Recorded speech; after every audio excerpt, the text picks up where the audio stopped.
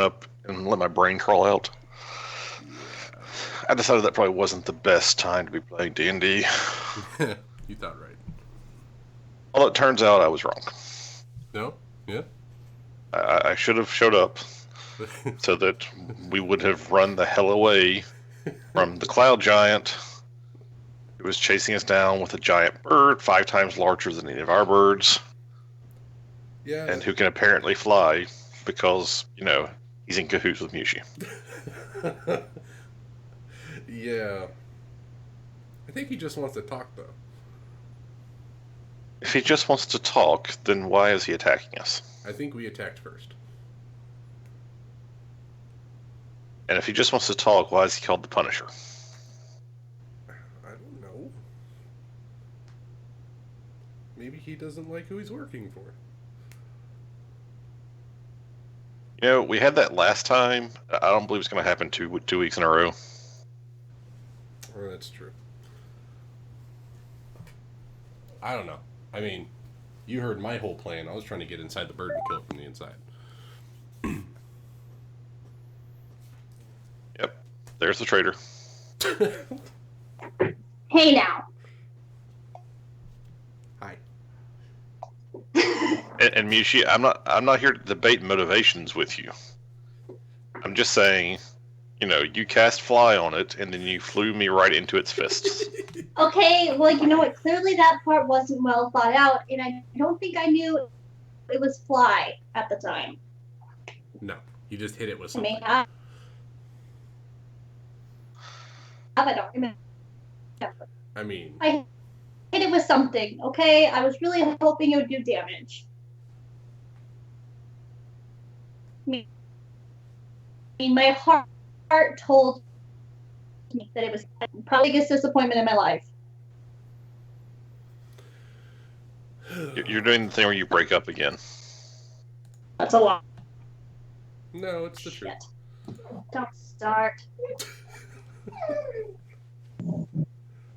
You either, Doug.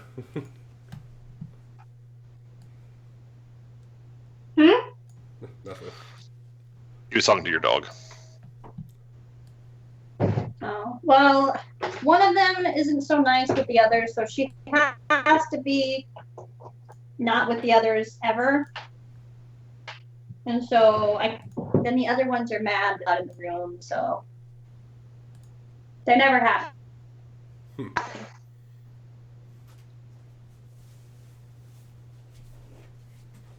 That's my life.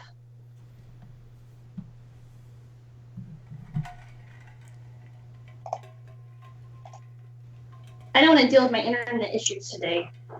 It's just supposed to go smooth. Smooth as butter. Look, we're in the sky, guys. And depending on how the butter is, that's not very smooth. Yeah. Like if it's frozen, then it's actually kind of hard and lumpy. True. If it's too warm, it's just runny. And if it's old, it's crunchy. Crunchy butter.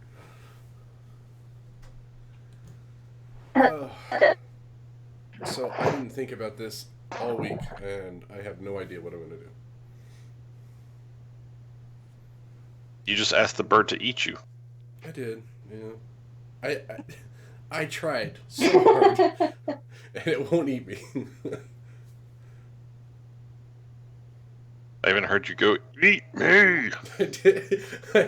And it just grabbed me in his talons like a boss. You didn't taunt its ancestry. Oh, your mother was a chicken. None of the elderberries.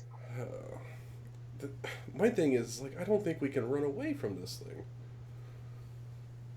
No, can outrun us like way too. Yeah. Once the giant jumped off the bird, you could have. Oh wait, it has fly now. You know what? We don't know how fast it can fly. We might be able to outrun it still.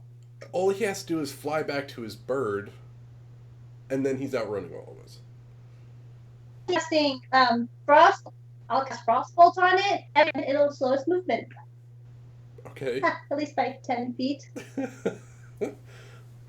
Oh, man. So, problem solved, guys. Yeah.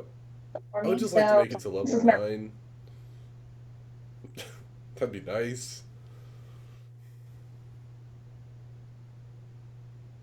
We can die after that. Oh, no, I'll keep on living. Yeah, I think once I hit level 9, I'm just going to start multi-classing. So you're going to multi-class at 9 or at, like, level 10? Yeah, I think I just multi-class before I get my level 5 spells. That seems reasonable. Yeah. I mean, who needs Yeah, 'cause revive, right? we're all counting on Yeah. you to revive. Yeah, who needs resurrection or revive or any of those things? Yeah. Yeah. I don't. It's overrated, really. So, what do you think of multi-class? Ninja. Really? Nice.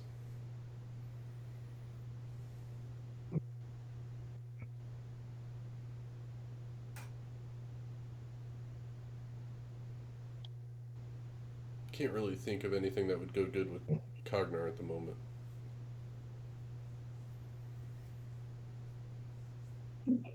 Cleric, so you can heal yourself. Heal myself. Actually, that would probably be Warlock, to tell you the truth, because I think they have a thing where if you kill someone, you get temporary hit points. Oh. I think that's a thing. Oh. I'm got myself intrigued now. Warlock. That is. Yeah. So the Fiend Patron, Dark One's Blessing. Starting at first level, when you reduce a hostile creature to 0 hit points, you gain temporary hit points equal to your Charisma modifier plus your Warlock level. Oh, wow. That's not that great. Yeah, no, I can't really see Grabender multi-classing as a Warlock. Oh, no, I meant for me. don't, I don't see it. That's only like 2 temporary HP every time I kill something. I pick my And you clearly don't kill a lot of things with Corneo. And I don't. Oh. She's got you there, man. Knife to the heart. Yeah. Or slash to the hand. I mean, purely mechanically speaking, I could see a dip in a rogue just to get expertise on my athletics checks. I mean, just for mechanical purposes. There is a very interesting suggestion for multi-classing a cleric. With what? Sorcerer. Okay. Intrigued. How so? Meta magic. Ah, twinsies. Oh, yeah. If Think about, all of your healing, that'd be great. Yeah, exactly. Like twin spell, 5th level heal, or twin spell, empowered spell kind of stuff. I mean, that could be. Yeah. And I would certainly take the Draconic Origins, obviously. Levels, wouldn't that be like 7? You really went all like. To use a 5th spell? Oh, yeah, Wouldn't you have to it have be... enough sorcery points to do that, right? Yeah, so wouldn't you have to have like 7 sorcery points? So you'd have to be at least a level 7 sorcerer to be able to do a 5th level spell. I don't know, I have to look it up. Yeah. Because when I do my 4th level blight, it costs me 5 sorcery points. Okay, so he could spare the dying on 2 people. Should be good too. Yeah, but I would also pick up some offensive cantrips. That would, I would think, help tremendously. You'd get 4 cantrips. Wow.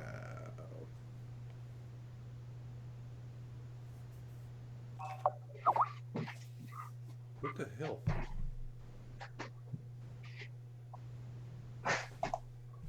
There's There's lag. So that means we win, right? Yeah. We win, I'm we get gonna go away, we get reset level my 9. router.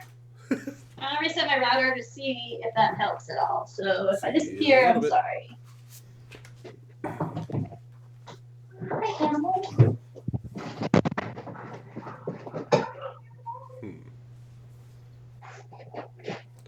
What else could...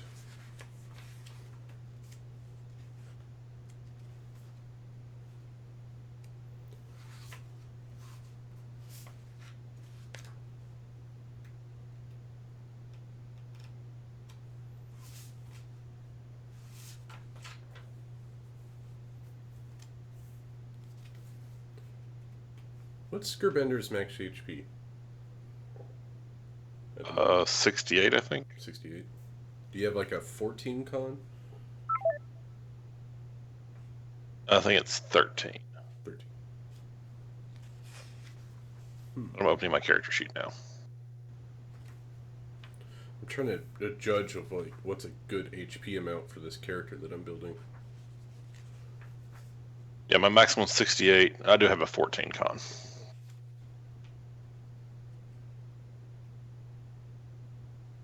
Oh, you rolled for a couple of those stats, right? Oh yeah, I rolled for all of them. So I think... Oh, I'll have to see what the average is, because I think the average is like 66 or something. Trying to see like a cleric warlock hybrid thing, see what the HP should be. Otherwise I'm going to get smithered. Schmote.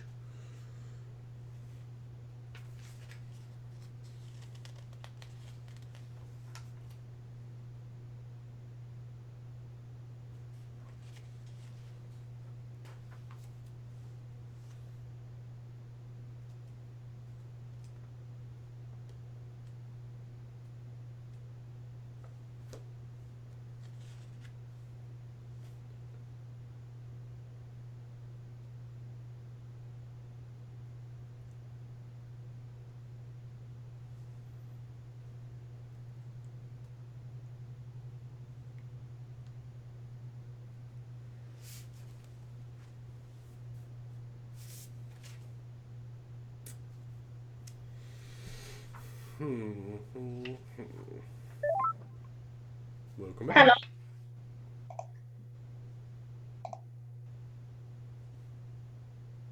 No guarantees this will work any better, but you know. You know. It's cloudy here. It's not used to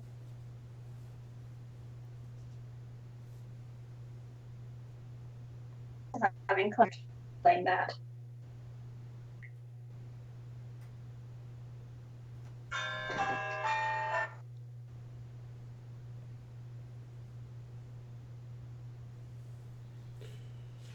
Oh, brutal critical.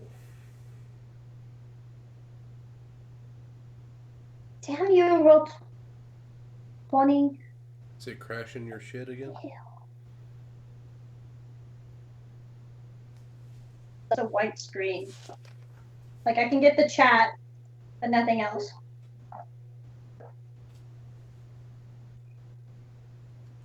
It's okay. I remember exactly. I had all of my spell slots and all of my sorcery points, so we should be good. Mm-hmm. That's exactly how I remember it. And I'm I remember. probably just gonna roll nat 20s all day long. So. Oh, yeah. Oh, now you load, you bitch.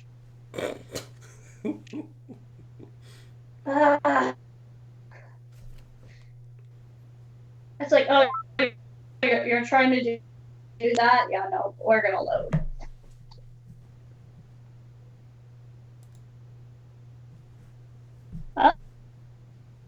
Someone's here. I wonder if Skype is the problem. Well, yeah, but if Roll20's thing doesn't work, remember? No, I was just wondering if there's like another software that's not as intensive as... Okay, I'll try. I used to have, I probably do still have like a Ventrilo account. I guess the only problem is that we wouldn't have cameras, right? Yeah, but does anybody use the camera anyway? I mean, you guys keep me honest. Ryan. No, we don't. Because We could just call each other. There we go. And use cell phone data? I mean, come on. Yeah. Who does that anymore? Use my minutes? You have minutes? No, I don't have minutes. All right, get out of here. What is this, 95?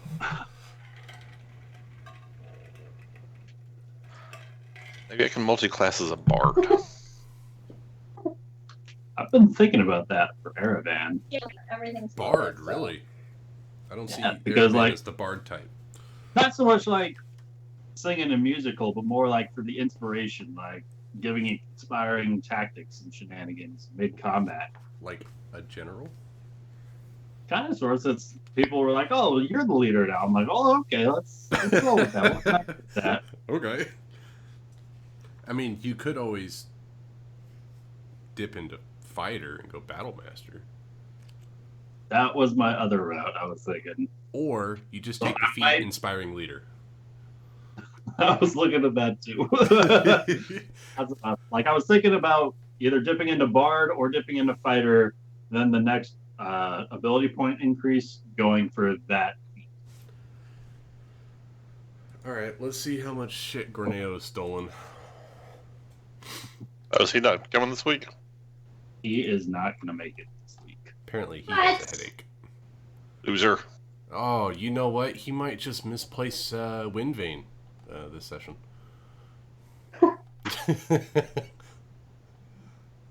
Yeah, I did happen to find all of Gryffindor's snub notes to Miyushi in your inventory then. Sorry.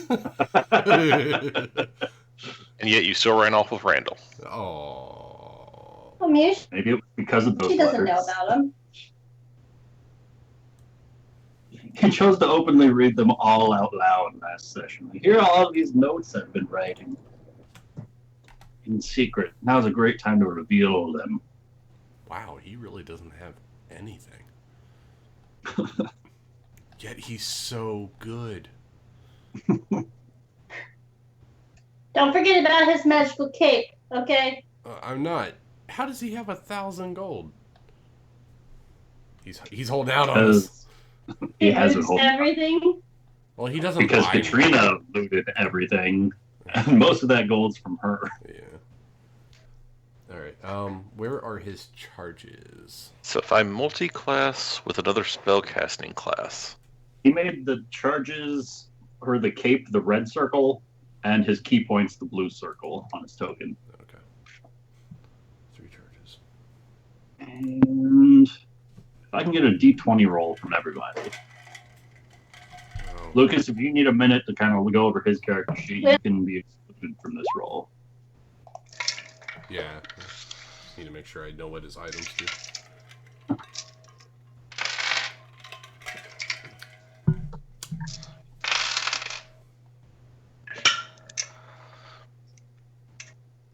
I rolled a 15. All right. Ben, good thing you're all caught up. If you would like to recap what happened for us last week. Okay. What happened last week? So, let's see, where did we start off last week? The Black Spider letter. Started off with the Black Spider letter and the Right, Speak lots with of the Dead. Yeah, Speak with the Dead. We found out that the Earth guy was actually trying to help us. He, avoided fighting us while we were killing everybody around him, and he just wanted to talk to us because he wanted to, help us overthrow the people who he felt like had kind of betrayed him. But Gorneo was not interested in that shit. But now everybody kind of feels bad about it, and thinks that maybe stuffed him in a bag of holding. Yeah, so he's dead anyway. He's got his gentle repose cast on him. So everybody figured, yeah, let's do that, and we'll run to Yartar and we'll try to find the Black Spider, and we'll prevent him from selling off an orb of destruction at a fictitious inn. And so we're all pretty sure it's a trap of some kind. Mm-hmm. And we sent a letter off to the Spire to get a ride because that was the only way we could make it there in time. And even that's going to be pretty close. And then, of course, as we're flying, Yushi is back there making out with Randall, and a big giant bird shows up. And on top of the bird is a giant, and Giant. Yushi starts attacking him for no reason, just out of the blue. Just shoots him with a fireball, and then he starts killing everyone. Griffins and eagles. And grand old time doing it. Dropping hippogriffs, not dropping any giant vultures yet. Not for lack of trying. Not for lack of trying. There was some clutch healing by Gerbender. And this combat's even got Cognar casting spells. So you know things are bad. Yep. Yeah. That's right. I got one more use, guys. I'm all right. And then right at the end, Gerbender decided to fly his face into the fist of the giant, who apparently is now flying thanks to we don't know who. And yeah, that's pretty much where we are. All right. So jumping back right in the middle of combat, with the few remaining Feathergale Knights in the fight, are all going to attempt to continue their barrage of this enormous bird.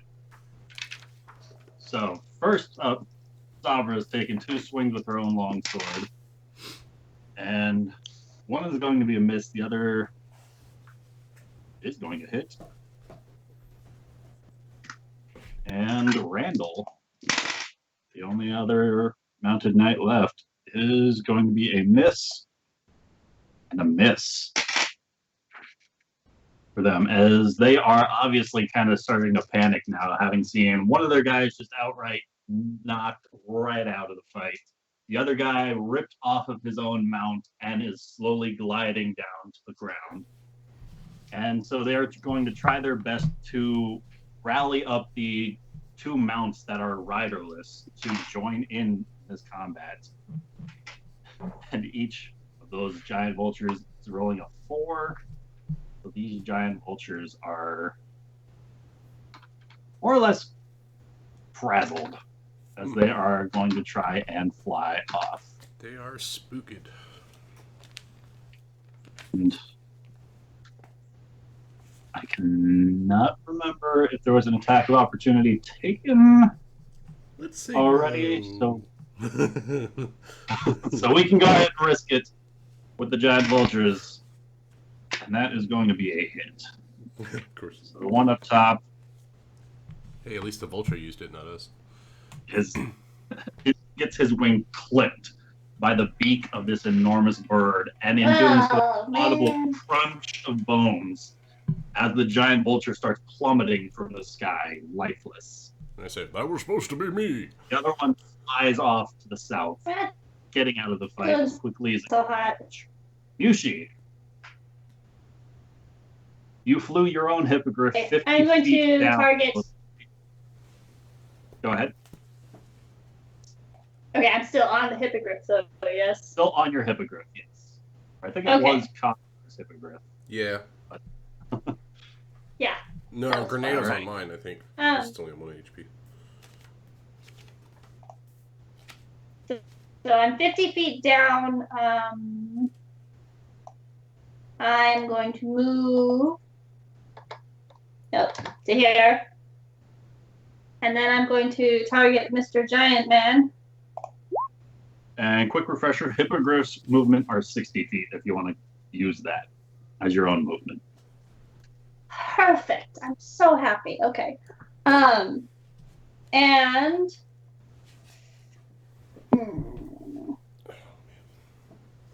yeah, I'll leave it at that damage. But yeah, that's that. And then after I cast that, That's a Constitution save from him.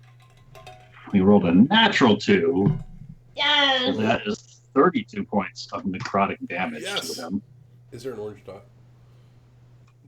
There does not look to be an orange dot on him. Damn. This guy. Please tell me there's an orange. Nope. Yushi, anything else you would like to do? Fucked. As you cast forth another shadow through the air, and it once again wraps around your target and just starts tearing open wounds into his flesh, and he lets out a monstrous scream from these wounds. Anything else you would like to do? So no re-rolling the 2 1s. No, no, because I might need my last 2 sorcery points for something. Fair enough. So she can get out of here without any of us. No, it's other reasons. All right, Cognar. All right, so I am currently... You are currently clutched in the talons of this enormous bird. Right. You are grappled and restrained. Grappled and currently. restrained. All right. What and would you I like believe to it's do? an action to try to get out of either. Yes, sir. All right. Try and break the grapple. Okay. But it doesn't say that I can't attack. It just says that I'm at disadvantage. You can certainly try. Right. You said grappled and restrained. And restrained. Okay. So your speed is 0. Attack rolls against you have advantage. Your attack rolls have disadvantage. You have disadvantage on dexterity saves. And Yep. You can't benefit from any bonus to your speed. Right. So what I'm going to do is I'm going to tell the eagle to dive below me. All right. And then I will, in all my rage, start whacking at this thing's feet. All right. Recklessly. So straight rolls. Reckless is going to grant advantage against you. Yeah, it already has advantage against me. So. Already has advantage as So long as fuck you're it. grappled. All right. Straight rolls. All right, so that was a 14 plus 7, so 21 on the first, You want hits? and a 16 on the second. 16 hits. Yay! All right, 2. How far down are you commanding your eagle to fly? Enough to where... Right below you, or what? Now, let's say he'll go down out of reach, so I'm going to say like 30 feet below me. All right. And he gets... And directly below you? Yeah. All right. All right, so 16 plus 12, 28. 28 points of damage. Total? Yep. I don't suppose I can get a Alright. shield in there somewhere, can I?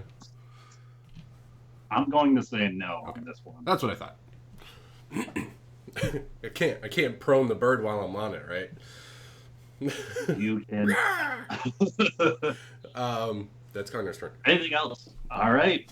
So as Cognar just starts swinging wildly with his axe, doing the best he can to inflict any sort of damage, he manages to clip and scrape the axe along some of the legs. Some of the legs of this enormous bird. I told you to eat me.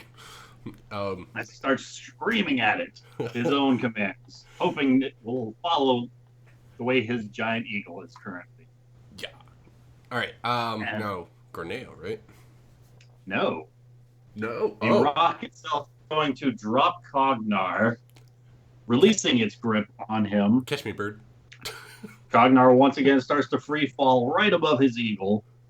Oh, God. And the giant bird is going to make one attack with its beak towards Savra's mount. No. And that is going to be a 25 to hit, which drops her giant vulture. And the second attack against Randall's, which is going to be 26 to hit,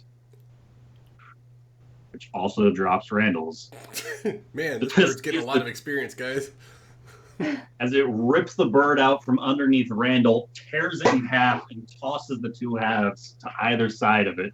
As both Savra and Randall start to plummet, they are forced to activate their own wingsuits and are effectively out of the fight. Oh, man. At this point, Heian, is going to attempt a wisdom save inside the radius of Grabender's spiritual guardians. Sorry, Randall. And that is going to be a 17. That passes, right? So That Gravender, resists. would you like to roll damage? You will suffer half of it. 13 total damage. 13. Alright, so half of that is going to be 6 points of damage as these spectral warriors rake their blades through Heian, and he seems to endure the majority of these attacks. As he turns around from Grubender, raising his open palm, placing his mace, his Morning Star, back upon his back, he opens his palm towards Corneo, and his enormous voice fills the air. Commandor Dolor Seek Windvein. Okay, I Oh. missed that last part. This was a Yes. save I had Nick make. Wind vein. As soon as he told me he wasn't able to make it. And effectively, you guys watch as Gorneo is forced to choose, more or less, between holding tightly to Windbane as it is ripped forward from his own grasp, Oh, this guy or just. holding onto the hippogriff. And Gorneo is clutching to that hippogriff for dear life as he fails his strength save. Oh, You watch as the spear that you guys claimed from Erisi Kalanoth, the air prophet, get ripped from the hands of your party members and clutched tightly by Heian the Punisher, whose body begins to shiver and dissipate into a mist form as he reappears back atop the rock, as he grips tightly to it, and he kicks both of his heels into the side of the rock. As the rock begins to take flight, with one powerful What? movement of its wings, I don't suppose I get a Rock. swipe at it as it's leaving, not with you plummeting. right? No. One swoop of its wings just takes off. Corneo. Okay. No. Let's see. Corneo I would assume, go help me, since he just got his shit wrecked. So, he's gonna go down and try to get Cognar, slow him down at the very least. Is he trying to catch you, or is he trying to have the hip catch Cognar? Oh God, he'd probably just let me fall. Because there is a giant eagle below you. Yeah. I'm gonna say he's gonna start flying down in case the eagle dies. All right. So full speed down below. Full speed down below. The hippogriff takes off in a dive and goes 60 feet down below, just below where the giant eagle is waiting, in order to, basically as a backup in case the giant eagle misses Cognar. Backup plan. For Bender. Okay, well that was slightly unexpected. Very unexpected.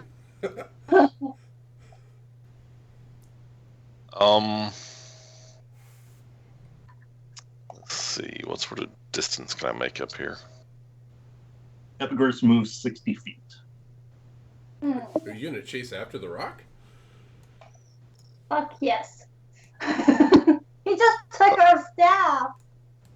They can't have that. Well, it hasn't ever been mine, so. All of ours. Okay. Okay. Except for yours. No. Except for yours. Hey, I know it. I know my place. Okay, I swear this is not working the way it's supposed to. There we go. It just did something real strange for me. Like, it moved his token, but it moved the giant bird to another layer when I tried to move it.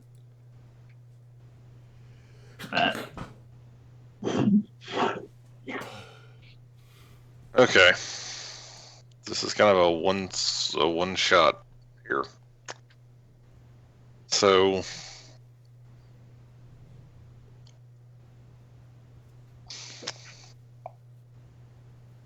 I'm going to cast that yeah, this is kind of a... Hail All Mary. right. So Spirit Guardians fades because it's concentration. Doke. Could be worth it. And a charisma save. Yep. Oh, he can't See, be missed it. charismatic. Right. That is a natural 15 Damn. minus 1 for Damn. 14 total. It.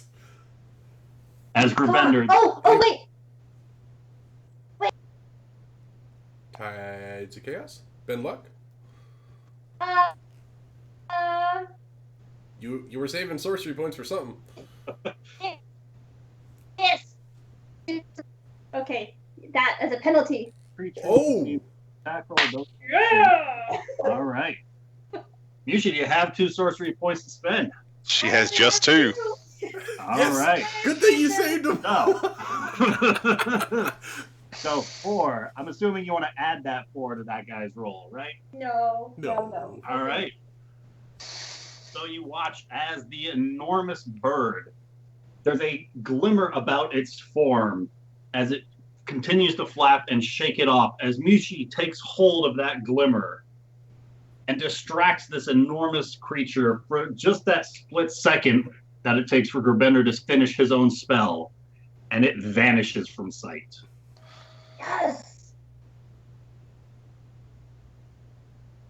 Gravender. Oh, Anything I'm so you would like- happy right now. I don't know what this means for us, but I don't know what this means. Yep. Oh, that's it. Just concentrate. All right. Just concentrate. focus. Focus. Oh my god. Clutch, you guys. Clutch. So now the real question is, Does it go away? well, no, it's going to go away. Does it stay away? No, it's not going to stay away. I'm pretty sure a rock is part of our plane. So the real question is, so does Mushi now know that she casts fly on that creature? I don't know if I ever know what my meta magic does unless it like turns me into a plant and I'm like, oh, that was wrong. I don't know if there's something in here So I'm curious, fly is a concentration that's spell. like, oh, Yes, it is. So you do If you know what dropped to do. concentration, it wouldn't be able to fly. I mean, it might be able to fly on its own, but Well, it also got hit with an attack, right? Cognar, you hear Sabra's voice echoing throughout your mind, similar to those who use the earpiece. Well, Cognar, I don't believe you are currently equipped with the earpiece. No. Nevertheless, you hear Sabra's voice. Are you in need of assistance? As she is gunning it forward with this wingsuit. I'll say back, Falling. if the eagle dies, I will. All right, so she is going to close the distance and just kind of start taking a wide circle around to react should the eagle miss you. Mushi. Okay, I was just reading on the wild magic. It says, if that effect is a spell, it is too wild to be affected by your... Fucking internet. Well, we heard part of that. it's too wild to be affected by. Your internet. It does not require concentration in this case. Thanks. Wild So magic it maintains for the duration of the spell. surge. Good to know. Yes. Just look that up. I know that doesn't help us, but at least I'm No, on it makes it worse. Um, Much worse. Okay, so I'm going to move the to about here, All right. and I am going to target. Oh god, it lasts for 10 minutes. Let's make sure. Yeah, I'm going to target this guy, All right. and I'm going to use surges of this. If it. All I heard was surges of. Charges of the magic missile? Dear Swear she's God. trying to tell us something. Magic missile. Okay. I saw that. All right. Magic missile And only one charge? Six Six charges. charges. So all All right, all so- the things. Go ahead and roll. But it's so much more powerful as one charge at a time. It is. But when you need all that damage before your It target goes away. escapes your range. So that is going to be 6, 7, 8, 5d4 plus 5, if you will. Wait. I cast magic missile twice, so that should be on Oh, the. I only saw the one. Okay, so that's 6. So 2d4 plus 2. Because Oh, is there more? 6 charges fires 8 from the wand. Oh, awesome. Okay. Oh, that's 5, 6, Wait, 7. 2d4 plus How does 2. this work? Yes. 19. Yes. 2d4 plus 2. That was plus. Because one charge I thought it was fires plus 1. one charge fires 3, which is 1d4 plus 1 times 3 For each one. Right. plus 3. And so for each additional charge, you get one more magic missile. So 6 Right, charges so- plus the original 2 So extra. Yeah. Total. Eight total darts. 8 total darts. Each dart does 1d4 plus 1. So we got 6 right now, so we still need 2d4 plus 2 damage. All right. Yeah. 2d4. Woo. Yeah, I like it. I thought it was. I love it when she tries to argue and she can't say anything.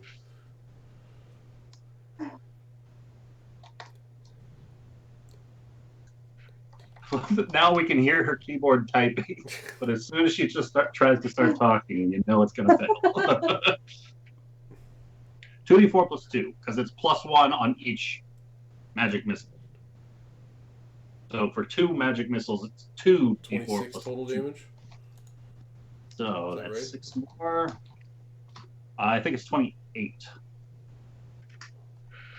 5, 15, 19. You are right. Ah! Plus 6. I'm half a drink in and I can still do math for me. That's not All bad. right. She didn't want to use As that last one. This so that one barrage doesn't explode. of missiles go flying forth from the tip of Mushi's wand and berate Aeon the Punisher. Mushi, is there anything else you would like to do?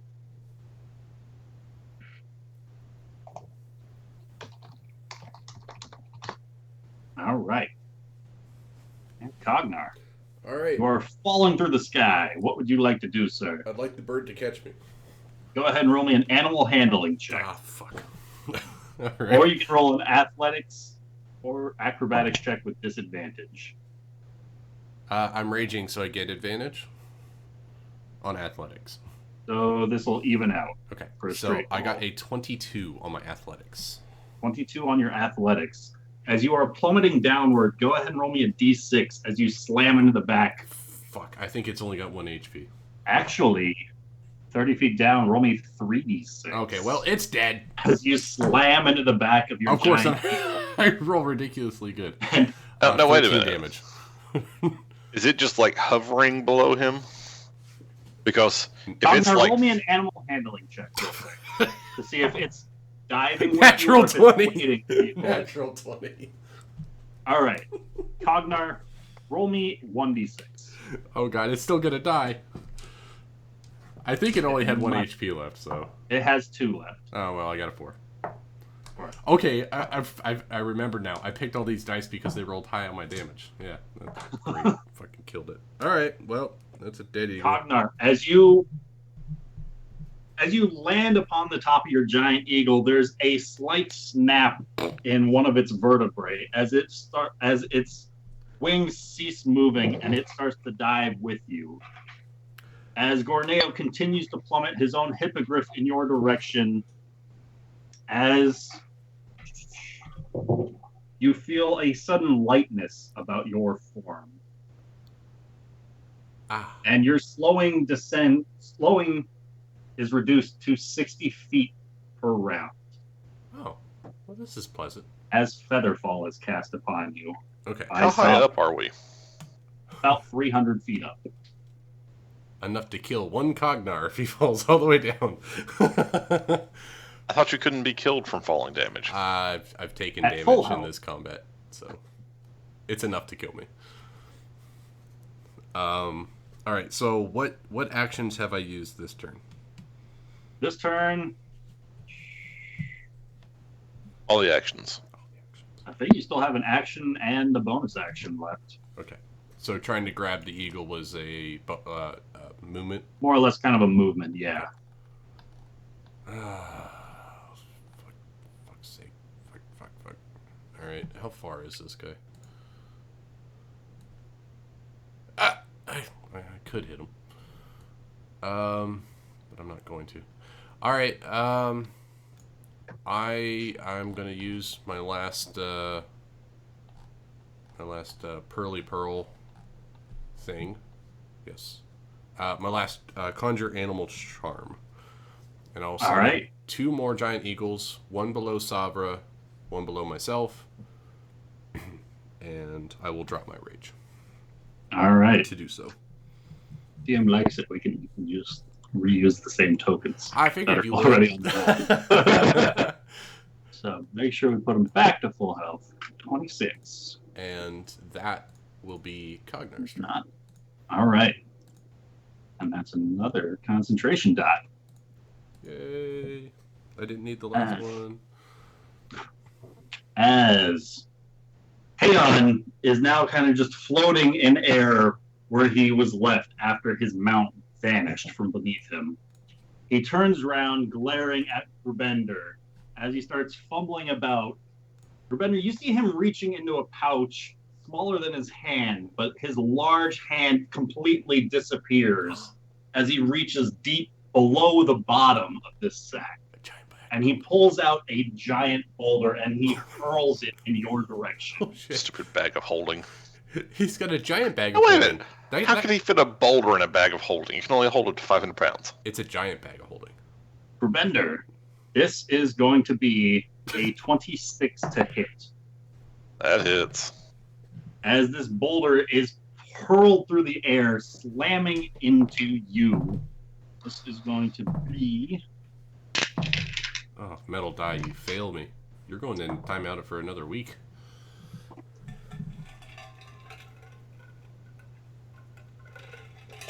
Gornale would like to figure out the magics behind this giant's bag of holding.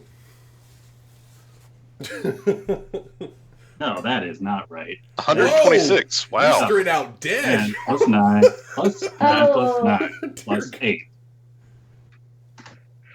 45 Shit. points of bludgeoning Right? damage. Oh wow. And Grubender, can I get a concentration check from you? Oh no. You need No, you can't, because I'm at minus 13. All right. So as Grubender falls unconscious atop his mount, the rock reappears on the battlefield. Same spot. Different spot. There are 2. I wish there was something I could do. Okay. The rock reappears on the battlefield, and Heion grips tightly to it. Checking to see.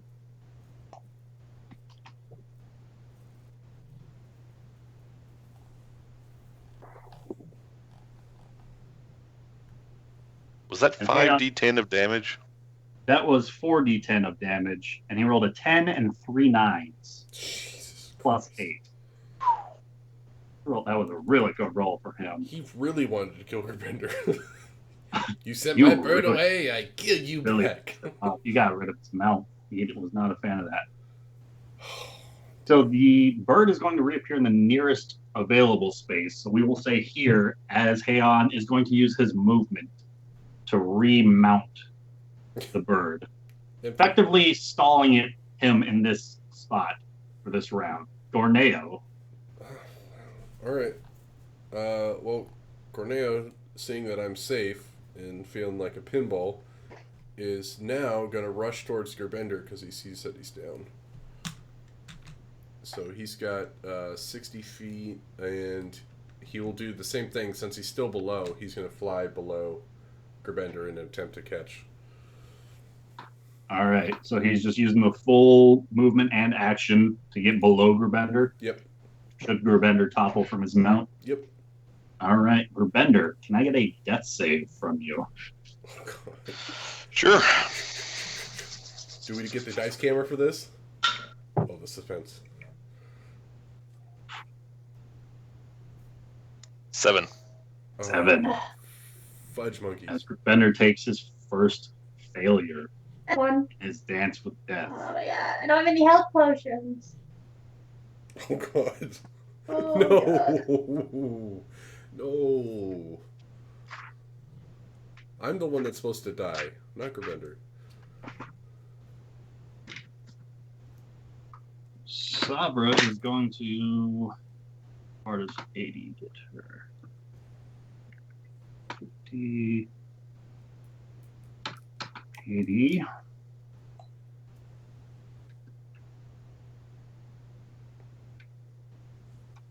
If she's got a healing word, she's MVP.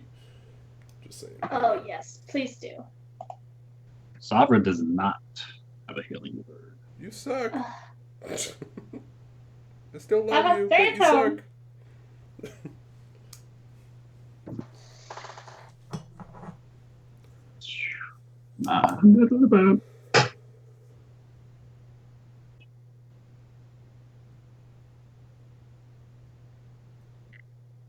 She is going to hurl a beam of frigid blue-white light in the direction of the large bird.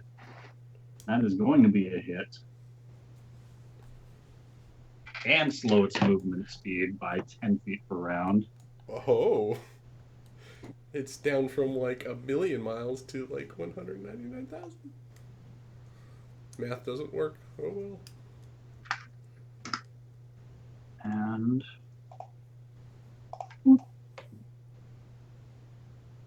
as the other knights continue to glide downwards, Yushi.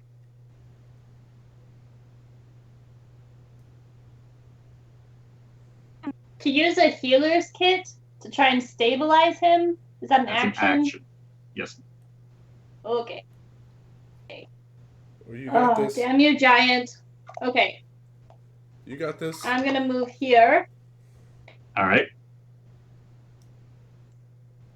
And I have to use healer's Gerbender. Do I have to use a medicine check?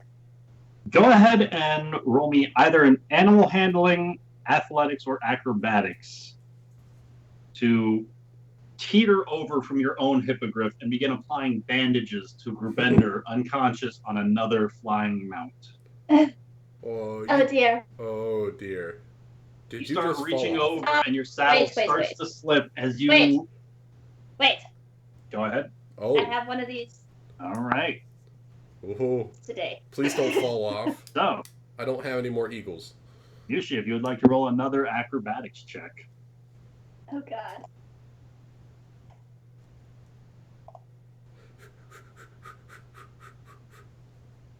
Attention. Come on. Come on. Come on. Okay. It's an 18. I don't know why you guys can't 18. even hear It might me. be taking a little bit for the roll.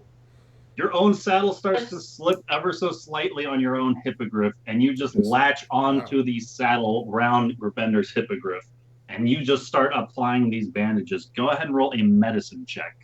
A 10 or above will stabilize Gerbender. Here's the Band-Aid, and here's the Band-Aid. Here's the Band-Aid.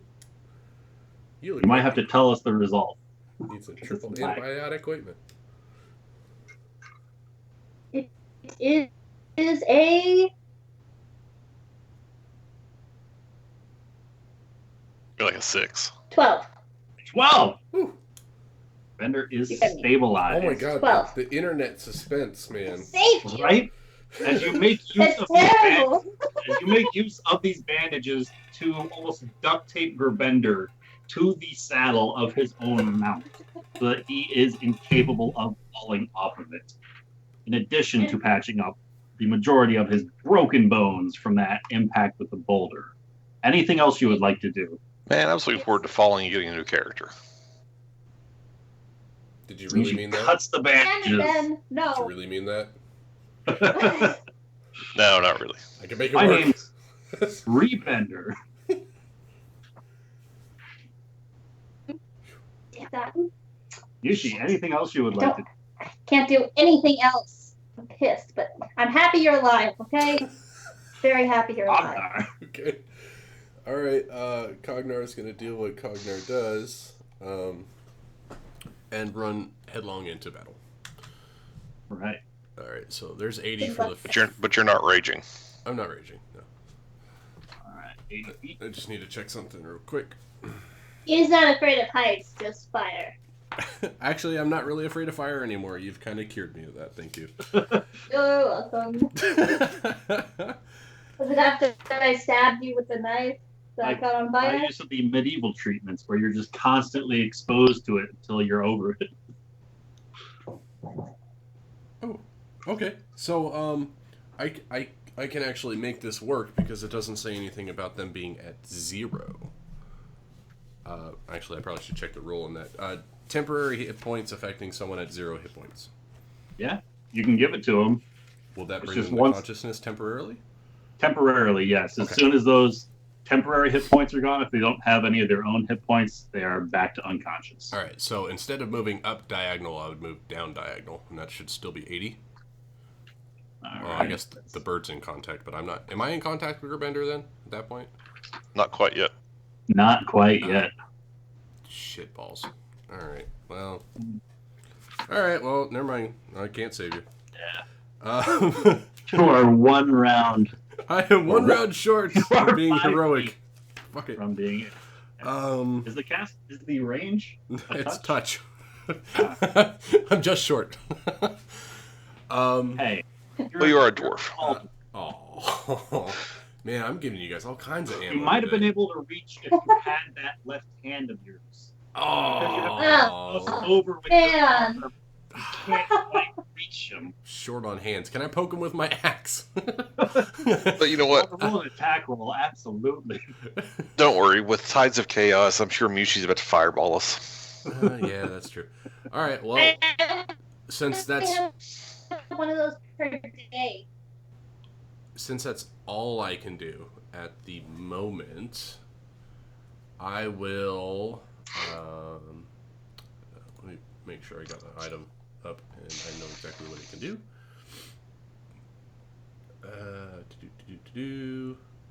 Okay. I will go ahead and get in front. I'll use a double move to, I guess, right there, corner. That's where I want. And I'm just gonna interpose myself and say, I'm gonna try some diplomacy here and say, "What the hell do you want?" I'm sure he already got what he wants, but I'm gonna ask him anyway. All right. And in what language are you saying? He seems like a stout fellow. So common. All right. As you dash forward towards him and shout out, "What do you want?" Is there anything else you would like to do? No, because that's my accent. So that's it. All right. You see him raise up the spear in his left hand, and he speaks, "Alka Minfei Portan Tobaga." As the other hand reaches back for his morning star, and he swings twice at you, Cognar. All right, so he came for Windbane. All right, we know, guys. We know. The first roll is going to be a 22 to hit. Oh yeah, yeah.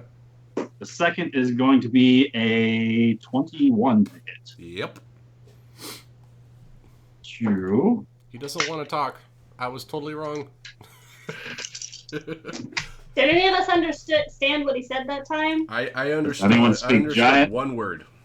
No, but last time you Unfortunately, did no. little intelligence checks. Last I time, got a was natural, I got a saying natural giant. 20 on my intelligence check last time.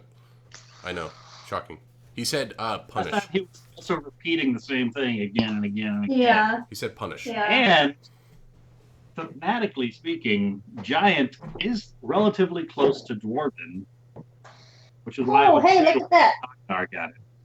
But the first swing is going to be 20 points of piercing damage to Cognar. And can I get a Constitution save or a concentration check? Oh fuck! I forgot about the bird.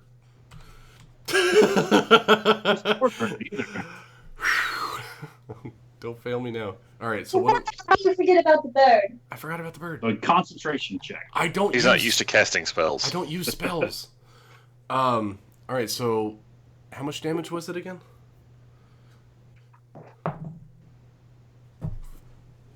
Fuck. Was it 20?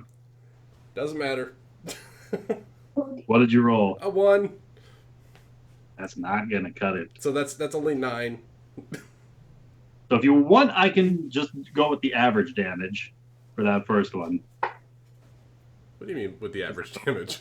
What are you talking about? 21. Because I don't remember what it was. So unless you already put it into your character. Well, no, I rolled a 1, so I needed at least a 10, and I only got a 9. So. All right. Well, you rolled a 1. It wouldn't have mattered. Well, skill checks are not technically. You take the full automatically force of that first swing, and the second swing arcs, dealing Can you miss the second swing because I just lost the birds and I'm falling? 23 points of piercing damage. All right, well, I tried. As he hammers you down, as your eagle and Sabra's eagle All right, vanish underneath. now I die. Good news is you don't take an opportunity attack, Oh, God. leaving the radius as you once again start plummeting through the air. All right, I literally gave it everything, guys. I am sorry. And he kicks his heels into either side of the giant bird, and it starts moving with another So, furious blast of its wings. I'll say in Dwarvish as he's running. Reduced by 10. Good play, sir. Good play. Tornado. All right. Shit. I don't. Corneo's already underneath me, Yeah. so He'd fly over to Cognar. God, he's just a safety net.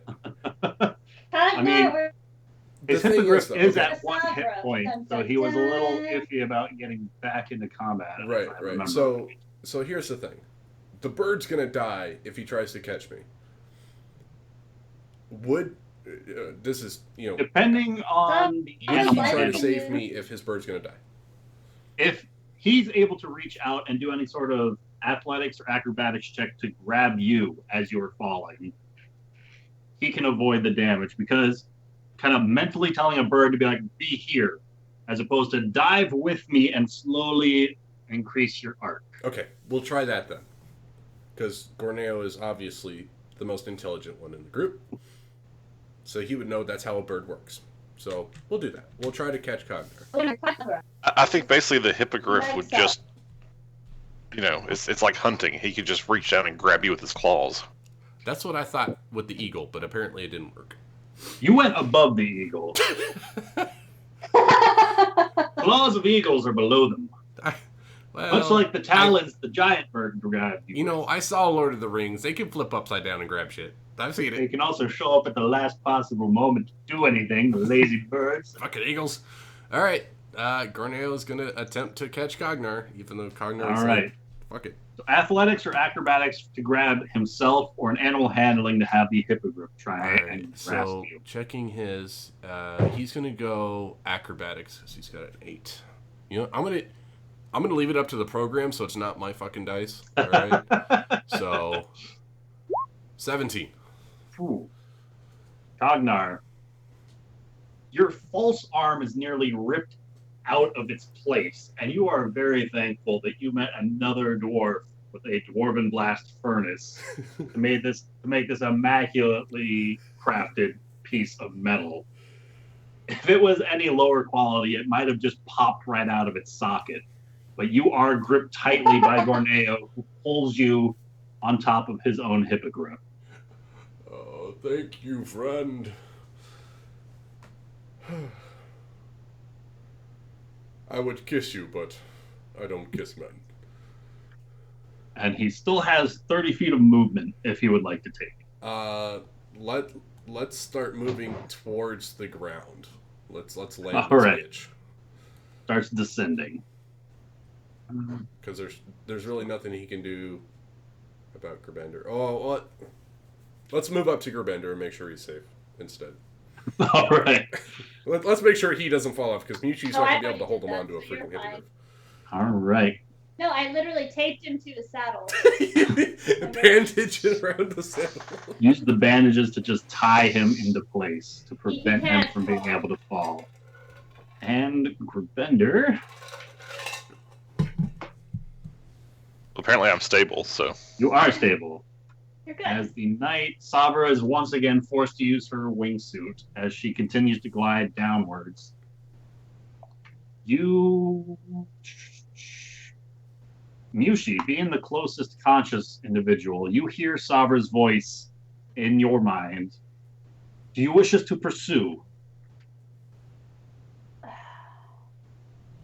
I'm gonna look to the group and see that we're all pretty beaten and battered.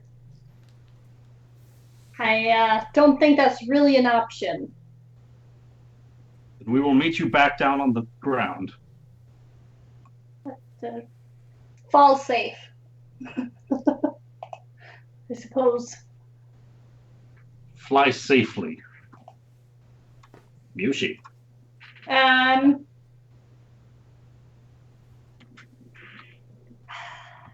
You know, I just want to get one last hit in. So. Oh my god. Greedy son of a bitch. Stop it. What are you gonna do to him? We haven't even, put a nick in Pass his that armor. on the guy. I know. It's pissing me off. I just want him to be orange before. Oh, don't do that. You'll make Cogno want to fly And, back over there. Rolled I'm a gonna fly 15. Up to here. Go ahead. so that's 31. Yeah, that'll be 31. 31. That way, if he comes after me, it's not up for the group. It's just me. But All right. I'm gonna say, some sort of punisher you are, you coward. Oh god. Make it takes worse. And This is not good. There she goes, trying to get us killed again. Should have given me... Yeah, I knew it. Killer hippogriff. Does he have an orange dot at least? Okay, even if he has an orange dot, how the hell are we going to kill him? You blew all your spells on him. I still have first and second level spells. Okay. You blighted him 3 times. Only twice, actually. I blighted his third Yushi, one. once again, as you send a blast of flames over in his direction that explode about his person and the bird. Bird is going to pass for 15 fire. This explosion erupts in midair before you. And as the smoke and flames start to dwindle and vanish all around you, you feel a surge of magical energy about your form. Oh, fuck. Shit, tides of chaos. Fuck. You Wait, don't what know happened? what it is. What happened there? Alright. Well, because you used your Tides of Chaos, It's an automatic wild magic. DM can have It's no whenever the control. DM wants it. After Whenever he first wants it. level spell is cast. Alright, Fireballs so is third level. since Forgot about that. Gerbender's hippogriff is completely, unmanned at the moment, I am going to attempt to drive that hippogriff. So I'm going to try to get over to it and drive it. Or at least get over to it at the moment. You're trying to get from Gorneo's hippogriff to Gerbender's hippogriff. Correct. All right. Heroically, of course. Go ahead and roll me an athletics, acrobatics, or animal handling check. Alright. Don't fail me, fucker. Son of a bitch. 10. 10. Athletics. God, my dice want me dead. So you rolled what, like a 3? I rolled a 3. You managed to move about and get to the rear of Gorneo's hippogriff. Still out of Currently, range of Gerbender. Gerbender's own starts to drift away as you and Gorneo switch places, just out of your reach. Fuck. Fuck, every time. Alright, so that was what? Movement or regular action? I'd say that'd be an action. Try. If you'd like to use your movement to try and leap from one to the next, I would certainly allow that. No. Well, I don't know. Is the hippogriff just kind of chilling in the air? Or does it not know what to do when the rider's, like, dead? This Grabender's hippogriff looks to be looking towards the other two hippogriffs that remain, like it's ready to follow. These guys are kind of trained to go in a formation. And so this is clearly not one of the leaders, but more a follower. Alright. It's probably smart to give Grabender that one. I use my action. Yeah. As much as I'd like to heroically leap across them, it's not going to happen. No, that's it. I can't control the hippogriff, right? My hippogriff. Having just switched spots with Gorneo to try and leap to the other one, I would assume you gave him the reins. Oh, so okay. I'm going to say no on this guy. Alright. Nope, that's it. All right. Mushi, you watch as Heian the Punisher once again reaches into this sack of his and pulls out a small pebble, and he begins enchanting. And the pebble begins to hover in the palm of his hand and darts in your direction. Okay. Mushi You're going to get hit with does fucking magic rock. That is a 16 to hit. Meets it, beats it, so no? Yes. Actually, no. So, Beats yes. it, beats it, so yes. Okay, then no, because I'm casting shield.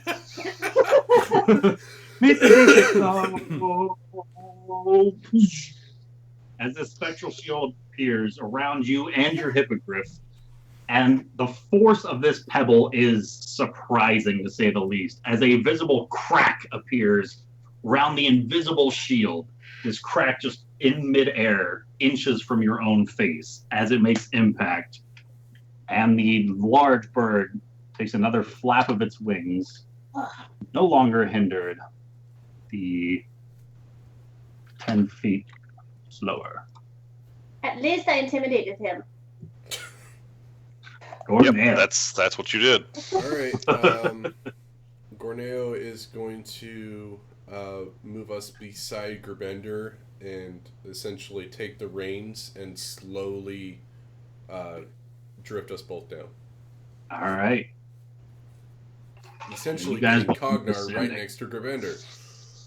Alright. So with that, effectively Mushi, are there any further hostile actions you would like to take at this point in Nothing time? else that will be. As everyone else is more or less descending down towards the ground. There's nothing hostile I want to do, but I do want to stay up in the air for a minute and see where he goes. Like, I know I'll be able to see him for a while. I'd like to see the direction he goes before I follow everyone else. All right, go ahead and roll me a perception check with advantage. Open skies, more or less. As everybody else slowly starts descending and making their way to the ground, you watch as this enormous bird, no longer slowed by the rider taking attacks against individuals, seems to double its own speed, dashing through the air, going 240 feet every 6 seconds. It is quickly getting smaller and smaller once again, as it starts to take a wide arc and slowly starts turning towards the south.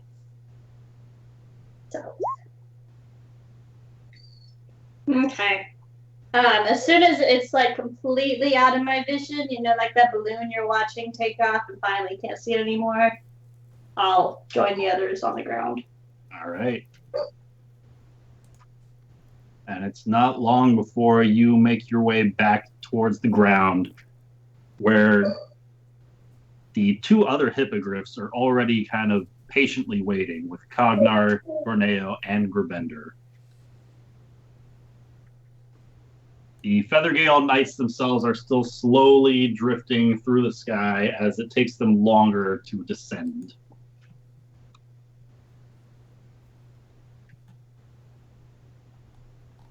All right, so when we get to the ground, I'm going to use the Axe's Heroism on Grabender to give him temporary hit points. All right. Equal to my Strength modifier, which is 4. All right. And then he just left, but when he gets back, I want him to heal himself. No, so stand up and fight. Or at least live. As I use the axe. Refresh roll 20, but I'm still here. All right. So there's a stiff intake of breath as his chest slowly starts to rise and fall once again on the ground. And effectively, until Ben's actually back, going to say he's still unconscious, but slowly looking better as this arcane energy starts to take hold of the wounds and close them ever so slightly. I found a Slowing use for it. That's probably the one time it's going to happen. Did you notice how long I was trying to get him to like heal himself up?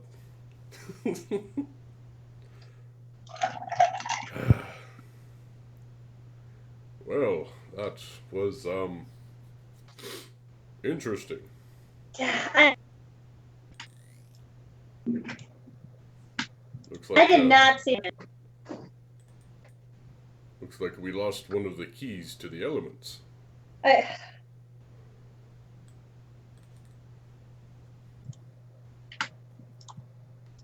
Does Grenade have backup weapons in case his shit This got is stolen? good. I saw him travel south.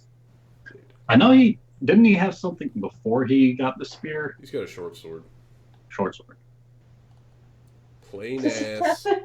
And short sword. as the next minute comes to pass, Ishi, had that boulder would have made contact with you, would a 30 have been enough to knock you out? Unconscious? Unconscious. I don't think so. I'm trying to get my character I can't click on her token. I would tell you otherwise. sheet Oh, back you have up. I don't know, 27 but I don't left. believe. Oh, you would So have been you unconscious? would have. Because I rolled a 91 Oh wow! I thought on I your was wild higher. magic, 91. which means that even if he took out your mount with the boulder, you would have plummeted, made impact with the ground, splattered all over the place. But so long as that happened within the next minute, you would have been revived as if the reincarnation spell had been cast. Can that happen anyway? Oh, Can we just that's make that kind of happen, cool. please? That would actually be pretty That's why I was cool. totally cool with him turning back around and taking a swing with disadvantage. He had 2 attacks. He should have done 2. Not at range, he's got 1. Shh, shh, shh, shh. And it was a disadvantage. And I was wanted like, her "Ah!" to die. He rolled like someone a get natural reincarnated. 2 or something like that. So I was like, oh, if it was like anything higher, he could have negated the shield. It wouldn't have mattered. She would have given Wait. down. Before Ben gets back, What about see before how Ben he gets back? reacts. That's what I just said. I mean, let's see how he reacts. Reacts to what? Ladder into my death. Oh, man. I would have came back as the same The thing. moment's already passed, Amanda. I know. How? Ugh, 29. that'd be so cool. Yushi, you make your way back Oh, that down. would have been miserable. As Cognar and Gournay are helping Rebender off of the hippogriff. And Cognar begins to cast his heroism spell upon Grubender. And Grubender once again slowly starts breathing. At this point in time, what I wasn't anything dead. you guys No, like you to were do? unconscious, but I was brought already you, breathing. Now, Grubender, you got 4 temporary hit points as his Okay. eyes open You up. should heal after yourself, my Cognar. friend. Yes. So, I was breathing. You're just still unconscious with the temporary hit points while Ben was BRBing. Yes. Ah, okay. So I have 4 temporary hit points, huh? You should check that wound, my friend. The last thing I remember is a boulder. He got Oh. you pretty good. Boulders are not very good at flying either, if it makes you feel any better. I'm just gonna look around and see who all's around me and where the heck we are. Bender, you guys are back down on the ground with Cognar and Gorneo kind of helping you off of the hippogriff, undoing a number of these bandages that have tied you in place. And Mushi is landing. Okay, well, then I will take this opportunity to use a channel divinity that no one ever got around to using. Remaining Feathergale Knights are slowly Only got making to their half way of it, down, that's drifting with their wings. I don't want to talk about it. So didn't get hurt apparently. who around me needs the most healing? I'm than me. above half already. So's Gorneo. Mushi's I'm at like- 27 of 57. Yeah, I'm like right at half. So just you. What about the griffins, the other people? Oh, The hippogriff, the one you are on is at 11 of 19. So it's already. Mushi's is at full health, and Gorneo's is at 1 of 19. So you can heal Gorneo's. Okay, so I guess I'll take full healing for myself, And, which will be 34. alright. I mean, I can maybe get like 1 hit Wait, point. you can heal more than half your hit points? No. Oh. 34 is half. Oh. No, I get that, but your preserved life does more than half your hit points. Yeah, it's 5 hit points for every cleric level. Right. And your half is So you like can't- 34, right? Yeah. Right. That's what I'm saying. So I You have can't heal. That's what I'm saying. So You can heal yourself up to half, no matter what. That's Yeah. pretty cool. yes. At this point, yes, I can. If I use it, I can heal myself up to half, And have a little extra. That's pretty cool. and then For yeah, I'll once. give the other. I'll give the other 6 to the hippogriff. Right. I go check on Lady Savra. All right, they are slowly making their way down, and one by one they start to land. First, the knight who was ripped off of his own giant vulture, and then Randall, and then Savra. One by one, they kind of drift by and land nearby, and start coming up towards your group, kind of inspecting everybody to make sure everybody's still alive, as they are missing one of their number now, who got ripped in half by the giant bird. Oh, yeah. And their own mounts are no longer among you. There aren't any vultures left, are there? There are no vultures left. Shit. I thought there was one that survived. There were 2 that survived, or one that survived, but it flew off. As the second one that survived and was trying to fly off got attacked.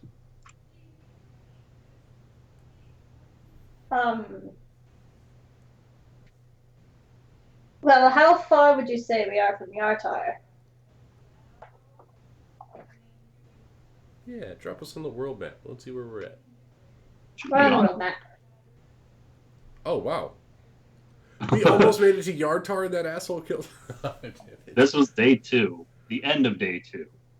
So you guys are roughly a 7-mile hike from the road, Or we take And these then- hippos. bridge to Yartar. We could fly the 2 hippogriffs that we have. Or we have 3, right? Well, we can't. Yeah. Yeah, we can't leave them without their hippogriffs, though. So I feel like we should give them back their hippogriffs, and we should continue on from here on foot. Just hoof it. Yeah, we're going to Savra's run. agreeing with Mushi. If I believe Mushi speaks wisely. it wouldn't be any trouble, I would like to report this back to Thurl as soon as possible. And we might be able to begin surveying the area to see what we can find about this giant and his bird. And I will pass on the information. I stayed up for a minute to see where he went, and I saw him go to the south. I'm not sure what's there waiting for him, but it's The way That's he was where he speaking went. about the weapon, he knew it by name. This is This is bad. This is very bad. Very. But we don't have much time, so We have a world to save. Well, if you're short on time, you should be able to make for Yartar from here, and you should be able to get there by dawn if you're in a hurry. Otherwise, you might wish to camp within these hills to patch yourselves back up. But if it's all the same, we would like to depart as soon as possible to begin our own journey back towards the Feathergale Spire. I think the most we could afford to rest would be a short while, but I agree, you're right. We should definitely be on our way. So we're at the end of the second day right now? Yeah.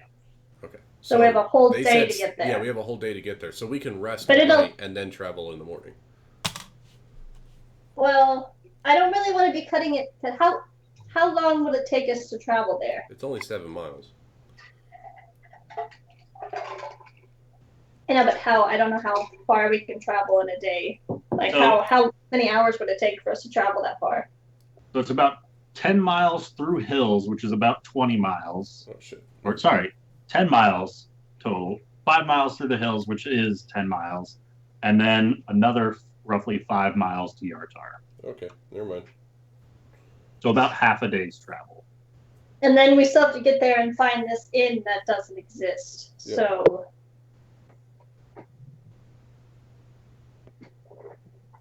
I mean, I could maybe stand to do a short rest just so we could do hit dice, but other than that, it's GTFO.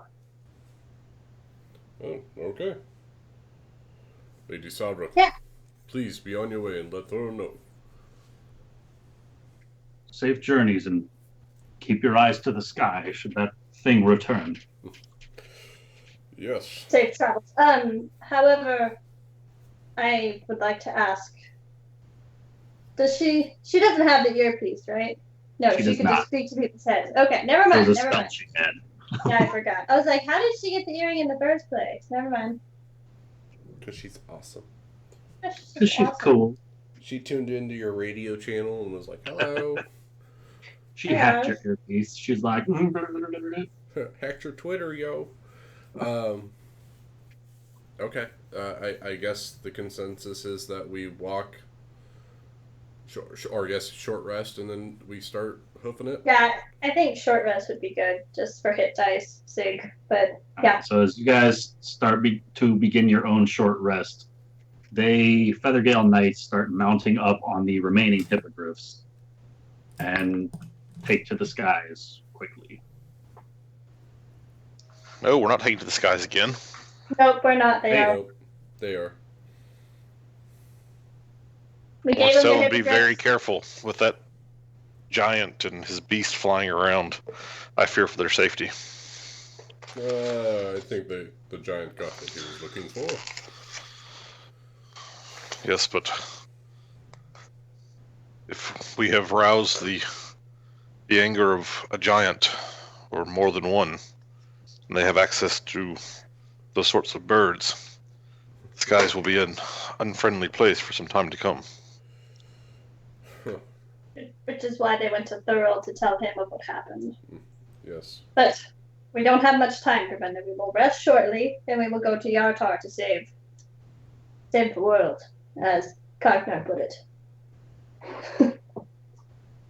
I understand what Commander is saying, though. We might not be able to use flight as travel for a while. Well, we shouldn't need to after we get to Yartar. We just needed to get to Yartar as soon as we could. Alright, well, Cognar's gonna bump a squat and start resting. Yes. All right. And Ravender, at this point, your 4 temporary hit points do fade as the 1 minute has passed. Look at that. Cognar did healing, guys. Look Look me at go. you, you little spellcaster. Hashtag Cognar's learning. Cognar's learning. Yeah. Where'd my D12 go? All right. So at this point in time, you guys can feel free to spend as many hit dice as you would like, as well as regain any abilities that you regain on a short rest. Cornea is going to get back his key point that he used. Yep. As the sun is slowly drifting towards the hills to the west. Wow, what crappy hit dice.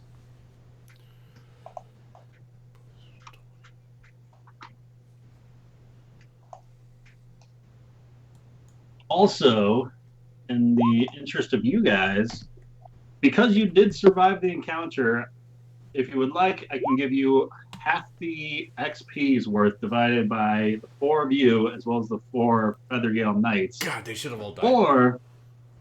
Or, whenever you guys do finally kill him, you guys can get the full XP. Just the 4 of you. Which would you prefer? If we find him and kill him. I don't know. What's an 8th XP looks like? Find out. Because we need It's just a 16th because it's half divided by. Oh God, it's half and then a quarter or an eighth. Ah. If it's not 4,000 experience, I don't want it. It is not going to be 4,000. All right, I tried. Well, Gerbender can get 1,600. We need Gerbender to get to level 5 so he can revive us when we die. Or Level 9. 5. So, it would be 12,200, half of that, divided by 8 for 762 That's it? and a half. God, that was a terrible fight. It's only 700. Ooh. 8 fighters. I know. Does that get Gerbender to level 9? I think we'll... No, not quite. How far are you from 48,000? So do you guys, real quick, do you guys want that, or are you going to hold off on that one? We'll hold off. Yeah. All right. Okay, we need to not do anything with anybody ever again.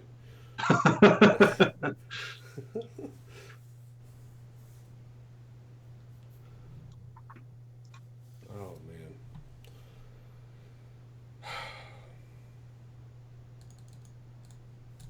All right, so the dark sky is slowly starting to creep further and further across the horizon as you guys are roughly a 15-mile travel from Yartar. But you have finished your short rest. Before Graneo takes his short rest, he's gonna do his walk quickly. night Dark vision goggles. All right. And then short rest and get his key point. Key, meditating. What? So, all right. I was gonna say it's So meditation he's got thingy. 7 hours of that. Mm-hmm. We should always figure he has 7 hours at all short rests. It kind of sucks being a shadow monk who can't see in the dark. So at this point in time, what would you guys like to do? Marching formations to Yartar? Yep, it's at the road. Yep. All right, hitting the road. I have no idea what we're going to find there, but we need to get there. We're gonna We find need the right Gerbender fox in, mark. right? So as you guys start That's to, actually a place. as you guys take travel formation and start making your way to the north through the hills, a thick fog slowly starts to roll in. Bitch. Oh, here. Oh, God. Does it look like an unnatural fog? Do we see a row house in front of us? Roll me a nature check. Okay. I'm really good at these guys. Don't worry. Is there a 4-story house in front of us somewhere? A 5-story No. house. 5. Don't go Some in. small Don't go in. children. Ignore Monster them in the and basement. keep moving. It's a 4-story house with the children in front of it.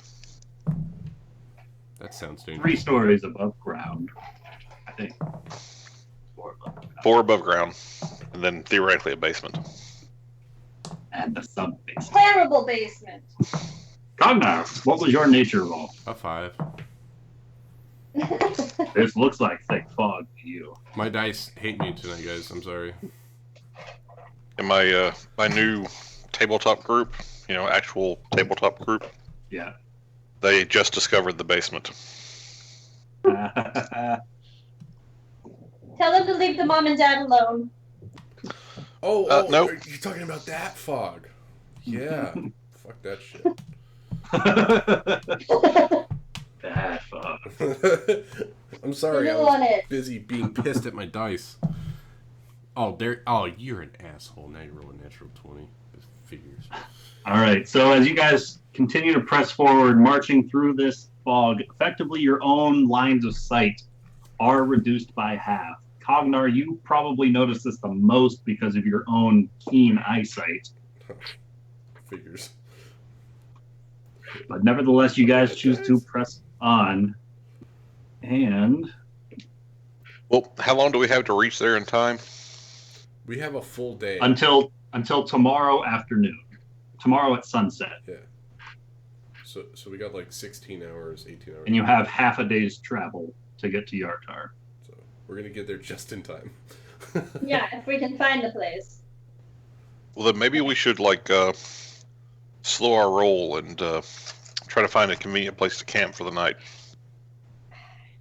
I just don't think we should camp for the night. I think we should just go through and... but it could be a really bad battle tomorrow. We're all unprepared. That's what I said before we started walking. I know, but I just don't want a chance not making it there on time, and then we're there just in time for the explosion and everyone dies. What's the worst that happens? We're outside of Yartar and everything explodes? We will be part of that explosion. Not again. I don't There's a think den of thieves. Yeah, we can take the loot.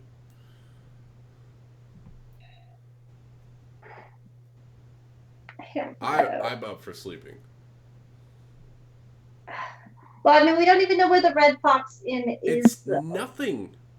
Exactly. So we're going to get to this town and have no idea where we're going to go. We're going to need all the time we can to find where we need to be at to get this orb. We don't want to just make it to town right on time and then have no idea where to go from there and just, oh, well, time's up. We're fucked. You know? And Gorneo speaks. Because he's got the highest intelligence of the group, he has read about Yartar before in his past, if he hasn't been through there himself. Mushi, Yartar's a fairly renowned place to make deals of the shadier variety, as merchants, smugglers, mercenaries, and spies from all over the north meet in Yartar's taverns and alleyways to do their business. Trade is the lifeblood of the city, and wherever trade flourishes, thieves are nearby. And whether or not this black spider of yours is the one intending the fight, we are likely to at least encounter such thieves, villains, and ruffians on our own travels, regardless of whatever he's got in store. So what you're saying is it's going to be dangerous no matter what. We need to be fully rested. Like, mechanically, the chances are higher for a random encounter. Oh, that's what I said. I want to sleep. Come on, Mushi, don't tell me you want to sleep. I am tired. You can I fireball more things in the morning. I know how have much to it in takes the it out morning. of you. We have a full day to travel half a day. I believe we'll be fine.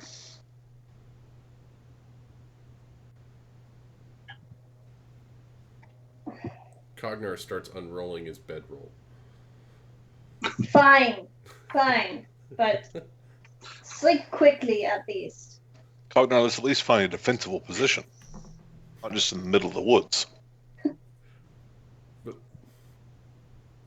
Alright. They're making use of some of the nearby hills. You can go onto kind of like a cliffside or kind of be surrounded by mountains. I like cliffside. I'd like a fast getaway. Yeah, but at cliffside they can only approach us from one side. No, that's what I'm agreeing with you. If Oh, we're okay. surrounded on all sides, then that's Cognar goes off the cliff. God damn it. Yes, we jump off the cliff. Effectively, Cognar that's totally what I heard. Like a quick Same getaway, here. like, right off the cliff. No. That's how I took Oh, that. that's awesome. I was thinking quick getaway, like if we're surrounded by mountains, we have options, whereas if there's a cliff, there's only one other way to go. I'm like, okay, I guess I could see that, but cliff it is. Okay. We'll go with the cliff. Yes, I can jump off the cliff. That works out better than I intended it. I thought we were like against a cliff and there was a cliff on one side and it will open on all the others. But that's fine.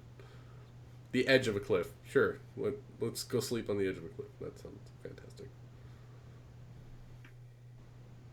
I hope you should just sleepwalk tonight. That'd be really bad. I am proficient In sleepwalking. in sleepwalking. I'm a dwarf. We don't travel very well, so we have to make up time as best as we can. Lord have mercy.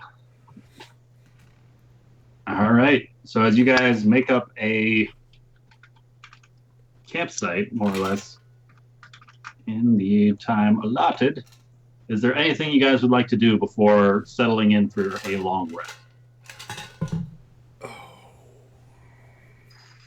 I'm going to ask Javeth to kind of keep an eye out for us. Understood, Gravenda. I will do my darndest. This fog is even impeding my own sight ever so slightly. But perhaps mine own eyes are slightly more superior to your own. No offense, of course. I thought he was talking about the dead guy in the bag of holding for a second. Here, I'm gonna prop you up and you watch. Look over there. Yeah, no, of course, no offense taken. Besides, your size and ability to fly will give you much greater mobility and stealth. We can certainly hope so. I cannot make any promises, though.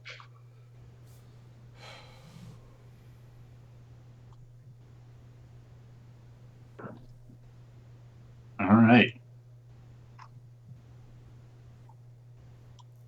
So with that, the party settles in for the night. And also, is everybody okay with the watch order in the top left of the map? Yeah. Sure. All right. Yeah, that works for me. So, settling in. The night goes by fairly quickly for Gerbender, as there are a couple of occasions that Jeveth flies back with a small rodent in his mouth that he has captured and is quick to devour before taking flight and circling around the campsite once again. Before Cognar is roused, and another 4 hours goes by unhindered. Mushi, as you are roused for your own watch, Oh, great. you do hear the snapping of a small branch relatively nearby. Like what direction? Go ahead and roll me a perception check. Why is it always that you guys get the good stuff? I'm like, oh, it's all good. Nah.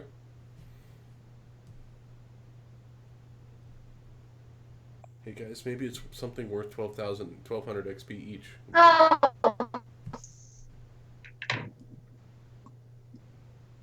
Well, Andy, you might have to tell us because of the lag. I'm betting it's a Mushi dream. I sure hope so. Natural one. Natural one. Mushi, this fog is creepy and it is throwing you off your game. You know, somewhere flying around is a small golden dragon wisping about through the night, but this was clearly larger in sound. And you were almost startled by a faint tugging on your robes, accompanied by a soft voice. Pardon, are you awake? You look down to where the tug was, and there looks to be a small arcane hand tugging at your robes. I'm not going to say anything, but I'm going to nod. and see what Alright. happens. Very well, my dear. If you'll pardon me ever so slightly, I'm a traveling merchant of sorts, and I noticed your campfire here in the thick fog, and, well, to be quite honest, it aroused my own curiosity. Tell me, are you adventurers?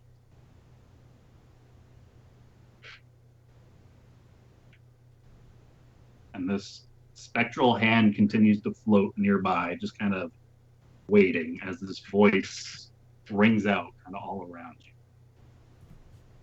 Not too loud here in the fog, but despite the eerily quiet surroundings, it stands out.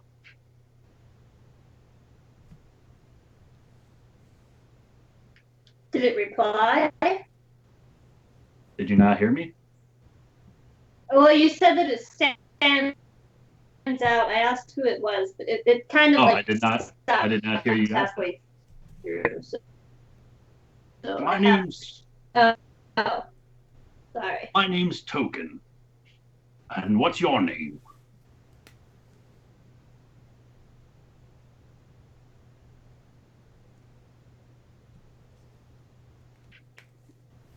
My name is Silence. Fire witch, all sorts of things. You're not going to spill your guts out to this floating hand. Amanda, can you hear me? Or am I just missing your responses when your internet cuts out? Both. No. No. Huh? Probably missing my responses. No, both. I don't know what you're answering now. My name is Mushi. Well, greetings, Mushi. Have you any interesting curiosities to trade? And from around the nearby bush, a small figure, almost halfling size, waddles around the bush, who is garbed in fairly plain attire with a very large rucksack on his back. He is goblinoid in appearance, but he is speaking common. He's not dangled, is he?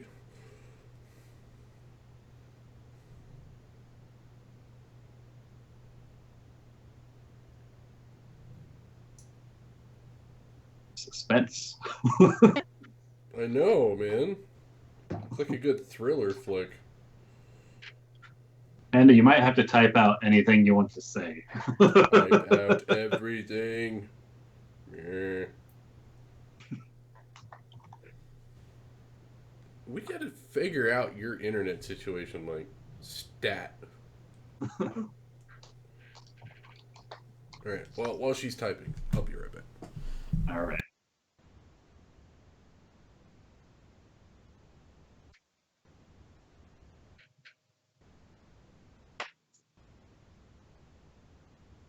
I myself have acquired a variety. It's so bad, like it hasn't even popped up on Roll20. It just popped up, and I just heard that. So maybe try like speaking as you're typing, and if I respond, that means we heard you, and you don't have to finish typing. But if nothing happens, then keep on typing away. Okay. I have a variety of interesting curiosities myself. Tell me, do you fancy yourself more of a fighter, caster, damage dealer, or one who suffers a severe amount of damage, often yourself?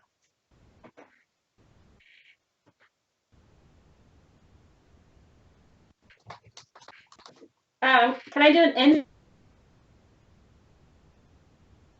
Insight check? Absolutely.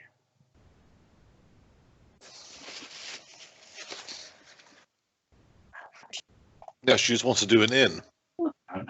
Can I build an inn? Sure, it'll take some time, but you can absolutely get started right now. No time like the present.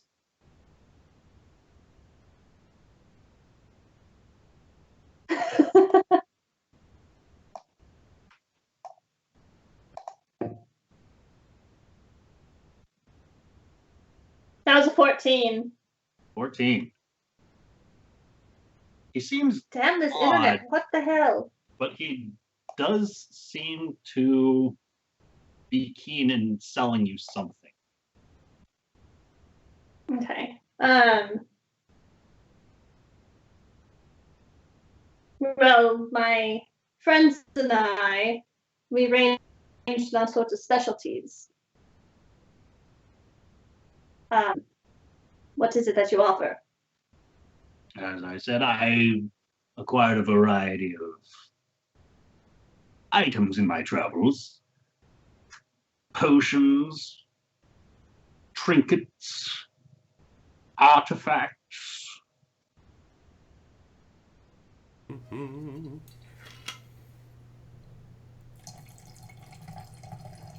Perhaps if you would tell me more about These we could yourself. be.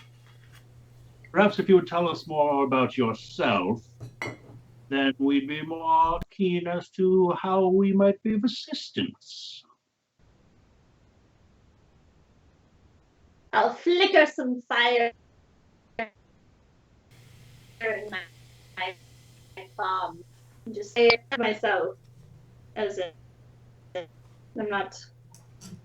However, I'm interested in many things due to my friends. I'd hate to leave them left out. Yeah, bad if I got cool stuff. Well, then perhaps I can interest you in this. And he kind of flicks his hands, and as he does so, there's a glimmer of sparkles that radiate forth from his palms, almost as if creating the illusion of a cloak present. But as soon as the movement stops, it disappears from sight once again. This one is called the Phoenix's Protection. Perhaps if you're less keen on such magics, you prefer something simpler like this. And he pulls a small brooch off of his vest, and he holds it up, and on it is the image of a shield, and the brooch itself is held in place with a small little sword across it. A brooch of defense. Well, I may be interested if it is they do.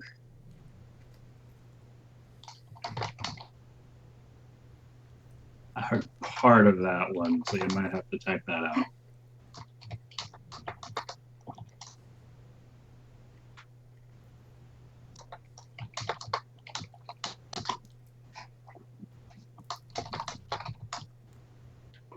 Already calling him an it. Not a great start friendship. All right. It puts lotion on its skin. Well, if you can prove you have the coin to pay for such items, I'd be happy to provide an ample description of them. These items don't come cheap, mind you. The common pauper wouldn't be able to afford such exquisite goods. So tell me, what's your price range? Well, I would know if Cogno ever shared that information with us. Nope. Do your friends not trust women with the coin? Oh, he went there. Oh wait, I'm asleep.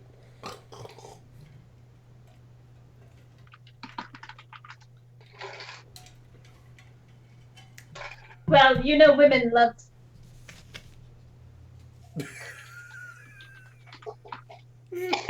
Gonna have to type that one out, Amanda. You know women love. Yep. I mean, women do love. Cobbler. Yeah. Damn it, computer! I just don't understand how you have so much trouble. I don't understand it. This is such bullshit. That's why I'm asking her about her computer specs. I think it just has to do with like the location of her router. Like if she's got a couple of walls between her and it, and she's using wireless. Yeah, that can be a problem. Oh.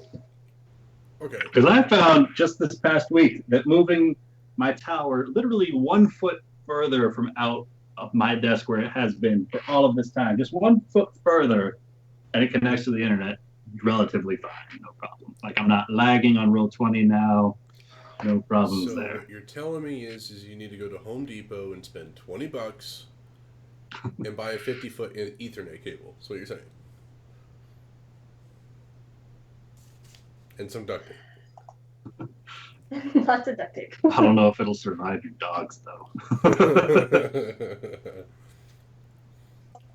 So many dogs. Well, the guy said he couldn't.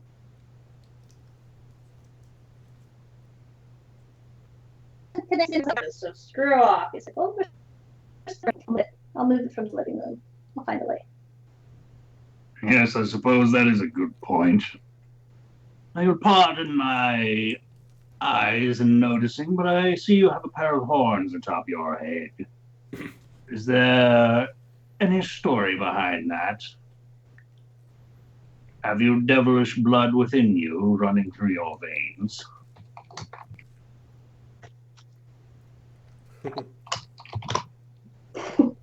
She was a goat. Is that so?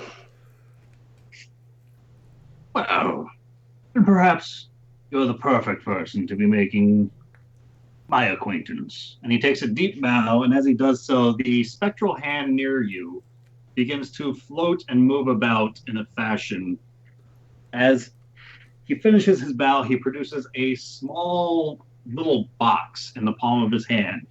And using his other hand, he delicately opens it up. And where that spectral hand was, a large chest appears and lands softly upon the ground nearby. Oh, man. Wait. Repeat that one more time. As soon as you described what was in the box, it's cut out. A large chest appears nearby Mushi. Oh, chest. Okay. There's a chest nearby me.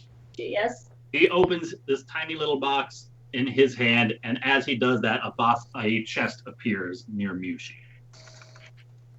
Sounds like magic to me. Please help yourself. Feel free to peruse my items. And Mushi, as you reach forward, I'm assuming you open up the lid of this chest. Yes. You can see all sorts of things inside. Oh, I'm so excited. And it's only because you have horns? You see a pair of icy shoulder pads, a pair of slippers, a glimmering cloak, the one that he produced before, a small vial full of a deep black crimson fluid, a tiny little needle, like type used for sewing, the small little brooch that he pulled off of his own vest is now present within the chest that he has just opened up. A pair of solid stone shoes, a hangman's noose, just the noose end, the remainder of the rope has been severed from it, a leather bracelet, and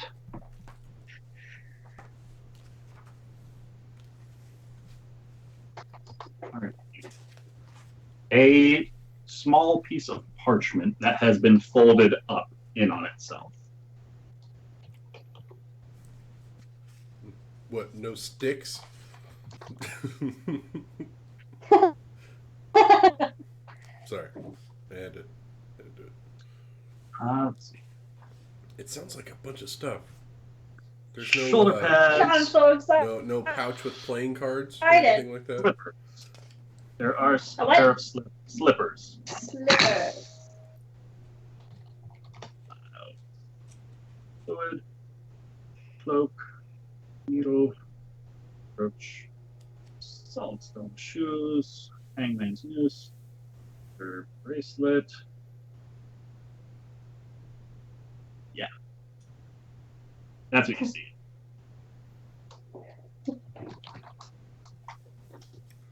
Slippers. Is there anything that Greneo can use to poke things? Is that Allie? Do what? I want to know what everything does. I heard an Allie. Oh, she was laughing upstairs, so yeah, you might have heard her. Well, my dear, as I said, if you could perhaps tell me more about yourself, I may be able to better direct your interests. I have a number of items available said before.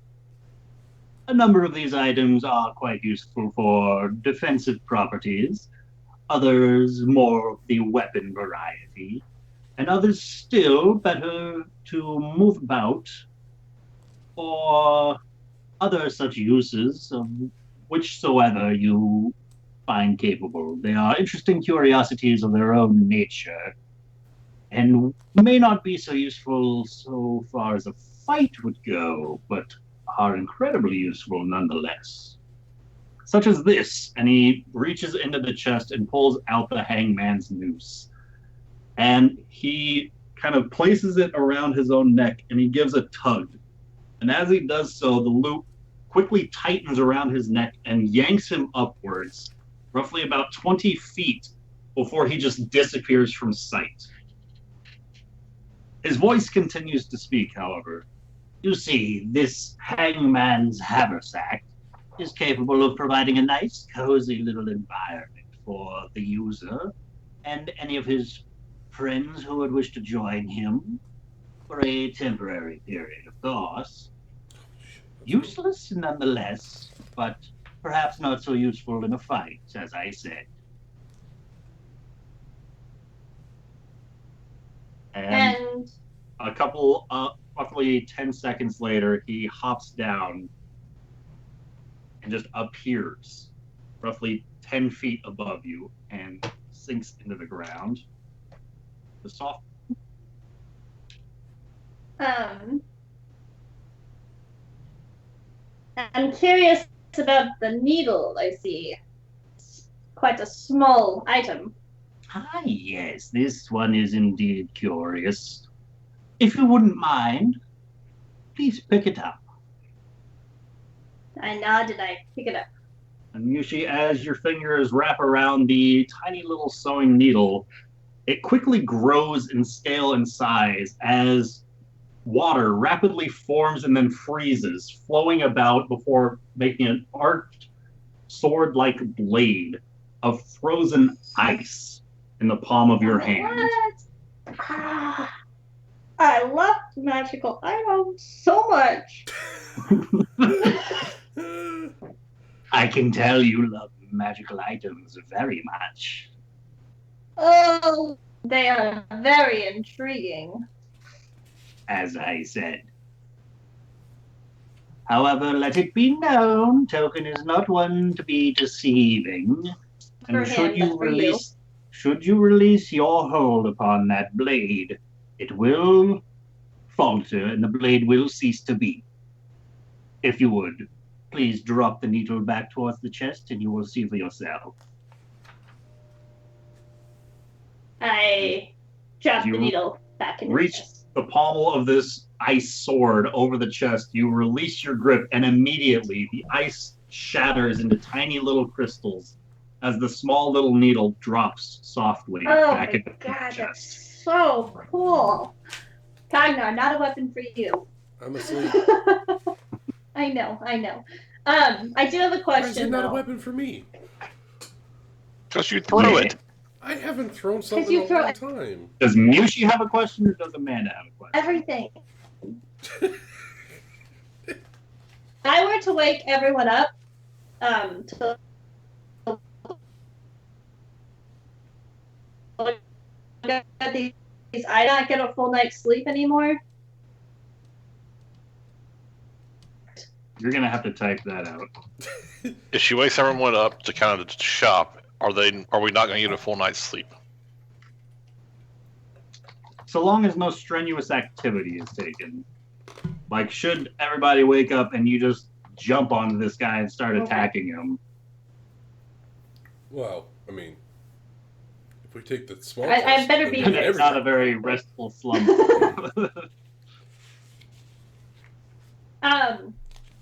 Before I wake everyone, I'd like to, you clearly know more about these myself. Can you hear me?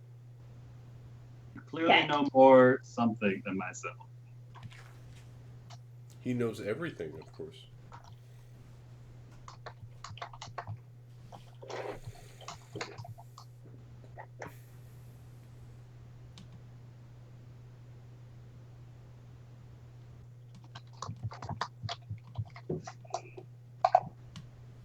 Ooh, I would like to find an Ioun Stone of Agility. That'd be fucking awesome.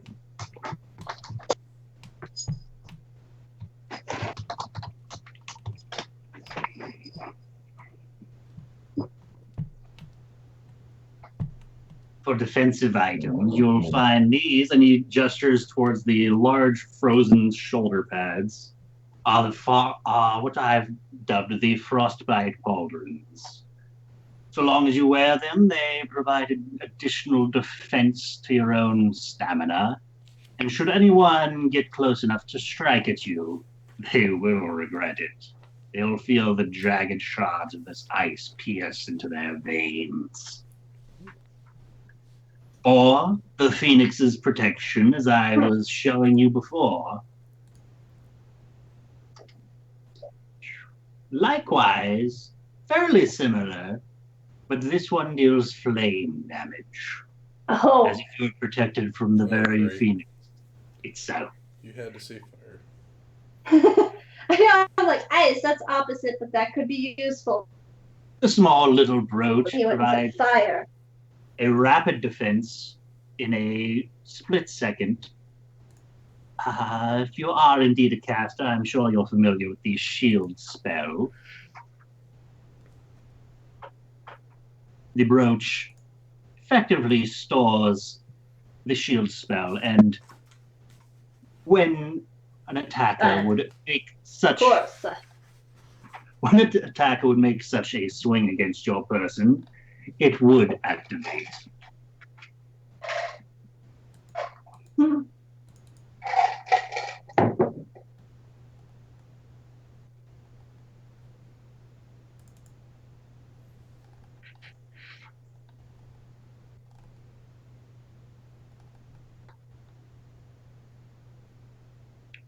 Do any of these items pique your interest?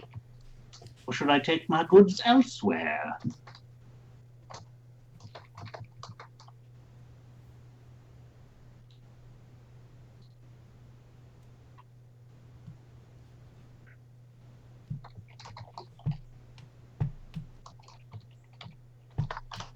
can hear a keyboard, but it doesn't say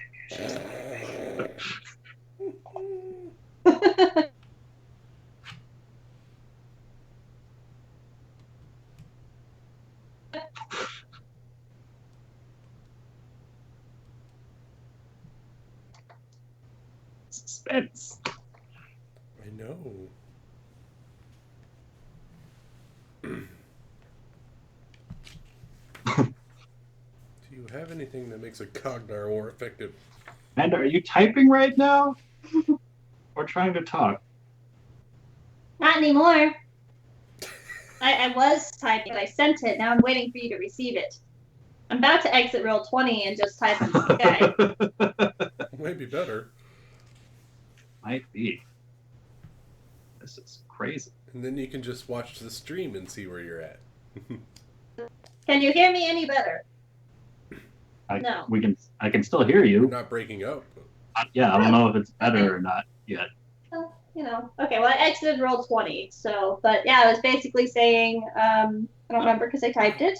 So much better. Well, go ahead and wing it. It'll pop up for us eventually, but what do you think? 5 years from now.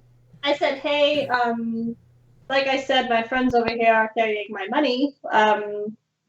Would you mind if I woke them so they can maybe negotiate? And then I asked about the ice shoulder pads, if it requires armor proficiency.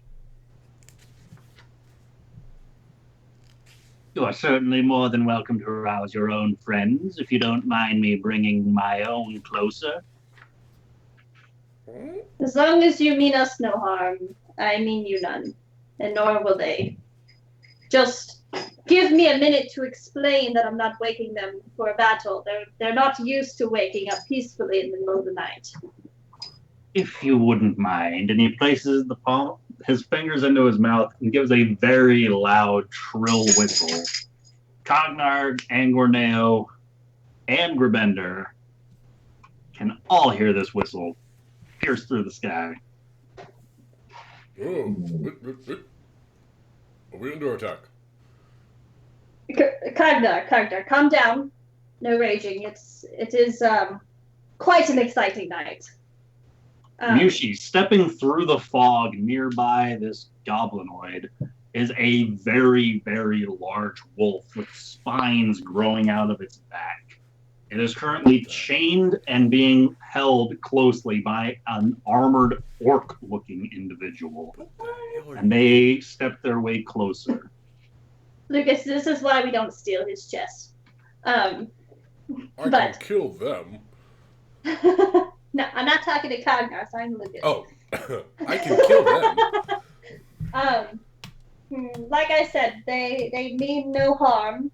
At least they haven't shown any towards us. I know that you carry all of our belongings, and which honestly, I didn't even look at my character sheet to see how much money I have in my bag, but I don't think it's a lot. Not enough. No, not enough. Yes. But there's these items, and I'm quite interested in them.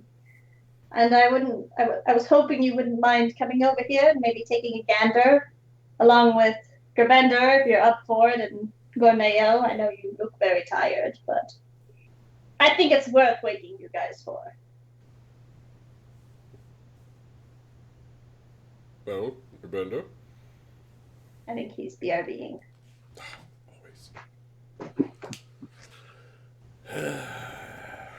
Yeah, but for now, Cognar, if you want to look. But yeah, real quick, since I can hear you better, you said the ice one, people attack me, it basically gives them a chill or something, like something bad that they don't want to see. And then the fire one does basically the same thing, but it's fire.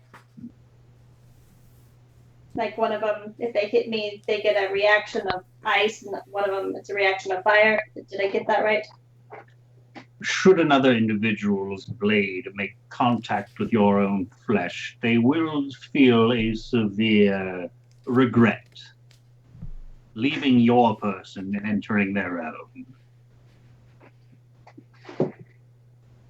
For both the ice and the fire thing. Phoenix and ice shoulder pads. The Phoenix's protection and the frostbite pauldrons.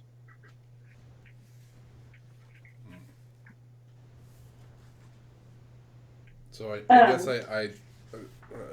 guess my curiosity is piqued at why Miyushi's waking me up at 3 o'clock in the morning. So I will go ahead and look at what this guy has.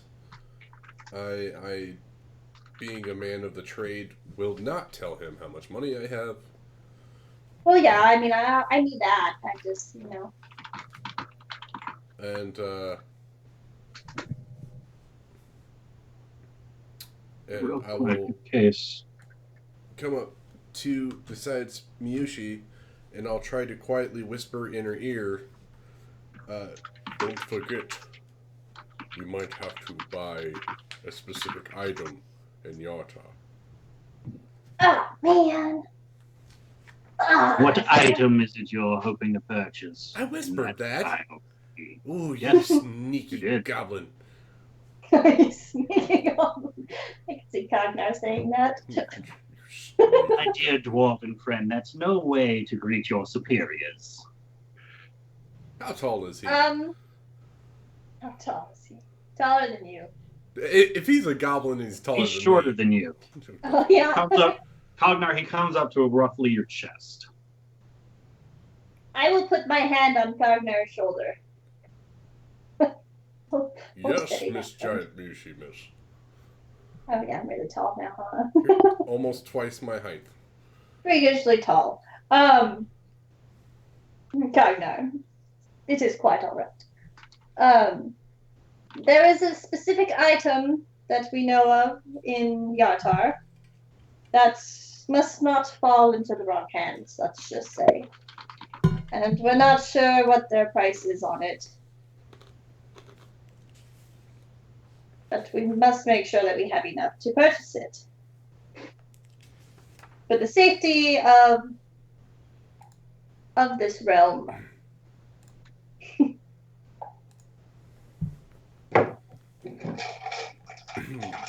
That's vague enough. All right. Let's see what you have.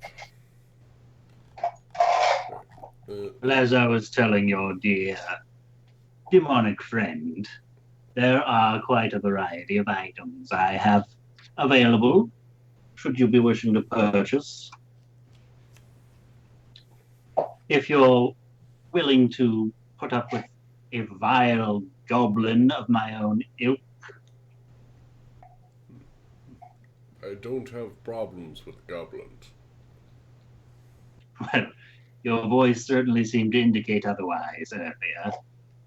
If you'll look into the chest, you'll see a number of items that might pique your own curiosity. Fuck was The that? frostbite pauldrons, slippers of quick step, the phoenix's protection, the ice needle, the brooch of defense, the freedom bracelet, the stone steps, and the hangman's haversack. Wait, what was that freedom bracelet you just spoke of? I don't remember saying there was a bracelet in there. It's the leather bracelet. Oh, the leather. Okay. What is it? What does it do? It's very pretty. Equipping such an item to your person could make you quite nimble in a variety of situations. Freedom from entanglement. Makes sense. Of sorts, should you find yourself in a bog of some variety, you might find yourself ignoring the majority of the mud that you step your way through, as well as any such paralysis or other restraints placed upon your person. Or should your bindings be even more severe of the man-made variety, such as being bound by ropes or chains or the like, you can still weasel your way out of them. Additionally, should your travels take you to the ocean depths, you'll find yourself still able to swim quite keenly, as well as make use of your own large blade, dwarf.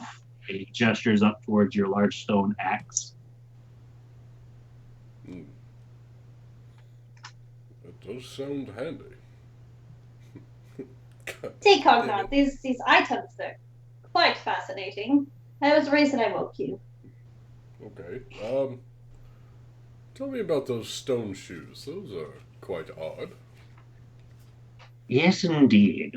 Not quite the fashionable statement, but nevertheless, they do allow their user to step through solid stone. What? So long as you aren't hoping to venture too far. What?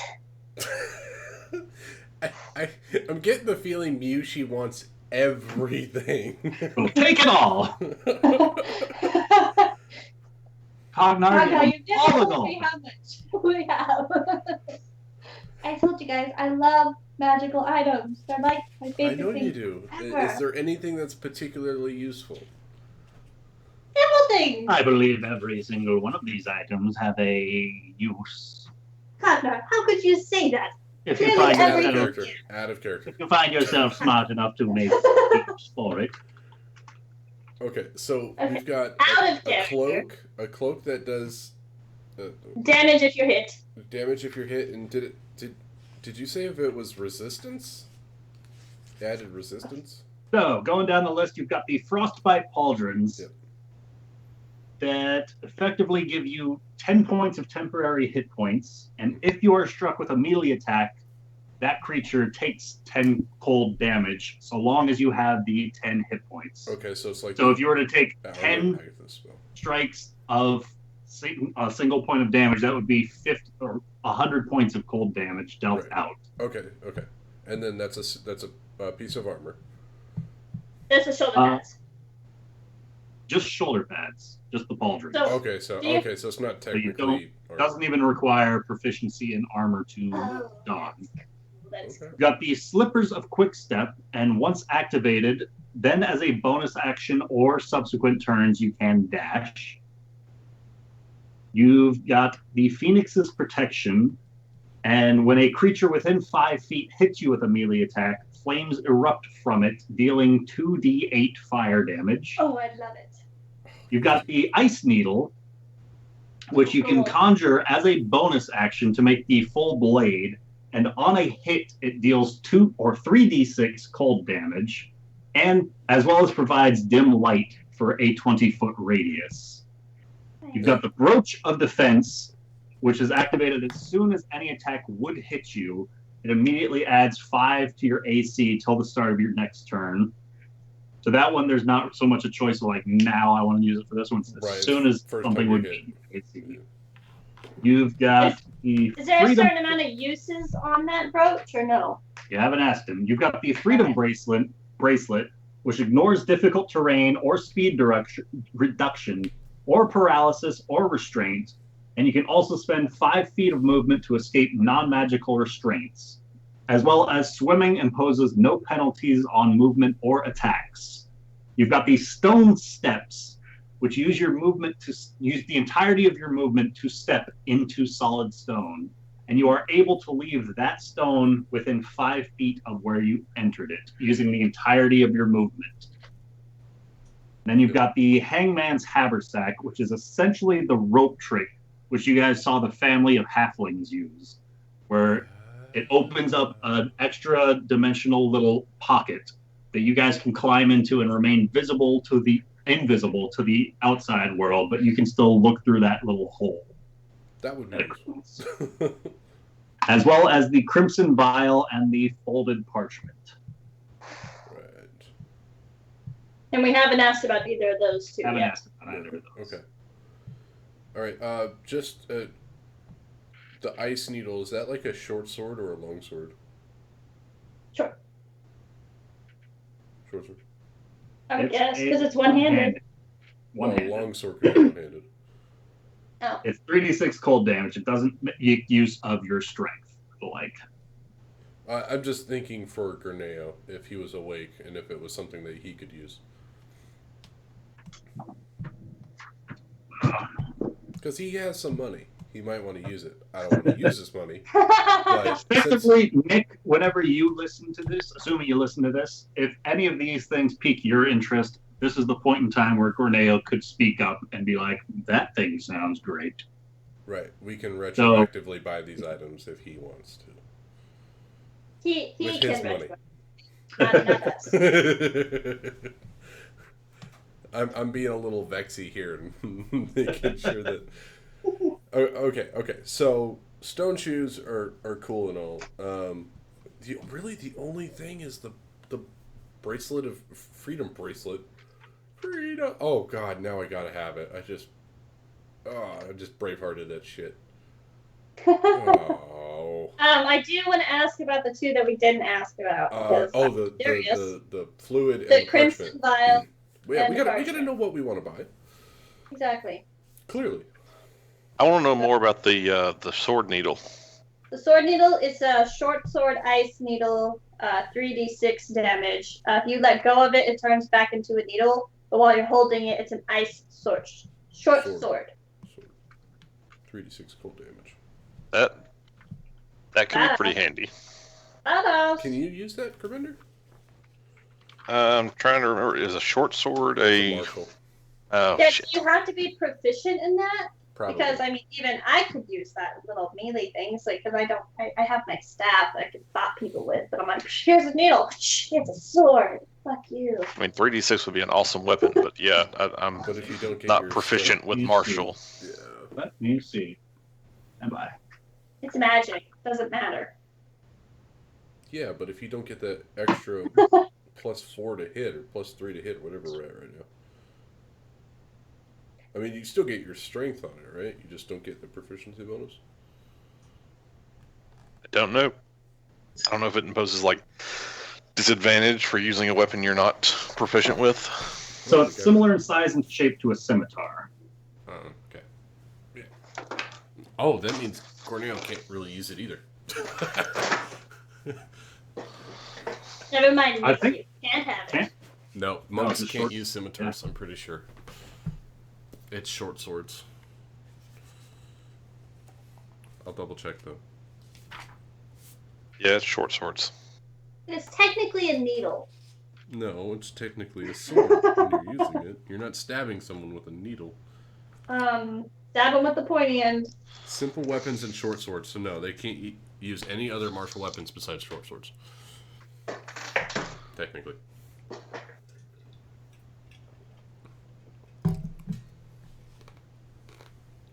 Sounds cool though. Mm-hmm. Sounds way It'd be nice cool. for Cognar if he can't use his axe. As long as you don't throw it. It would turn into a Be needle. finding It a wouldn't do needle in a any good. haystack. I know, it'd be so. You throw it and be like, oh, I forgot. Oh, fuck. Now I have to find this needle. What if I poke them in the eye and they die? That'd be kind of cool. All right, so we're doing some shopping. Corneo can't use the ice needle, so the only thing that I see is of any use to me is the freedom bracelet, and it's not really that good. I mean, it just keeps me from getting restrained, but that just means they're But- closer to me. I still want to ask about the two items we have Yeah, asked. the vial and the parchment. I'm kind of curious Yes. about that. The Hangman's Noose is kind of nice to get us out of dodge, Yeah. or the shoulder pads, because it's not technically armor and it just does free damage whenever you get hit. Yeah, which would be really cool. I get hit a lot. Okay, those are starting to sound a little better. And you know, the cloak, that's pretty badass too. Fire Like- Witch needs her cloak. Do you really need more fire? I always need more fire. That was a dumb question. Yeah, that was a silly question. I just figured, when she went against those fire cultists and she wasn't doing shit that. I know. That's why I was thinking the ice damage. I was like, oh, that would be really useful if I got hit. I'm like, But but that's then not he you, said though. fire. Fire. I will be right back. Okay. Oh, that's not right. So, Ben, was there anything that sounded interesting to you? A lot of it sounded interesting, but basically, like, Something worth spending money on? well, kind of where I sit right now is that, We have to buy a death orb. We do have to buy a death orb. well, no, it's less about that. It's more that I'm looking at my character and I'm going, okay, I've got good AC, but I don't have enough hit points to really stand up and fight anybody. And I definitely don't do enough damage, in a single attack to make it worth getting up in melee. I see what you're saying. So like a 3d6, short sword, if I could use it, yeah, that'd be pretty badass. Because that would effectively like triple my potential damage output. Yeah, and if Gorneo could use it, he gets 2 attacks around. I get 2 attacks around. Right. So, but neither one of us is really going to be able to use it. So it would definitely help you when you're close up, but you can't use But the I scimitar. can't use it. Ah, So okay. So that's kind of useless talk. so that's kind of, it's like it's really cool, but I just if can't use if it. only it was a short sword, then Gorneo could be replacing his spear. But Yeah. Or if it were a mace, a mace, yeah, an ice mace. But And then the stone shoes, that's kind of cool. That just gives you the meld with stone ability. which I actually have I can cast a spell for Meld with Stone. Yeah. And then we got the shoulder pads. I honestly actually think that's a really good idea for me because I get hit a fuck ton. Yeah, but it's only as long as you get those temporary hit points. So if you get hit once for 10 points, Oh yeah, that's true. I guess there's no way to recharge that. I assume it recharges at midnight or something. But Yeah, long rest or something. We haven't asked. We haven't asked.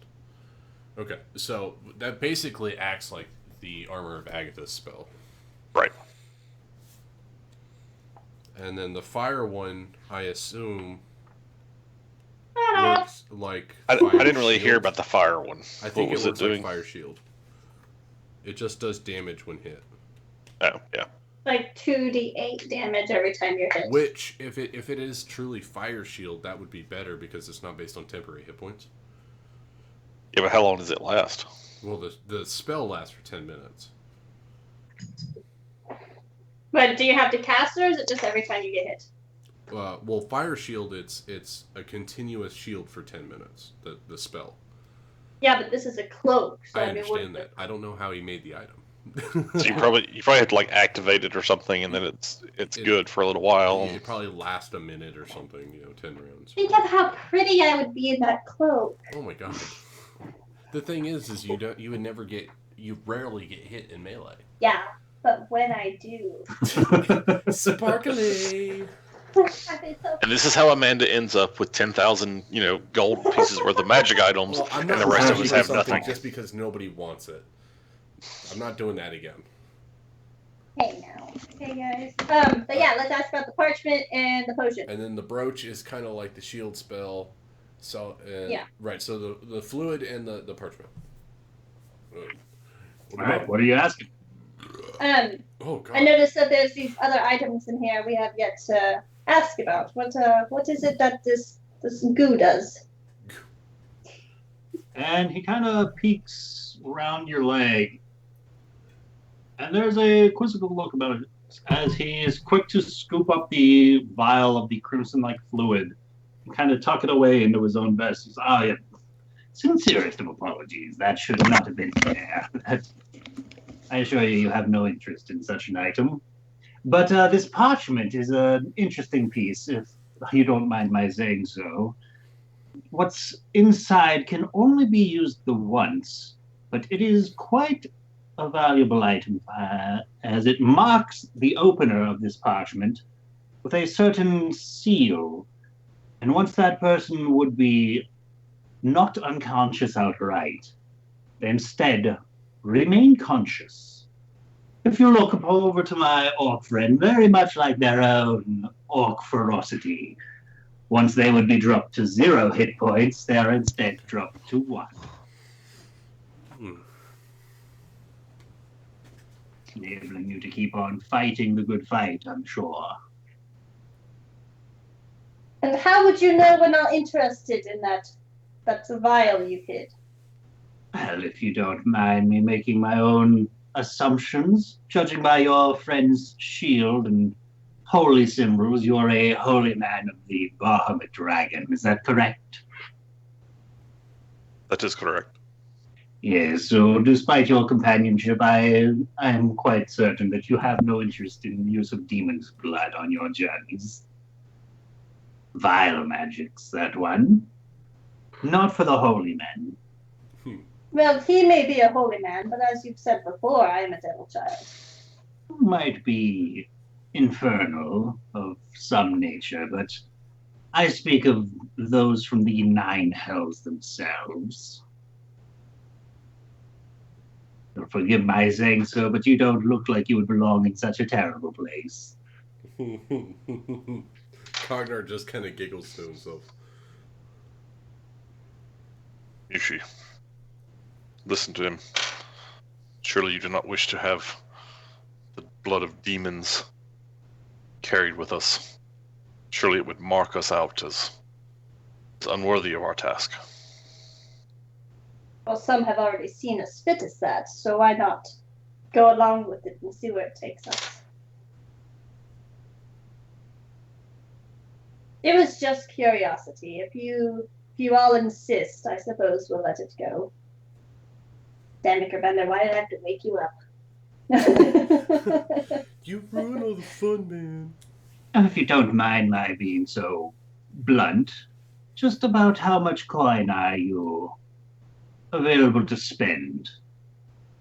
As this is only the surface of what I have available. There are other items at a higher price range, should you have the coin necessary. Oh, other items, guys, we have to see what he has. I'm gonna nudge Cognar subtly. Uh-huh.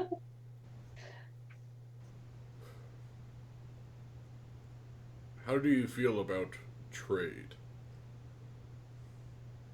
What have you to offer? Oh, well, we've got some fine tapestries, musical Oh, instruments. It's been dawn, yes? Not yet. Not Still magic missile wand. Is that after midnight or after dawn? That's a dawn. Dawn. Okay. 1d6, right? Yes. Okay. But it hasn't been dawn. No, I know. I'm just wondering, like, if I found something I really loved enough to trade that, I'd have to be able to reassure it. I said if.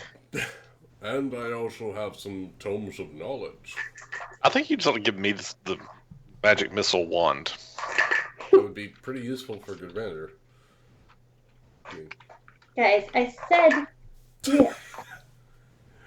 Anyway, Calm down. I also have, we have some armor, I think. Standard armor, but we also have some magical armors and some organic parts. Some rare organic beasts. pots. I'm not a gardener, dwarf. Let me put it this way. A chimera's head. 3, to be exact. Pots? You'll have to excuse me. Your thick dwarven accent was throwing me for quite a loop.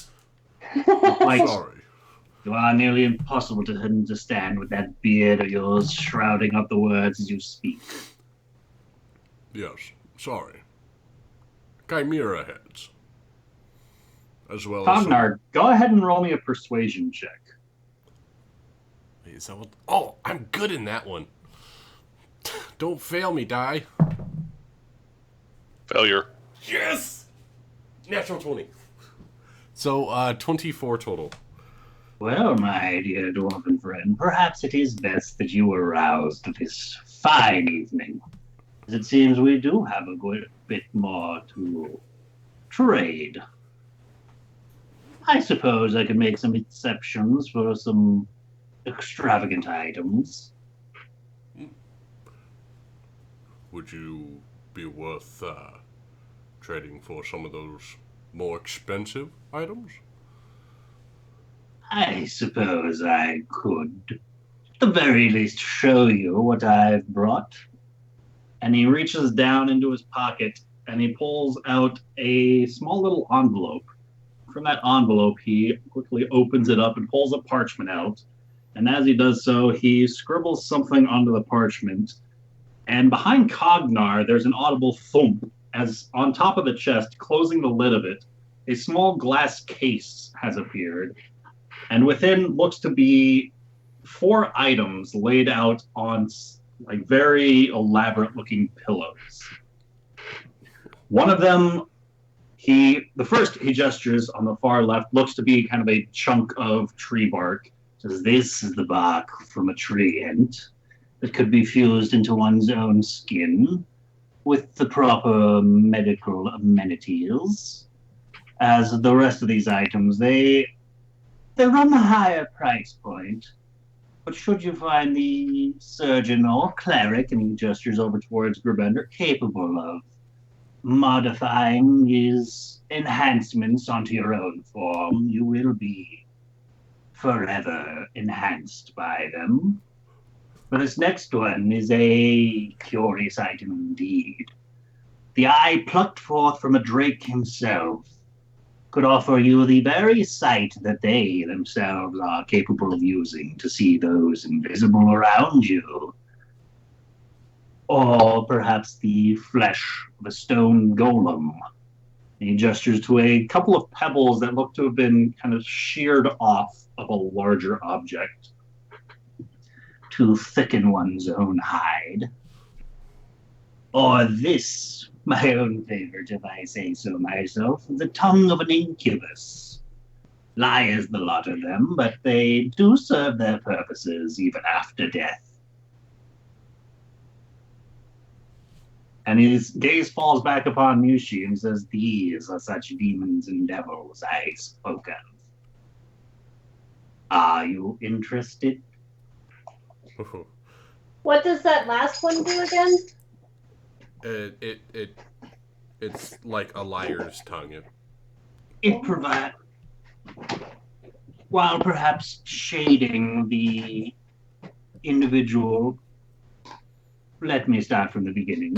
Should you choose to purchase the tongue of the incubus from me, one will be forced to sever their own tongue in order to place it.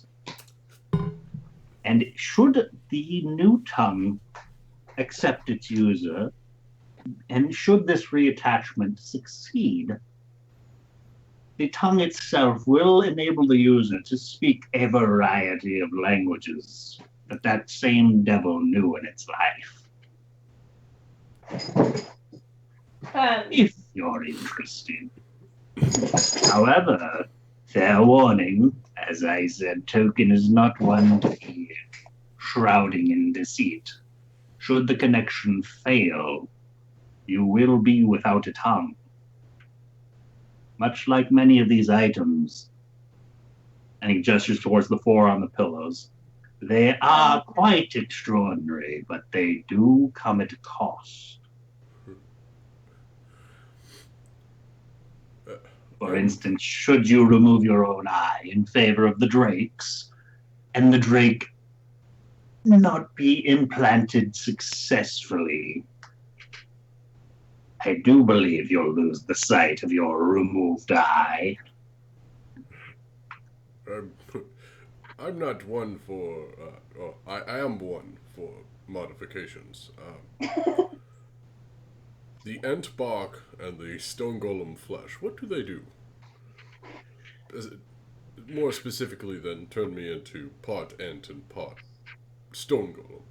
While your magnificent dwarven flesh will be forever scarred by the change, the healing properties of those individuals from which their own flesh was removed may be transferred over to yourself, thickening and toughening your own hide, so to speak. I see. Oh God, you give me something to think about. Damn it. Okay. These are the life decisions, guys. Ent bark and stone golem flesh sound actually quite appealing to Cognar at the moment. He is still missing a hand. Unfortunately, I don't believe they would be capable of regrowing your lost limb. Should you come across a troll, perhaps? And he kind of just... Trolls. His voice kind of drifts off into thought as he begins Regeneration. bemusing himself with the idea. I suppose it could be reattached, but then again it could take over the host entirely in favor of the troll originally from whence it came. Well, we don't And want would you that. have two of the same troll or an entirely new troll altogether? Would it share the same memories from whence the hand came? Nevertheless, I love it. well, which items can I go ahead and ring up for you?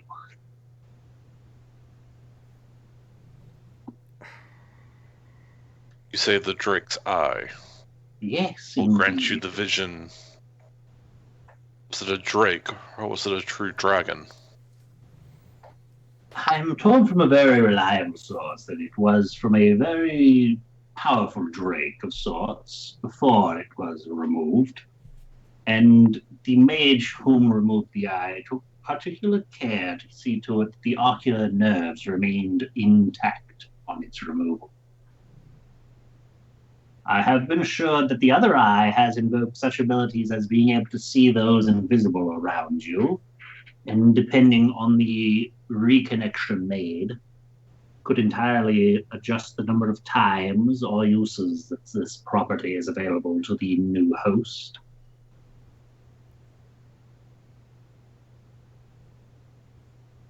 So it's not a permanent change. Oh, your eye will forever be changed.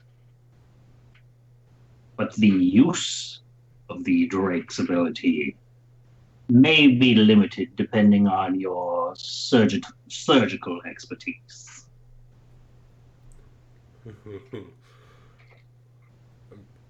God, I'm really curious. I want one of everything. Very well, one of everything. No. No. Oh. I suppose You, this the is why coin, I'd be dog- more than happy to provide. I'm just really curious about this end bark and the stone golem flesh. Like, I want to know what it does. So like it just like Maybe you could ask the increases DM, your out of character, what its mechanical Yeah. properties are. Yes, But what are it the just, like, mechanical increases your properties? I want to know. So effectively, the treant's bark, should it be properly implanted upon the new host, will effectively grant the bark skin property. Which is 16 AC? I'm double checking now. I believe that's a what bark 6. skin is. You're useful to me. Do you really want to look like a Me tree? and Gravender could match.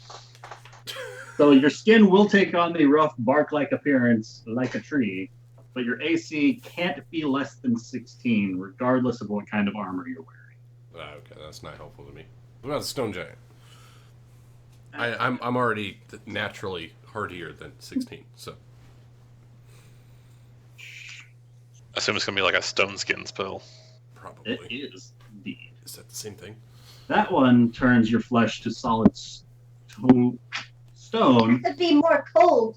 Should the transplant be successful, and you will have resistance to non-magical bludgeoning, piercing, and slashing damage. So Cognar, that could mean without raging for you. Yeah. You could be a stone dwarf. I know, but that's not. But. I mean, that's really cool. But you're going to be raging all the time anyway. I'm going to be raging all the time anyway. That and Miyushi likes to hit me with fireballs, which don't really help. That could be pretty good for me. Would Gerbender honestly transform himself? Gravender, I do love your blue scales. I don't think I'd like to see What if you they were gray blue stone? Ooh. Ooh. Kept the color, stone in appearance. Are we really contemplating this right now? Like, Wait. It certainly sounds body like mods. it to me. Let's all get earrings, guys. Tattoos.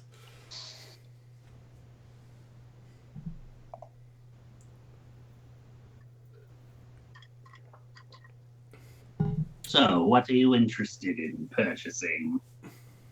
Everything. What are you willing to pay for? Oh. The night is still young, and I have plenty of places to be. I love that cloak. It's so pretty. That needle is pretty too. What were the slippers again? Are those different than the stone shoes? These Yeah. slippers of Quick Step, once activated, and then as a bonus action on subsequent turns, you can dash. The stone boots themselves, you can use the entirety of your movement to step into solid stone. And then you can leave that stone within 5 feet of where you entered it with, again, the entirety of your movement. Okay. And then, just mechanically purposes, when you activate the slippers, how long does it last? Are you asking him how long they last? I was asking you how long they last. Wait, ask him. You've yet to ask this guy how many uses or how long any of these things last I see. for. I see. I would, yeah, I'd like to ask about that brooch. Keep me from casting spell slots. But, It's a one-time use, though. is it though? We never asked him. Well, it's not like you get to choose when to use it, though. Well, no, but I mean, if it has like, if I get hit like 10 times and it can be used 10 times, who's to say, oh, you get hit You once? ask him. I am going to ask him. There is... there's... What? I was just looking for a good image, okay? Yeah, why do you have to beat me like that? Mr. Bender pulls out his tablet and starts going through it. Is that what I'd look like? You'd be so pretty. All right, so let me get this right. The shoulder pads are basically the armor of Agathis, so it's temporary hit points, and once those are gone, the cold damage stops. The cloak I made the assumption that it was like the fire shield spell because I only heard part of it because I came back when you More were or talking about it. less. So does that? We haven't asked how long that lasts, but if it's by Haven't the spell, asked. then it's 10 minutes. Which would be good for Miyushi, but it would also be good for me if it's not like a temporary HP thing. I can just see Cognar running in. Oh God, that would be terrible. I'm on fire.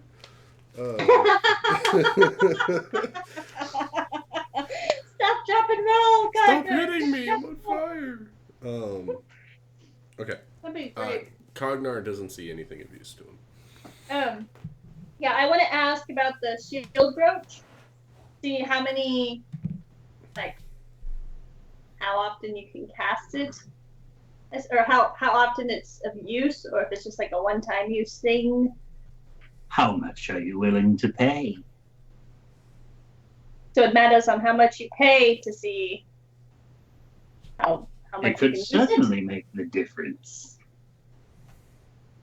it. Is that with all of your items? I don't see why not. Except for the 4 upon the pillows. So this cloak, then, Yes. if I were to pay the minimum amount, it would only be a one-time use.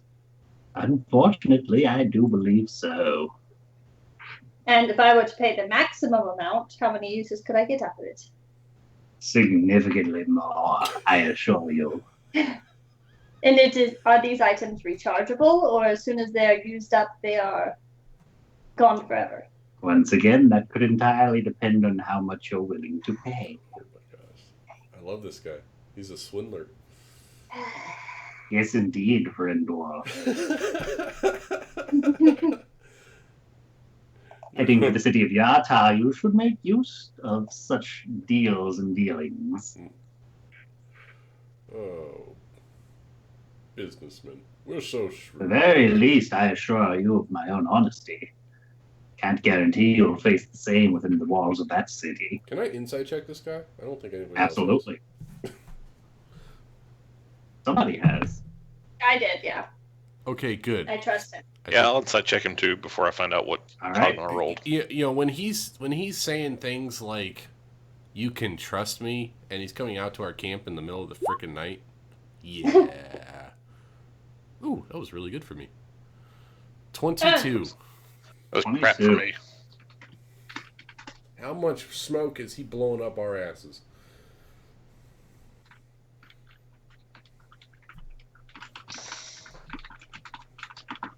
And I'd also like to eyeball this orc guy and see how much damage I could do to him before he hurts me.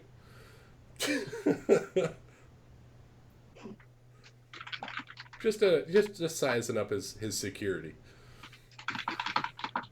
All right, go ahead and roll me an These magical insight for his items. orc friend. And these magical items I was carrying around, I'm sure his security is more than enough. Well, if they're magical. 13. For the orc friend. Sizing him up.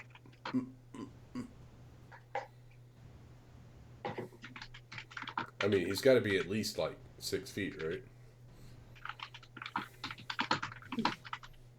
Oh, all What the are you types. trying to say?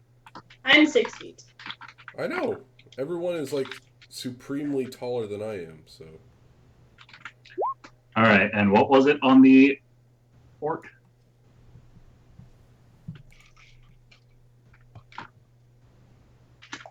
What was your insight on the orc? 13. 13.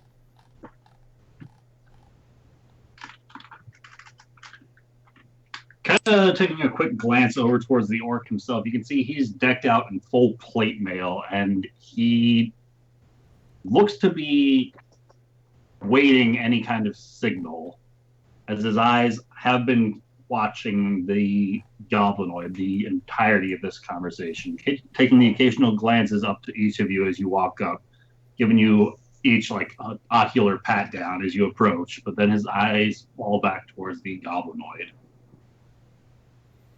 I see. I want so bad to buy things, but I can't think of anything that would be like 100% useful all the time. I don't have much money, and I can't open my character sheet to see how much I have. You want to know how much you have? Yes, please. I don't care if everyone Yep. knows. Like 312 gold and 7 silver. Yes. I'm rich, guys. Oh man. I'm trying to wrap my head around what you wrote me.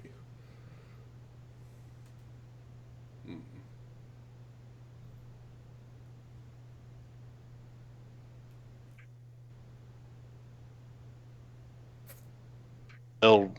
What sort of procedure is required to meld the stone skin to one's own?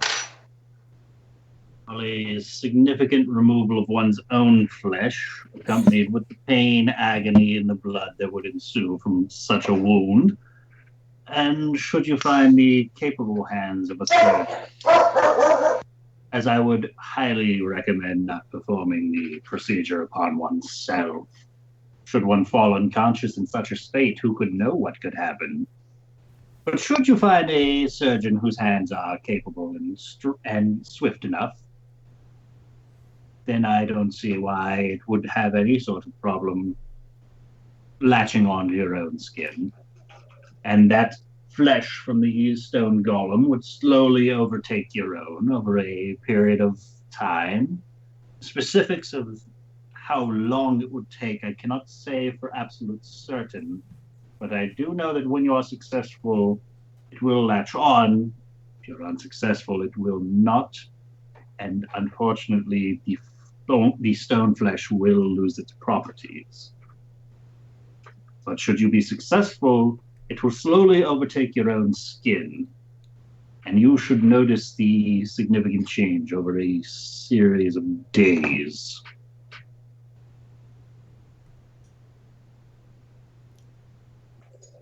What price do you ask for this? For the stone skin? For the stone Indeed. scales? Well, I don't see why we couldn't be reasonable and make it an even 2,500.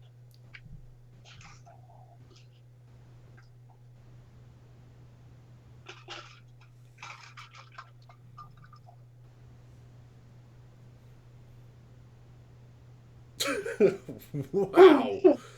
That's expensive. It's expensive, yes, but certain care has been taken to ensure these 4 items remain in perfect condition, so that should this transfusion happen, it's everything you need to be successful on my own end. These are not puffs of smoke I'm selling. This isn't the usual hoity-toity that you might find among a number of the salesmen over in Yata. These items are unique, one of a kind, very rare to say the least, and potentially life-altering. And so they come with a price point appropriately fixed.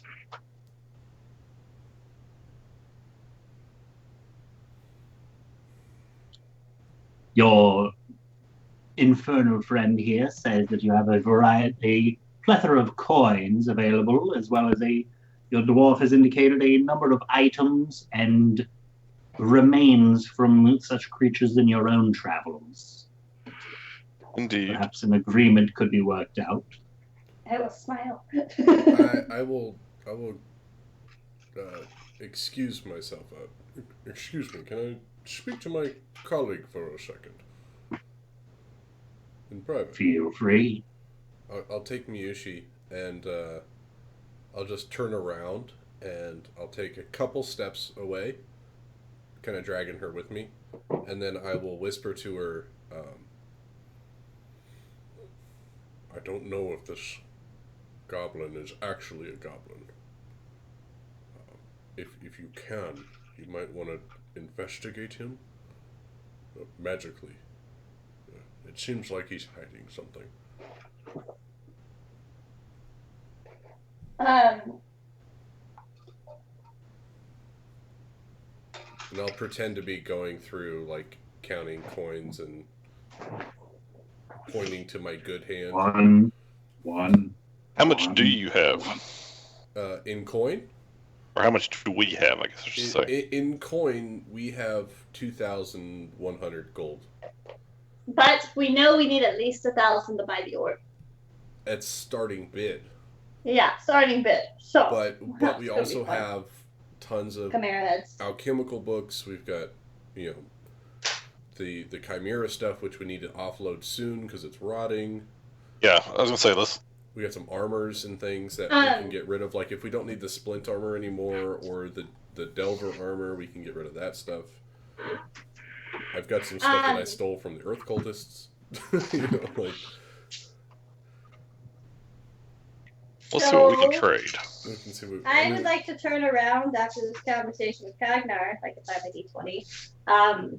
And I'm going to take out my detect magic wand. And before that's not going to be suspicious. I'm not going to point it at him, but I am going to say my friend and I are having a debate on whether these items are actually magical. I happen to have this wand that will tell us for sure if they are. I hope you wouldn't mind if I were to use it, just to be sure that there is, in fact, magical properties to these items. And I can do a deception My dear check. lady, should I come up to you in your own profession and trade and insult your very being by accusing you to be a liar in every single word that you speak, would you not be offended? I am not trying to offend you, for I believe you. However, my dwarf friend here is not as arcane as some of us, and to be quite honest, he's not all there in the head sometimes. Well, as your dwarven friend has clearly indicated already, he has no use for any of the items that I have available. So wouldn't it just be foolish to spell this argument right now? And I will hold it out, not pointing at him, but like with both hands, like laying across my hands, if you can imagine that, and be like, if you can inspect it yourself to see there's nothing.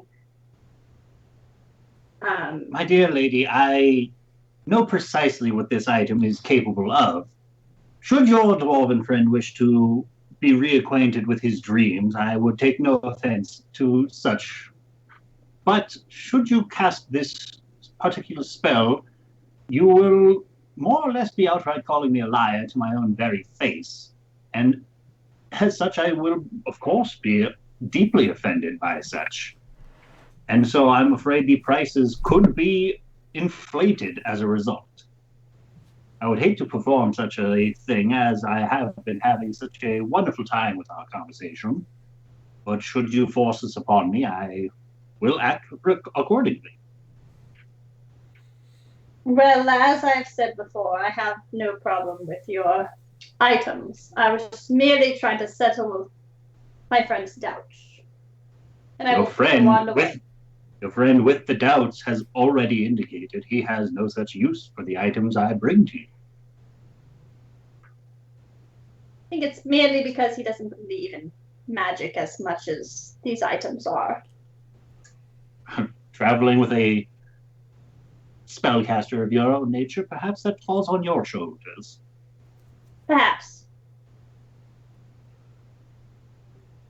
But like I said, I put the wand away. Sorry, Kagnar. I was trying to roll a deception check to see if he would just ignore the argument, but it's cool. I was hoping you would do it before you turned around and just be stealthy about it, but that's okay. This guy carries around magical shit. He's not going to be like, oh. He's conjuring shit from thin air. He has a mage hand. I did an insight check before I had a conversation. I did too. Of course I trust him. Exactly. Alright. I'm right here. I can hear the two of you conversing. Like I said, he's not all there in the head. I'm going to go over here and walk over next to Greneo. And assuming that Greneo has been like sitting there kind of watching us. Yeah, I'm sure he has. Taking a quick inventory of everything that's available should he decide to make a purchase himself. And as I walk over there, having heard all of this and being a little wary of everything that's been going on, I'm going to lean down and start whispering to him and kind of gesturing like I'm talking to him.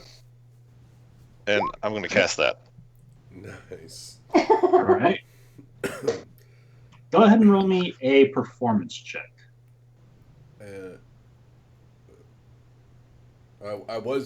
Before Gerbender was going to say anything, I was going to ask him if he had anything else based on my feelings about him.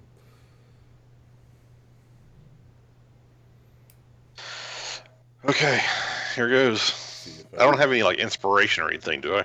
Do any of us have I inspiration? don't believe so.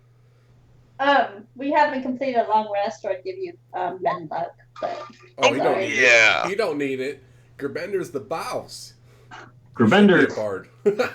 you are able to ever so subtly, include the gestures and words in the casting of this spell.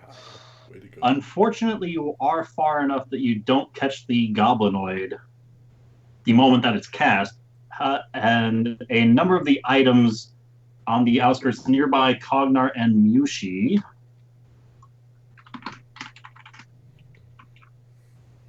fake. No. Dun dun dun.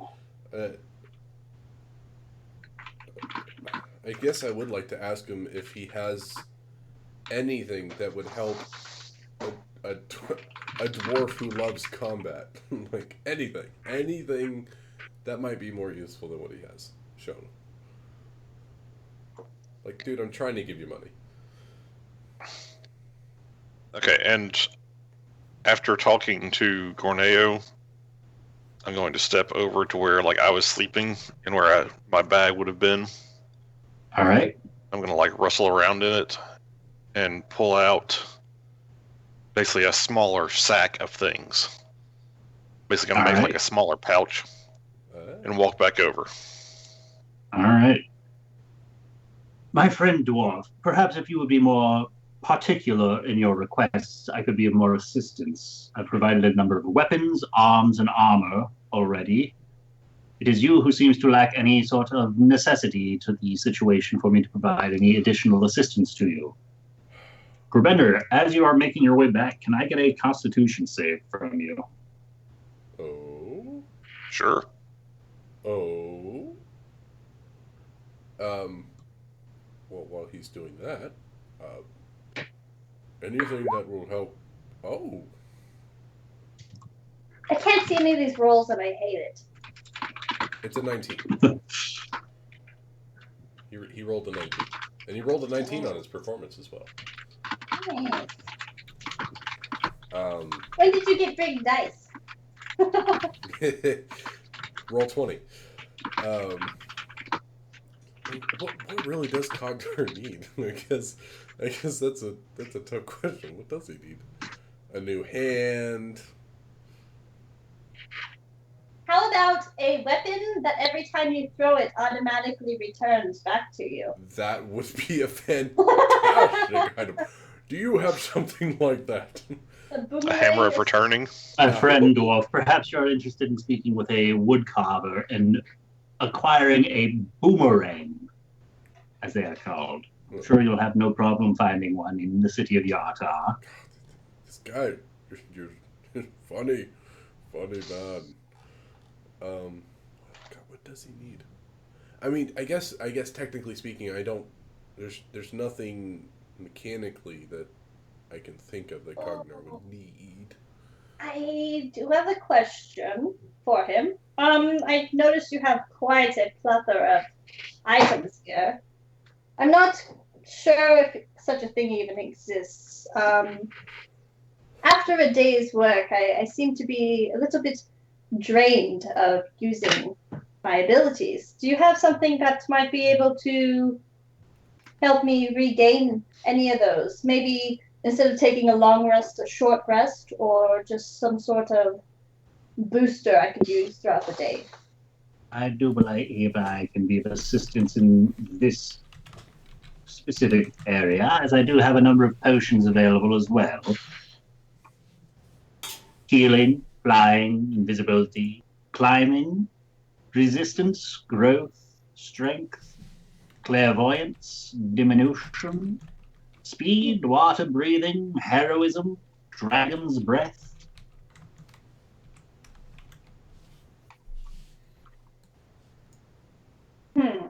You have quite an unusual amount of potions there. That is very impressive. As I've made quite apparent, I am a traveling salesman. Yes, indeed. You don't have any sort of, and I'm going to show him my pearl of power around my neck. I have this item that helps me regain a spell slot once during the day. Do you have any items that may be useful in that way?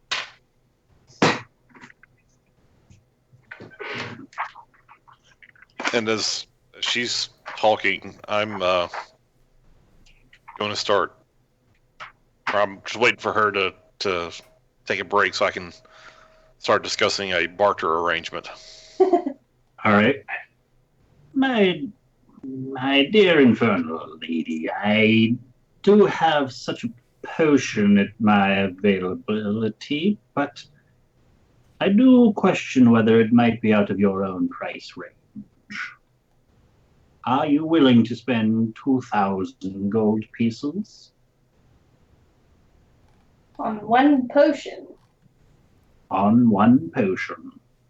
And can you say exactly what this potion does? It has a variety of effects depending on the drinker, but it is capable of recovering your entirety of spell slots. Hmm.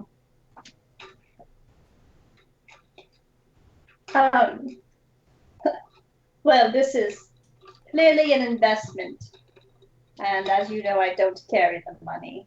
It is something I would have to discuss with my comrades here. But it is good to know you have such an item out there. Speaking of, I am interested in the stone skin of the golem. And I have some items to barter. Perhaps we can come to a agreeable price. Perhaps. Let's see what you have available. And first I'm going to pull out, I've got several rare books, I believe, All right. that are supposed to be worth 250 gold. Total? That's what my note says. All right.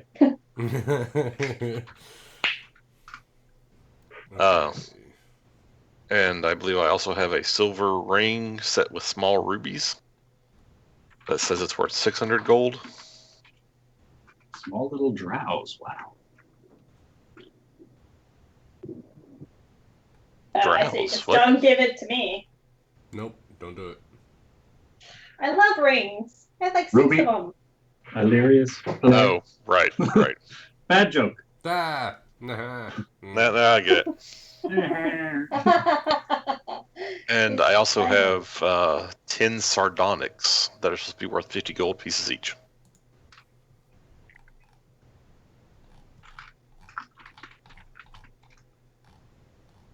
So that should be 1350 gold in total.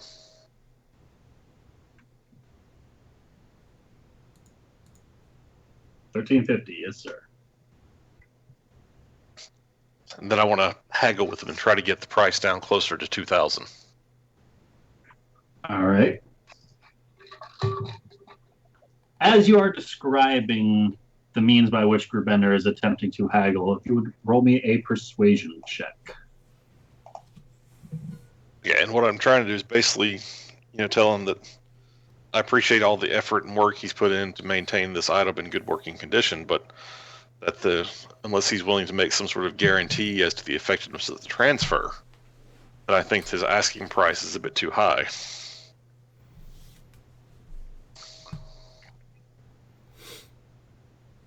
Come on, dice.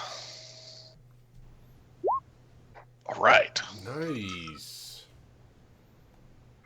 I suppose you bring up a good point in that after acquiring such an item, you would be required to find a skilled surgeon as well.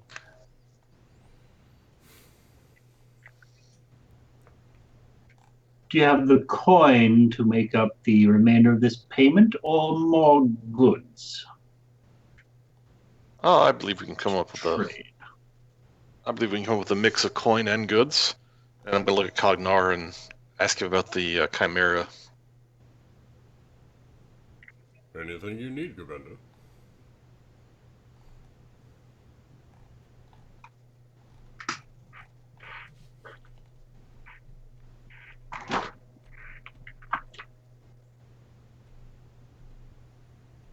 So is Cognar actually pulling out the Chimera's remains?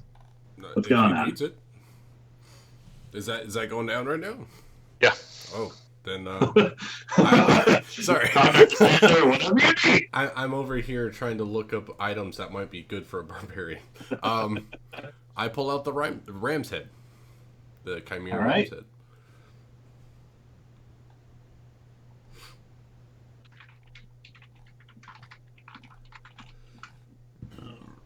Excuse me.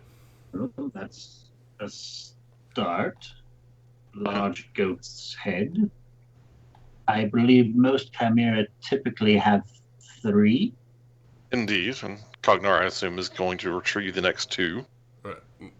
Here, Govinda, hold this one. I only have one hand. Understood. I'd take it and hold on to it. Pull out the lion's head, and then I'll hand it to Gerbender, and then I'll pull out the dragon's head. All right.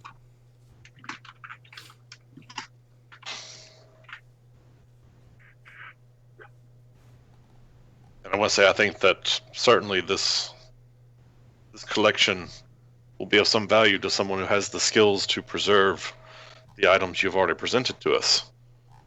I think Should that these items have been procured by such an individual, perhaps, due to the decay that has happened since this creature looks to have been slain, I would be happy to give you any kind of pulls open the jaw of the now, wild. if I remember right, we tried to cast Gentle Repose on those things.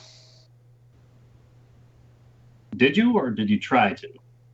Because I know after you fought the Chimera, the snake dudes were coming down. I don't know what Gerbender tried to do with his spells. For some reason, I remember doing it, but I may just... I know you wanted to preserve him. I mean, Yeah. Best we could. I don't know if we tried the whole Gentle Repose since it was like 3 heads. GM's I call. don't know. How about D20? Roll low, we didn't preserve him. Roll high, we did. 'Cause I can't remember. Roll me a D8. 1, 2 is 1 head. 3, 4 is 2 heads. 4, 5 is 3 heads. 5, 6 no heads. Okay, so we want a 4 and So we a want 5? something... We want... I think we want Wait, a D6? I think we want a 2, 5 4, or 6? 6. Oh, D6 is Four. no heads were preserved? Just roll me a D4. 1, 2, 3. That's how many heads were preserved. A 4, no heads. Okay, How's that? that works. Ooh, sweet! 3! There it is! You can see it on the camera. I suppose I could offer you 150 gold for the 3. Oh, better than nothing. Alright. So that would put us at 1,500. Oh my god. I thought they would be worth more. It's only 50 gold a head? Okay. I thought that was 100 ahead. I was hoping it'd be I thought 100 ahead, but 13. You got a barter? Oh, it's not. we are bartering. I've already knocked him down to 500 gold. I'm not going to get too greedy. Okay, so how much more do you need? 500 gold. Alright. And I can chip in 300 Okay. that I've already got on me. Do we have anything else we want to get rid of? Yeah, we can get rid of... I mean, like... Let's see, what do we got here? I mean, we got all those books that we got And then the Umber Hulk Claw. Oh. We got tapestries, silk Yeah, robes. but pull those tapestries out. We got that lute or lyre instrument. Pull that out. What do you want? The lyre is worth an estimated $250, just so you know, Ben. Okay, let's pull that out then. All right, we'll pull out the lyre. All right. Carved lyre. Is there any history or magical properties about this particular instrument? Since I have detect magic cast, I'm going to look at it. Does it have any magical properties? For Bender, it looks to be a very finely crafted instrument, but nothing magical about it. This It is not magical, but it was found or recovered from the lost dwarven city of Basilmer, where it had served the kings of that land for many centuries. For Bender, go ahead and roll me a deception check. We did find it in Basilmer. Yes, And you did. As finely crafted as it is, I doubt that it was used for anybody but the king. And So I think a persuasion and check more than a deception the check. high prophet of that city, it was his personal lyre. I'm sorry. Was it owned by dwarves or a high prophet? The high dwarf prophet. A high dwarven prophet. Bender, what was the result of your deception check? Is it deception if I believe it? It's. I could part with the asked for 250 gold pieces. 200. And then so that puts us at 1750, so I'll pull out the other 250. All right, so Grabender's pitching in 550. No. We were at, with all the items, we were at 1750. Yeah, but plus your 300 that you were throwing in. No, because Or did that not? I said I could part with 300. But we did, it was 1350 for all the items I had. Okay. Plus 150 That for the does- Chimera head. Bump it up to $2,000. Says, should you have any additional smaller trinkets of the like, perhaps I could be so inclined to provide a group discount for more than one item. I'm really trying to open my character sheet, but it keeps freezing. But I would like to look at that cloak. I really like the fire. Don't you huff at me, Lucas. I'm sorry. So you still have 312 gold pieces Of your and own. 7 silver pieces of your Yeah, own. I know, but like I'm trying to. I know I have some rings that aren't worth too much. I never asked him how much the cloak was worth. No. I'm sure it's way too much than what I can get up together, but you know. You have a lot of stuff in your inventory. Hell of that. So, you got a gold band that you got from the Knolls and Spire Canyon, 2 platinum rings, the Featherdale Spire ring, Which I will keep forever because I won gold that. bracelet, 2 gold bracelets, Which those are what, like 50 gold pieces or 30? 30. 30. Books from the Fire Cultist collection / book with unknown writings from Monastery. You have your sending stones. Yeah, no, I keep those. Have a metal trade bar. I need that. That's the one with the red axes. We need that Yeah. in case we run into anything like it. You have 5 citrines worth 40 gold each. Ooh, I could. There's 200 gold. Yeah. And you have 2 looks like 2 boulette teeth and 2 boulette claws. Yes. Then you have a number of wands and scrolls. Yeah. Which I'll keep my scrolls. I have so many scrolls. What about the wands? What are they? Well, I have the wand of magic detection. I have the wand of the war mage, which gives me +2 on something, I One. believe. +1 on something. And then I have the wand of magic missiles. Wait, if you have a wand with a war mage, doesn't that give you +1 on all your spells? Yes, Why aren't you using that? I do use it. Oh, okay. I always have that That's why her quarterstaff attacks are always with one hand. Yeah. wand. Um, That's why she always heals when she hits people. Doing negative damage. Yeah, I would like to ask how much the cloak is for. Because it's beautiful, guys. Okay, I'm excited. It casts fire. You guys can judge me all you want. So I've only got one attuned item. That's good. Are you interested in paying the minimum available price as you were speaking of earlier? Well, no, I If was so, more I could curious. depart with it for 250 gold, I suppose. Well, Should you wish to use it more than the once, however, it will cost more. What would it be to allow her to use it once a day? Once a day. Let's call it 500 gold with the purchase of your stone scales.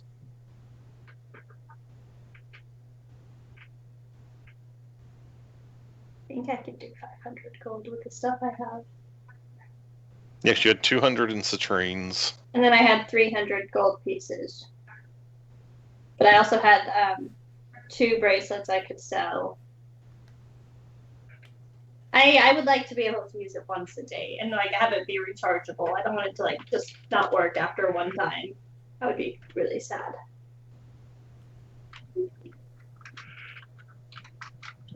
1 second, doing math. You're good. You're good. I tried for like the last 30 minutes to open my character sheet, so I'm sorry. 2 gold bracelets.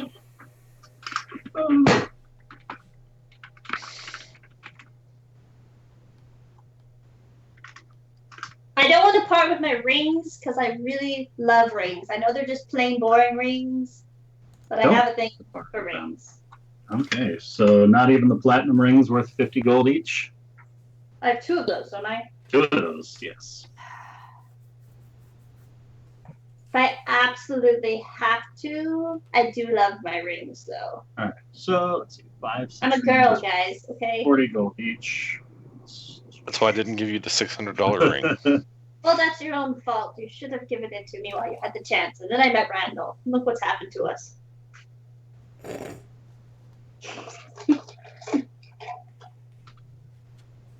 I seem to remember giving you like a 2,000 gold necklace, but apparently that didn't matter. I wear that and treasure it every day. You don't see me trying to pawn it off. Funds for that shit. Not shit. It's beautiful. Just saying. I still wear it, and I choose not to use it when I dream, but I still love it, and it saved me from Borneo killing me. That's helpful. Alright, so out of character, I think the only thing that Cognar could actually use right now is something of protection. I'm just giving him a bonus to AC, I think. Wouldn't shield still give him a bonus 5 to AC? On one Yes, attack. it would. One attack. Well, yeah. One But more than if you you- had. If you paid enough, then it could be multiple uses a day. Yeah, but, not Well, I'm having to just think about it. I mean, if there's an attack and it was like deathly damage, So, you're like, oh, I really wish I had 5 more AC. That's true. That could be it. Yushi, if you are willing to part with 220 gold, your 2 gold bracelets, your gold band, your 5 citrines, that will bump the collective total up to 2,505. Okay, Do it, Mishi. do it. I want this beautiful cloak. I'm going to be so pretty. And I'm going to show Gorneo my flashy cloak and be like, look, I have a flashy cloak too. I'm going to wave it in his face. Go. I'm not gonna lie, I'm pretty excited. I want someone to hit me. Anything else? I would look to Kagnar and Gorneo.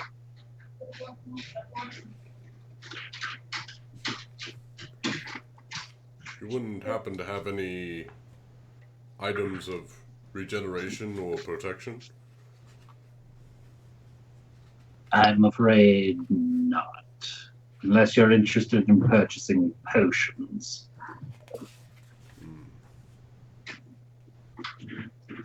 Oh no. You have a potion of regeneration? I do indeed. Known as a potion of healing.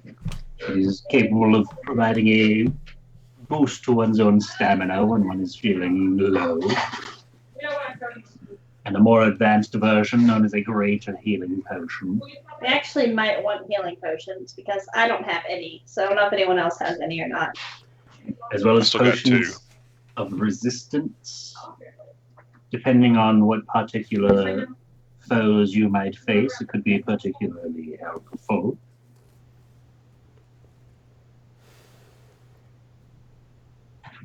To boost the strength of your own meager form, I have a potion of strength that could be of use. Or a potion of heroism to temporarily boost your own stamina.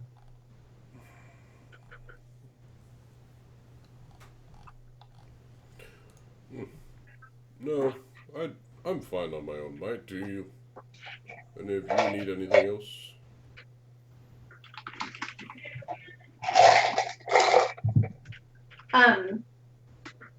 I'm quite satisfied. However, maybe we'll meet again in the future. You have some sort of business card we can call you by? I don't. Well, that's unfortunate. If that'll be everything, it's been a pleasure doing business with the four of you. And if you wouldn't mind, my friends and I will be making our leave now. I assume I have my scales now. Rubender, if you would like to, you can certainly feel free to reach into the glass case towards those stone scales. That's what I'm doing then. All right. So Rubender lifts the glass lid of this case and going for the whole pillow or just the scales? I think I need the whole pillow. All right. As you reach forward and pull the pillow out from the display case that it is in, the chest as well as the glass case themselves vanish as Token snaps his fingers. What about the cloak? Wait, I did get my cloak, right? As Mushi is pulling the cloak out. Okay. I'm like, wait, no! Rubender, as you are holding the pillow aloft with both of your hands, a spectral hand reaches forward and begins to tug at the pillow underneath your stone scales, not moving it from place, but ever so subtly inching it forward. Okay, well, I'm going to balance it on one hand and grab the scales with my other one. Balancing the pillow or the scales? I'm balancing the pillow on one hand while I grab the scales. Okay. So go ahead and add the stone scales augmentation to your inventory. As he takes a deep bow in front of the three of you, says, "Now then, my friends and I will be making our leave." He once again places his fingers to the sides of his mouth and lets out a shrill whistle as the large orc behind him gives a hefty tug on the chains of the spined wolf, and they start to go back in the direction from whence they came, once again disappearing into the fog, as heavier footsteps come from the north, as a number of other individuals make their way by. One of them very tall and lanky, making his way by. Another on all fours, very similar in appearance to a large boar, covered in antlers, spines, and tusks out to there. And the last one, a almost solid white wolf whose fur seems to wisp about as it almost glides through the air with every step. The fur itself kind of dances as if it were within 0 G's. And as they start walking past, I'm going to reach out mentally to Javeth and be like, try to follow them and stay hidden. All right.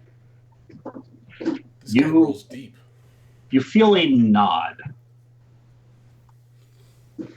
as a light weight is lifted off of your back and a faint swoop of wings as Javeth leaves in the direction that they disappear. And once again, the party is left in silence about their campsite.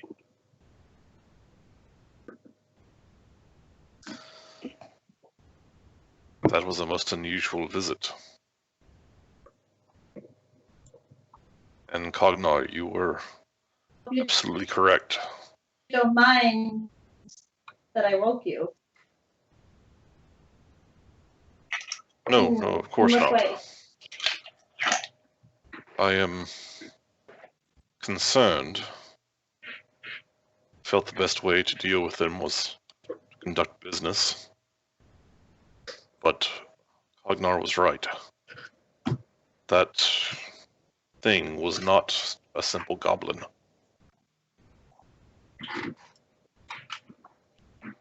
He had... But what was it? I could not tell. He had transmuted himself from some other form. Well, But the goods either way, he sold it were meant us indeed no magic. harm. I am not convinced of that. But certainly he meant us no harm at this moment. I felt like he was hiding something. Oh, he was. But Did you? after your prompting, I was able to surreptitiously cast a spell of detect magic. And all the items he possessed were indeed, or had the aura of magic about them. But he himself was nearly blinding in the intensity of the transmutation magic that surrounded him. So he wasn't a goblin. No, I do not believe so. I do not know what he was.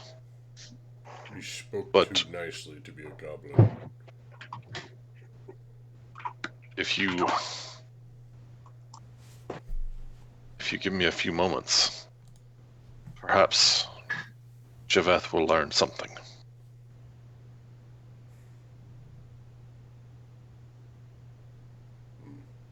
But he's unlikely to learn something while Are Ryan's you gone. sure it's safe for him to be following? Unlikely, yes. But What? I didn't even spend any of Cognar's money. Cognar didn't even spend any of Cognar's money. I was really hoping to get something out of there. Sounds like you need to talk to your GM. That's your own fault. He didn't really think of anything good As a for a female, I barbarian. cannot go and No, look there at was a magical bunch of things that items were and good, not just buy them. nothing that I thought was good. Well, I said for a barbarian. I guess. No, this stone scales augmentation thing could be pretty badass. It should be great for you. I think the best thing that I could have taken was Miyushi's cloak. I mean, that's the only thing that would have given me extra damage on hit, really. True. So But Mushi's greedy and wanted it for herself, so. it's fine. I don't want to be You can buy surrounded it by for fire me for anyway. 600. How am I Mushi. greedy? I bought it for my own stuff. What?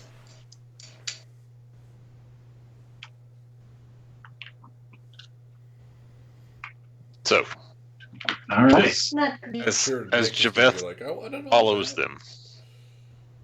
them, is there anything that he figures out, like, does he see the goblin dude release his transmutation magic and turn into something else? Or First question I have for you, Gerbender, is with your, I believe it's Conjure Familiar or something of that sort, you have the ability to take the eyesight.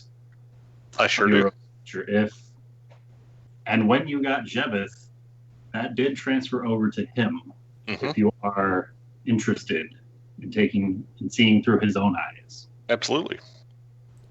But Jebeth's actually smart enough to, like, do it on his own. So I figured if you didn't want to role play it, we could just. Because Jebeth is so awesome. Gerbender, you watch through the eyes of your flying companion. We like him.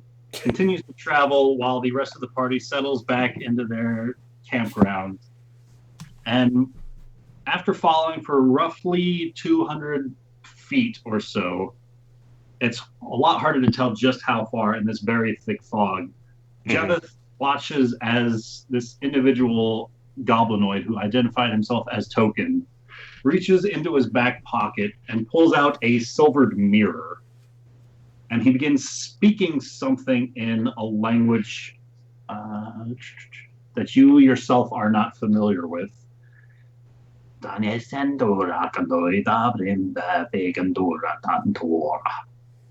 he does this, he holds the mirror out in front of him, and roughly 10 feet in front of him, a portal starts to open up.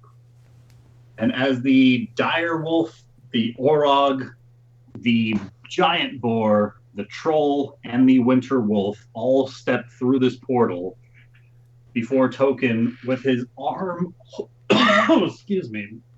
holding the mirror behind him, steps through this portal. As that mirror makes contact with where the portal is, it vanishes from sight. So he never changed. He just opens a portal and steps through. He did not change. Okay. No. Before Gerbender is once again returned to his own eyesight about the campfire. And is there anything else you guys would like to attempt to accomplish tonight? Cognar, upset that he didn't find anything he wanted, goes right to sleep. For to continue my watch. And I'm going to sit and contemplate the stone scales for a little while. Right.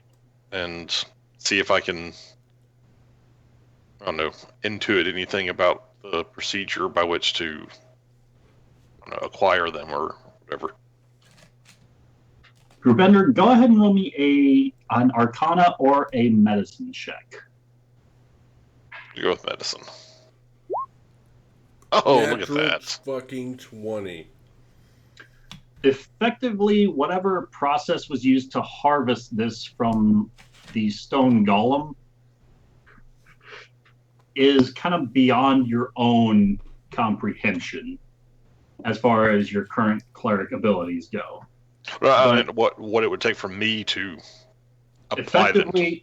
You have to shear off a number of your scales in equal to the area of these stone scales, place that there in the open wound, right. And with a successful medicine check, which is on the higher end, the stone scales will then be fused into your own flesh and will slowly, effectively just take over your own scales as and it's turn you into a stone dragon. Fucking Blue stone dragon, right? Yes, of course. There's one way to find out. If you turn me into something other than blue, I quit. You're a purple dragon with pink scales. Aha! If you turn me into something other than blue, I quit. I have a license plate now that says Blue Dragon. Do you really? I do. Wow, yes. Well, then we have to change. What if it's a shade of blue dragon? And you just said you would Griffin this session. Amanda, I think it is roll 20 for you. Because Excellent. we just got And you said, And he That's said he plus wanted to die off of his griffin this last session Instantly too. better. That's amazing. Yeah, thanks, Roll20. I told you guys, like, when I have Roll20 and Skype up at the same time, it's like it's constant And battle. roll 20 by itself. Well, obviously you don't need roll 20. Not this session. No, we're good. We're good. If you start I'm rolling just your own gonna print dice, out- I'm going to print out a character sheet, and that's just going to be it, guys. yeah, just roll your own You can dice. just turn on your We're camera, really- roll your this dice, is and you really can watch the Going to feed. test Ryan's DMing skills on descriptions. Yeah. This will be good. you're Well, you just can going to watch the theater the Twitch mind stream. everything. It's only 6 seconds behind. I don't know if I can have Twitch up at the same time. You can bring it up on your phone. Can I? I bet I I can. bet you could do Twitch and Skype. I bet that would work. Yeah, I'm sure you can do Twitch. We can find out tonight for Because sure. you can, well, I don't Yeah. have the ability to turn it down, but you can, yeah, you should be able to. Let's see. You'd have to turn the mute Skype or mute Twitch. Yeah, you gotta mute Twitch.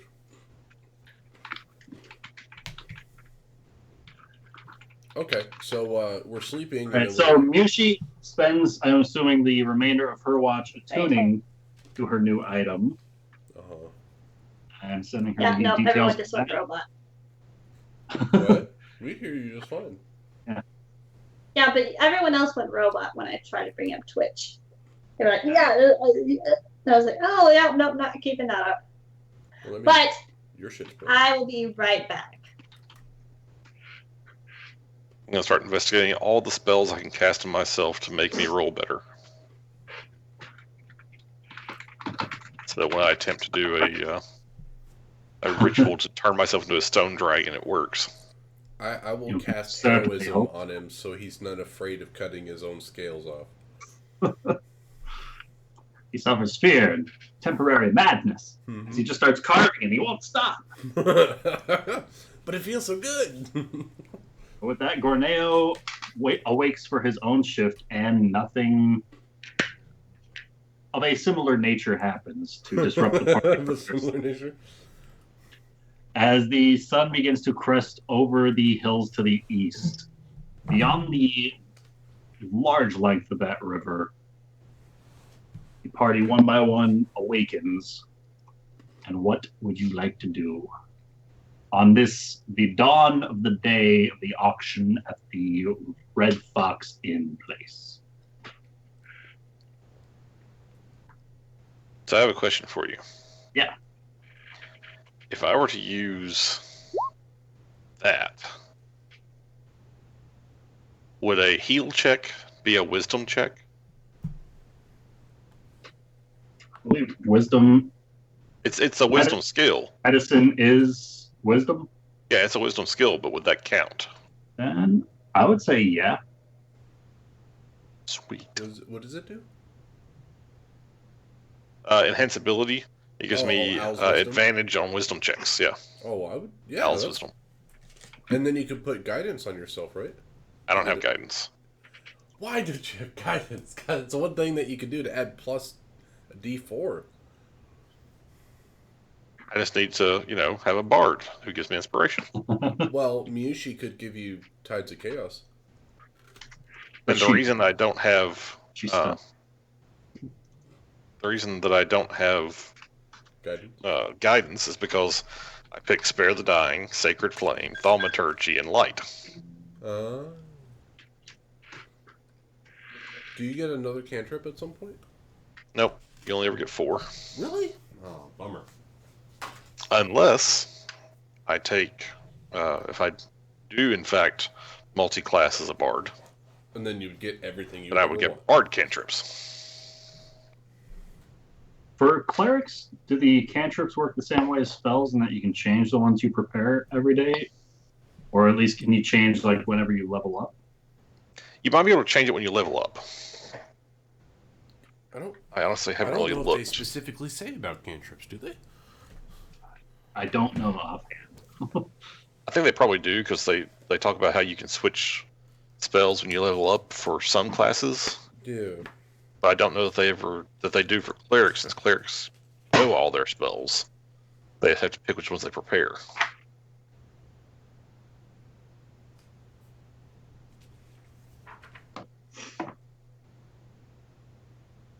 Oh, you get another one at 10th level, Ben. I do. Yep. You get 5 Or total. you get all the 10th level, magic. you get your last cantrip. Oh, okay. Oh, sure enough. And I don't think you can. I think it's a one and done for cantrips. That stings. Where's the variety? Yeah.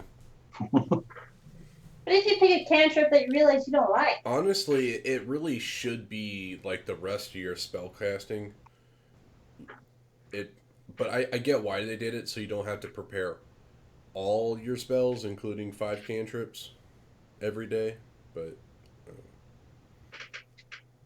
all spells are all spells, as far as I'm concerned. Nevertheless, Well, party. if you were my DM, Yeah, I hear your DM's a jerk. Brings back black spiders into the campaign when you clearly have no point being there. exactly.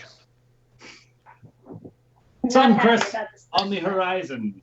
On the day of the auction, what would you guys like to do? I think it's time to move out. But you make sure everything's refilled though, like my spells and everything. Apparently, roll 20 hates me today. Well, it's Someone you can give my thing to Bender. Did you He print out doesn't your mind. character sheet? Not yet. I don't have a printer. Jeez, guys, I have to go to my mom's house. Okay. Alright, so we got our full rest then? All hit points are back Yeah. and abilities restored, as well as half your level's worth of hit dice back. Cognar's ready to start rolling.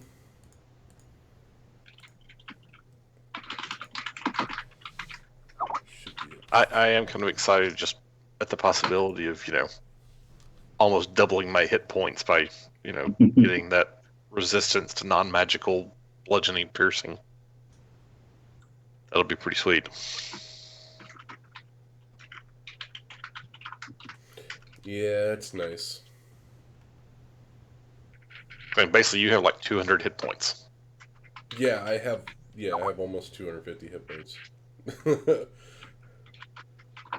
When it's all said and done.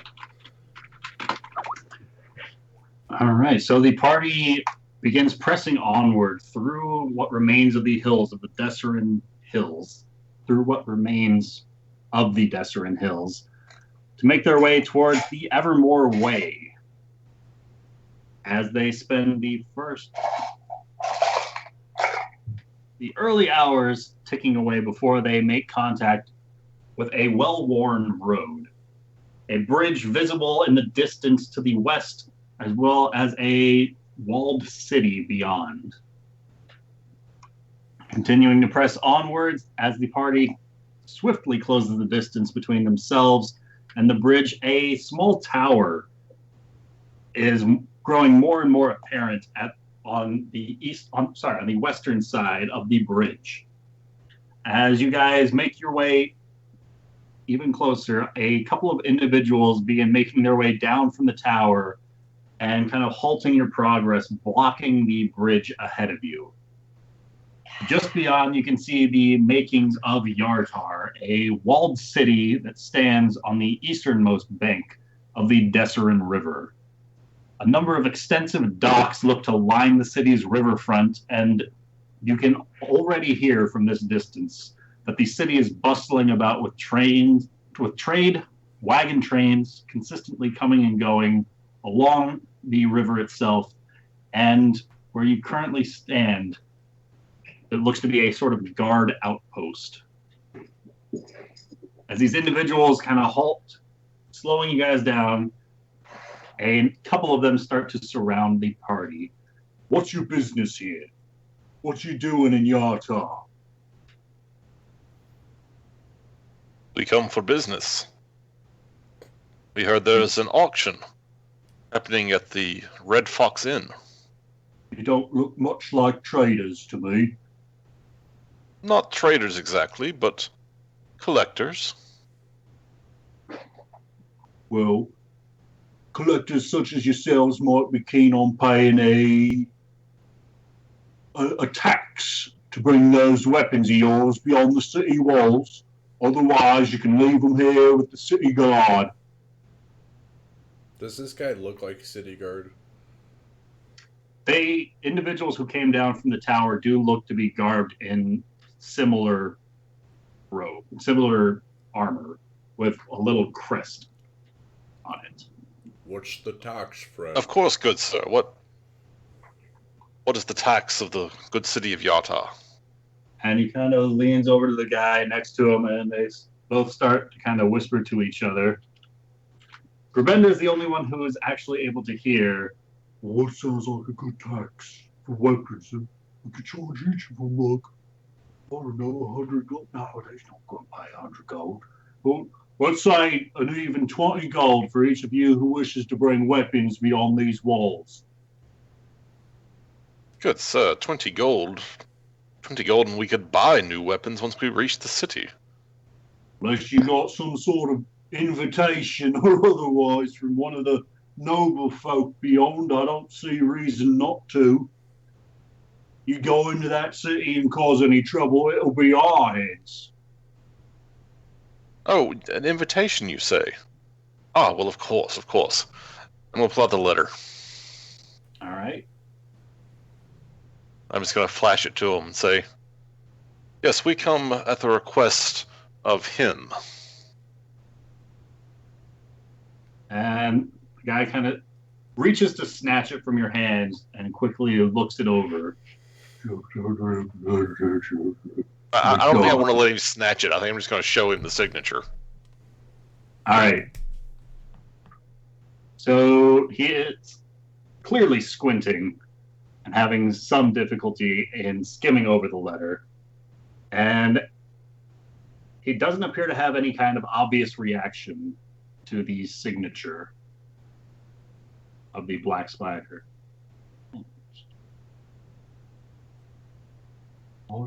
And he leans back over to the guy next to him and says, "Oh, looks like an invitation." All right. No funny business. We'll be seeing you again. Of course, and they of course. begin to kind of part and reveal the path across the bridge. And just to kind of keep them on our good side, I'm going to tip the one who is talking and give him 5 gold. All right. Have a pleasant stay in Yata. Yes, and enjoy a cup of wine on us. Will do. And with that, the entirety of the bridge is open with a portcullis on the other end, and you guys are quick to step from almost nothing in the wilderness to a bustling city within the walls. All sorts of market stalls are readily available, spread out with all sorts of items. You can hear wood choppers doing their thing, the hammer of blacksmiths, a variety of what look to be farmers kind of leading a number of small herds about, either to butcher or for sale or trade. There is a kind of rapid hustle and bustle about the cities. Everybody seems to be moving about with a purpose. And shortly at a few steps within the city walls, people are quick to kind of brush by you guys on their own paths to and from about the place. I'm gonna make sure one of my hands are constantly on my pack. Like, I know that there's little sneaky people here. I'm gonna make sure that I have my goods where I can easily reach them and no one else can swipe them from me. All right. Does it look commonplace for people to actually be carrying weapons? You can see the occasional looking adventurer equipped, as well as a number of these individuals wearing the same kind of garb as the guards outside, and they are equipped with weapons. Otherwise, many of the merchants look to be equipped with small knives or daggers at their side. All right.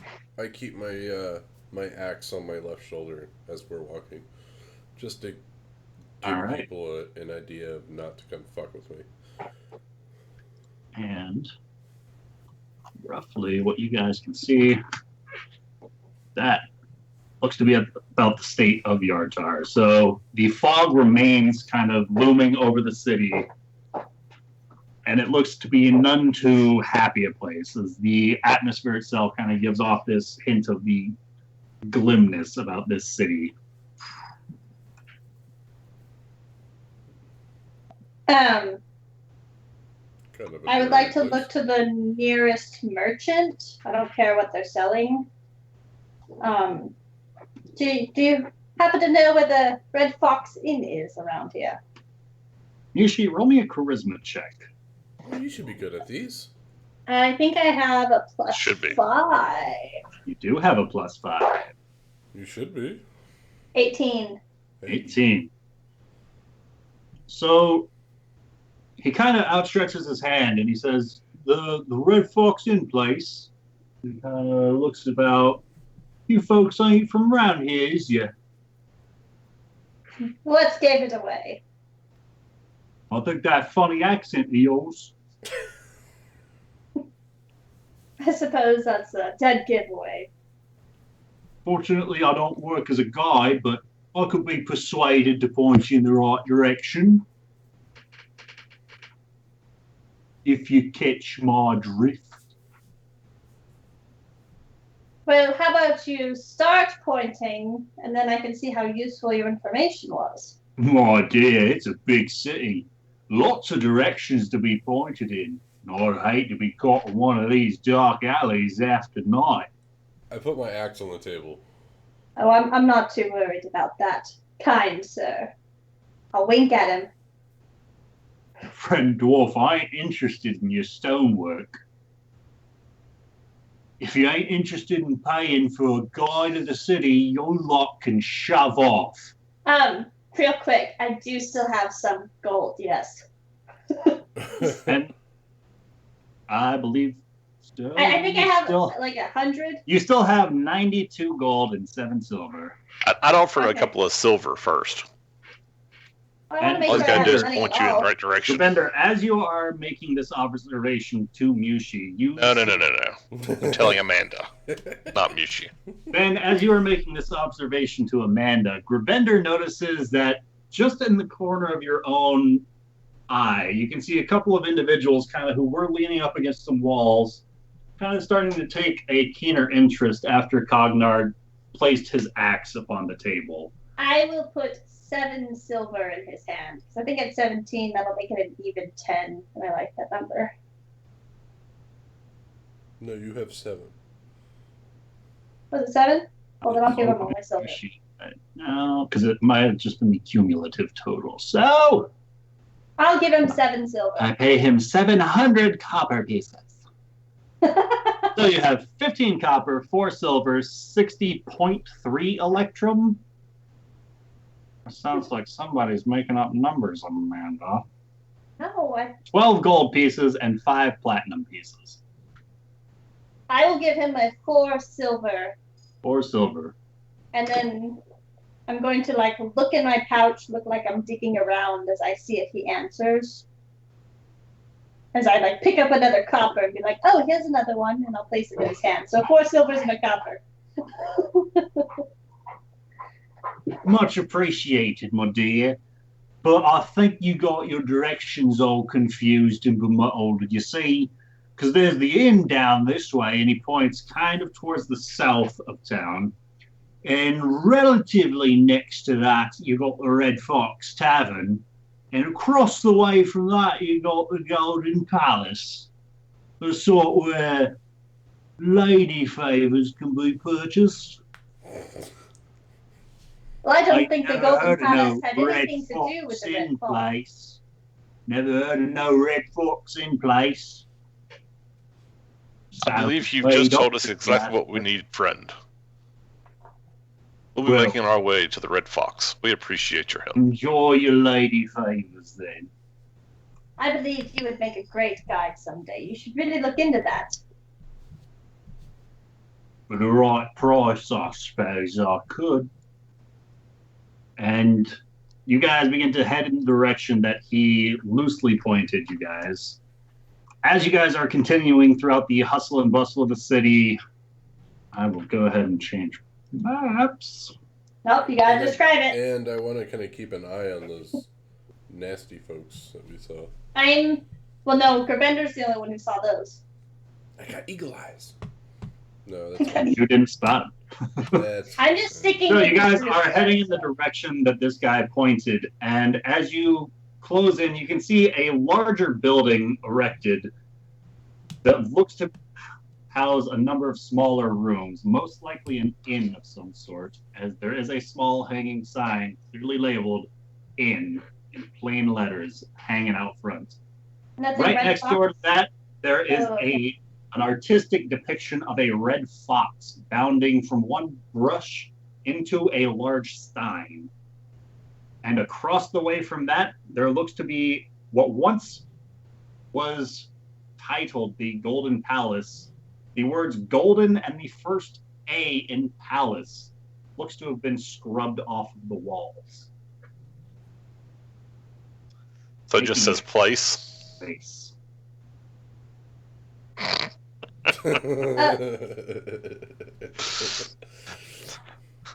Then I appreciate the lengths you've gone to make my random spiel come true. It's a thing now. As you guys make your way closer towards the tavern, I'm gonna get you. Oh my goodness. This is a city. Ooh. Make your way closer to the tavern, you can hear the hustle and bustle about inside. And Amanda, I'm going to assume you stick I'm sticking with them. 5 feet behind Yes. your Ben. Yeah, maybe like 2.5 feet.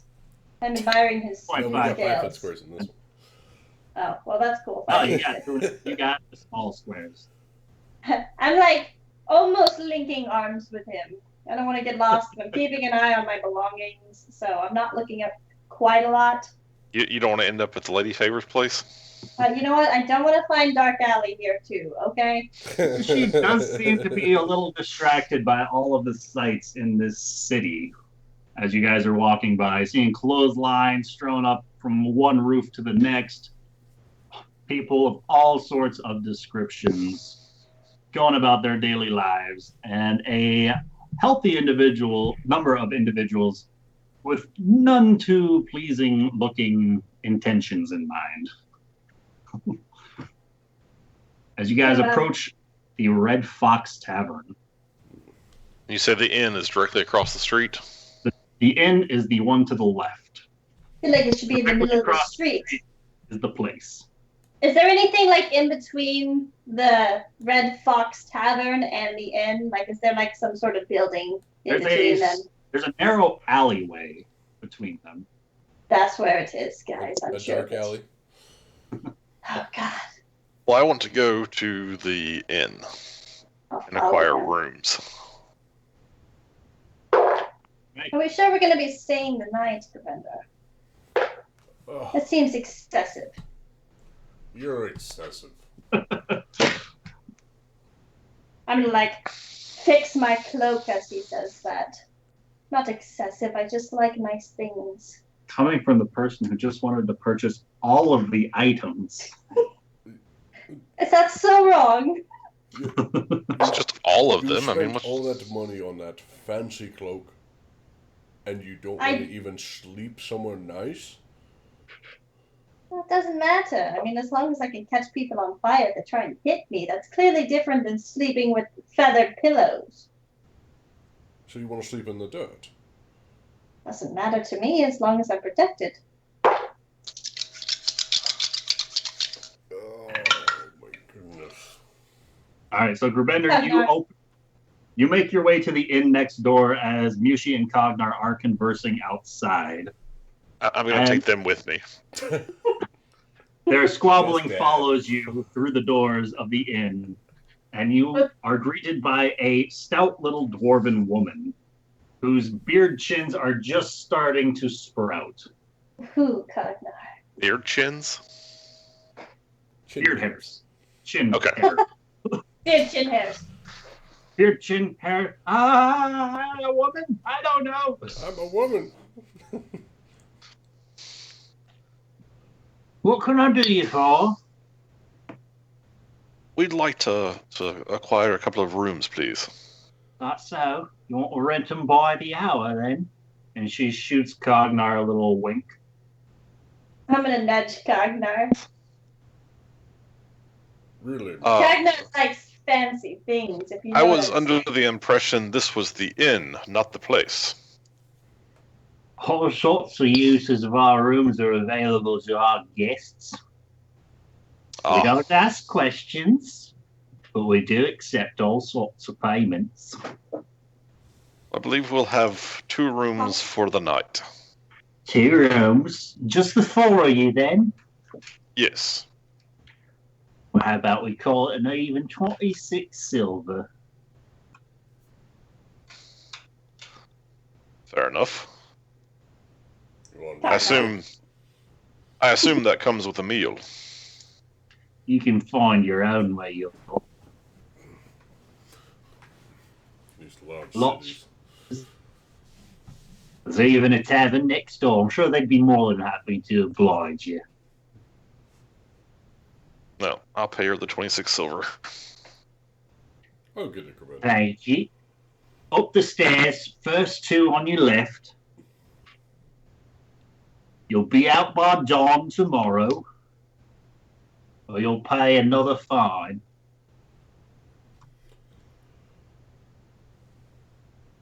I do have a question for you, dear. Aye.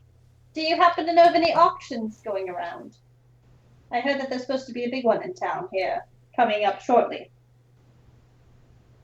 Can't say I know of any auction houses around here. What are you looking to buy? Might know somebody. Oh, well, I was just more curious as to see what they were selling.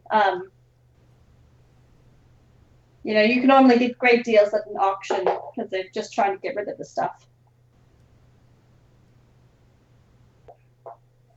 Sure thing, dearie. Whatever you say.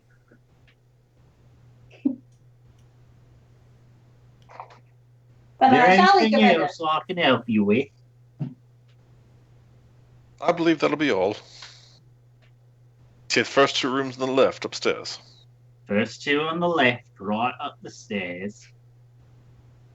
I'm going to start making my way up the stairs. All right. I will follow and drag Cognar and Gorneo with. So Grabender, being the first one to open the door of your room, you can see it is quite a Dump. poor to squalid looking living circumstance with what barely makes for a twin-sized bed shoved into the corner. Almost looks like a bit of a repurposed closet. Well, Figures. aren't you glad that we like fancy things? Well, we don't intend to stay long. I thought it would be good for us to stay out of the way until this evening. But we should probably figure out where this auction is happening before we just stay out of the way. Something tells me we'll know. Spider was not the most quiet of opponents we faced. So we're at the tavern right now, right? You're at the inn. We're at the inn. Well, maybe we should at least go over to the Red Fox Tavern and enjoy a drink and just at least see the area. Maybe there's some flamboyant black spider mark you're speaking of over there. Drink. I could use a drink. It's been far too long. It is approaching on early evening. By the time you guys make it into the city. We don't have much time. I think it would probably be best if we let Gorneo do the looking. Well, His abilities to stay hidden are better than the rest. Cornell looks, I drink. I'm down with that plan. Cognar, well, I guess you're probably all right. The black spider would not know what you look like, so I would not expect him to. I would step on any spider that would interrupt my drinking.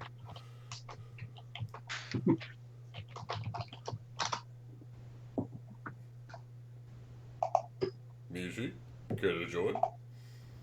I would love to join you. Gavenda, I don't want to see you cooped up in this room all day. You should probably come with us and at least make sure Cognar can handle himself. What, do I need a babysitter now? Well, no, let's go, Cognar. No comment. Shut up, Brian. I'll hold your hands.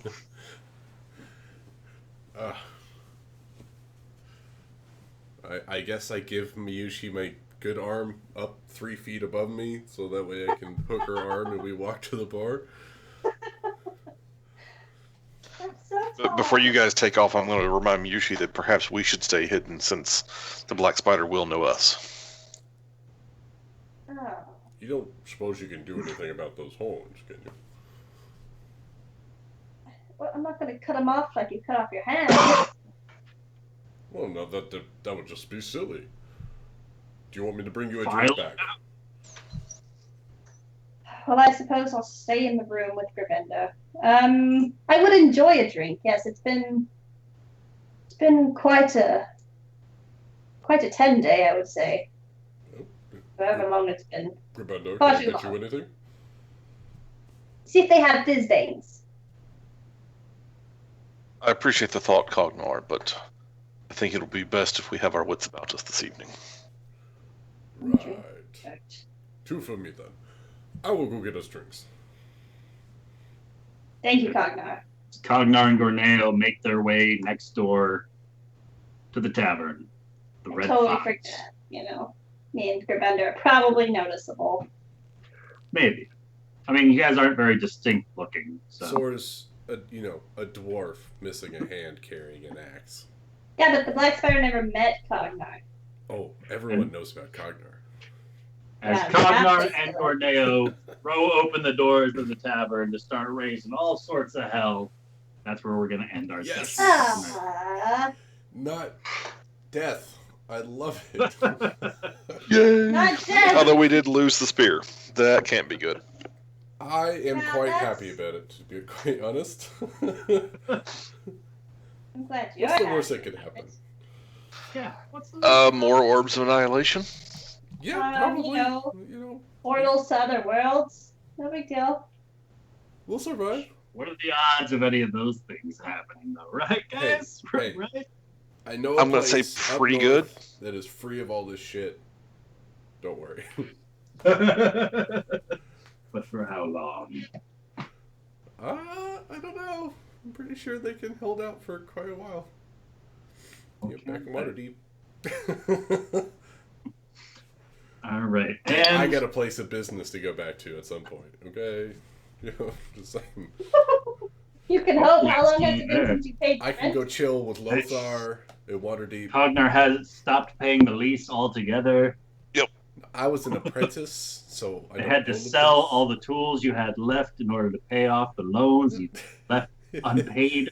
Hey, I got $2,000 right now sitting in my pocket. I'm sure I can buy another smithy. All right. So real quick, can I get everyone's highlights for this session and what they hope to accomplish next time? Starting with Grubender. I think my highlight of the session was banishing the rock just in time to get smacked in the face with a boulder. Because that was like the ultimate, yes! Okay, we've still got a chance to... No, we don't. As soon as you were like, I want to cast, I was like, oh no, he's got that thing that the one thing I didn't account for in all of this.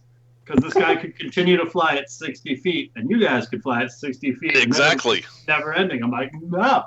This is like the one thing I didn't account for.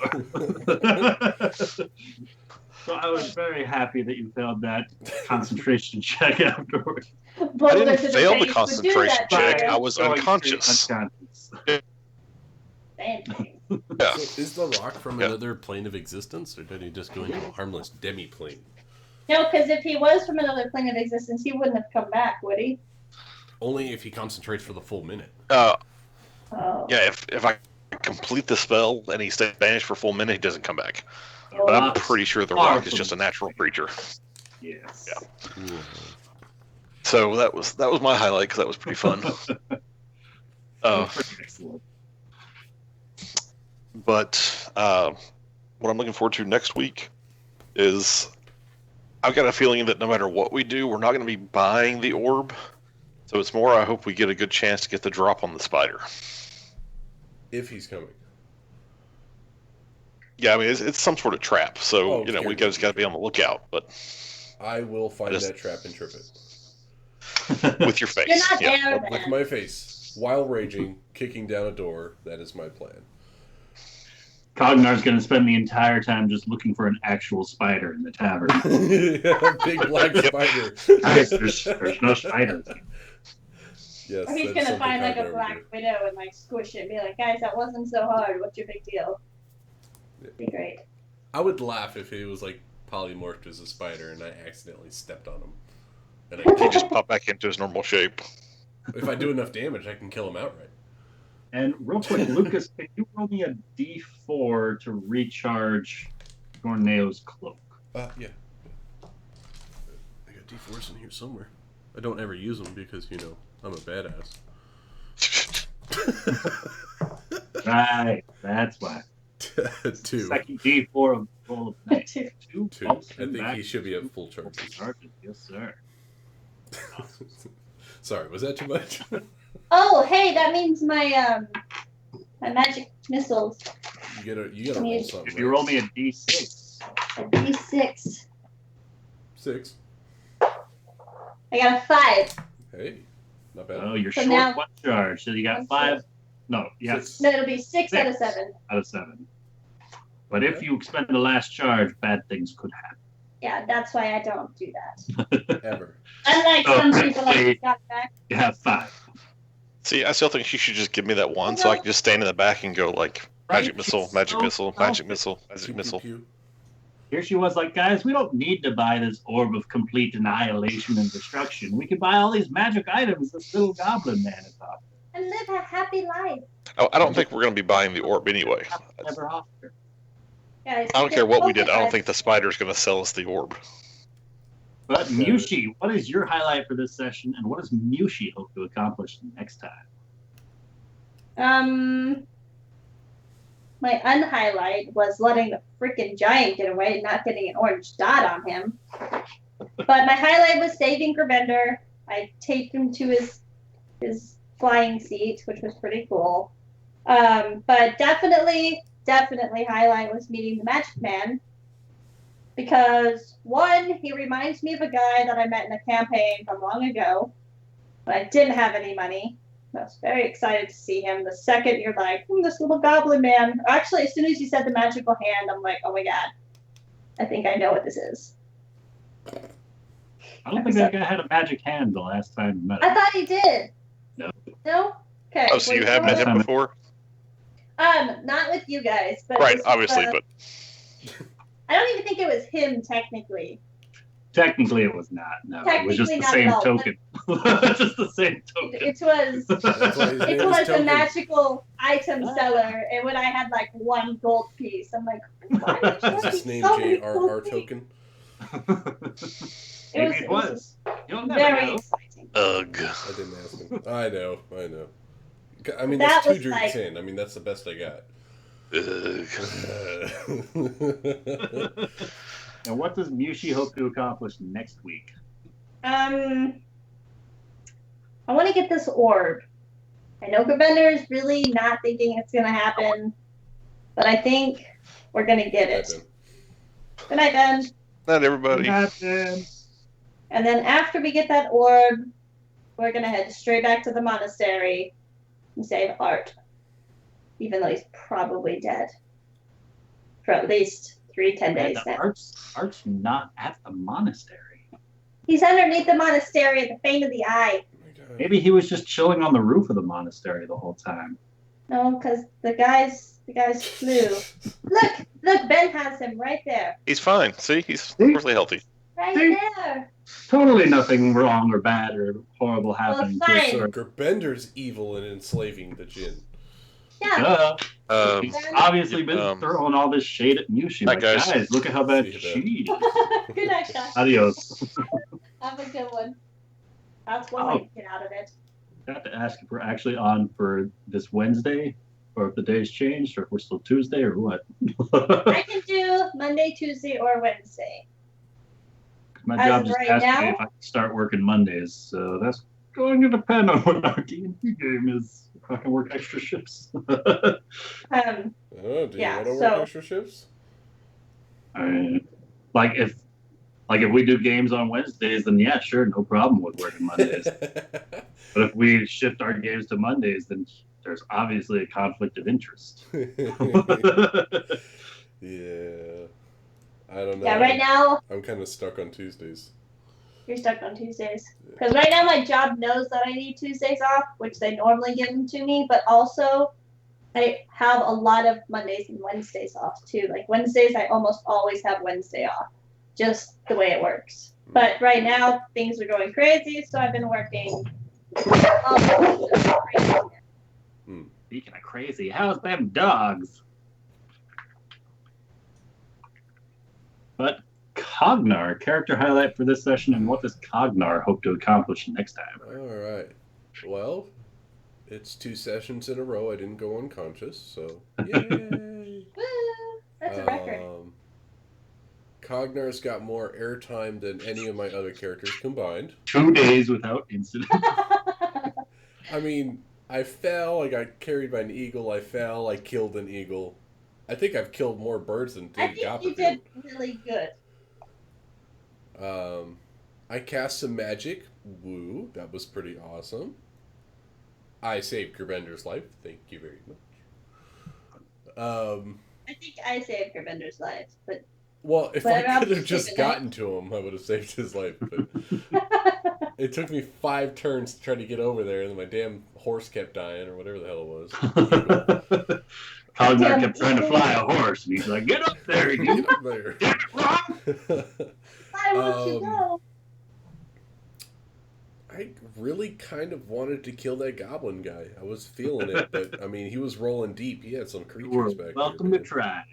And after hearing how many guys met with him, I'm really glad we did it. It took me a little bit of time, but I also managed to work out that encounter to be exactly enough XP that you guys would have leveled.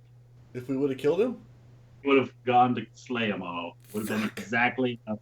Yes. I think like maybe 5 extra XP each. damn it! It would have bumped you guys I knew over it. if you I should have killed him. I had a bad feeling about him. Would have we have been tried. able to loot all of his magic items? If we You would have don't got the chest before he made it disappear. You don't know. Guess you'll have to find out next time. God damn. Ah. All right, that was. I guess that was my highlights. Is those things. Didn't really do anything else. I need to fix air combat because apparently I can't hit shit in the sky very well. So that's a thing. I gotta figure that out. Maybe I need a carpet of flying or zipping. Oh Lord. Oh Lord. Go ask Allura. Yes. Or a giant red dragon.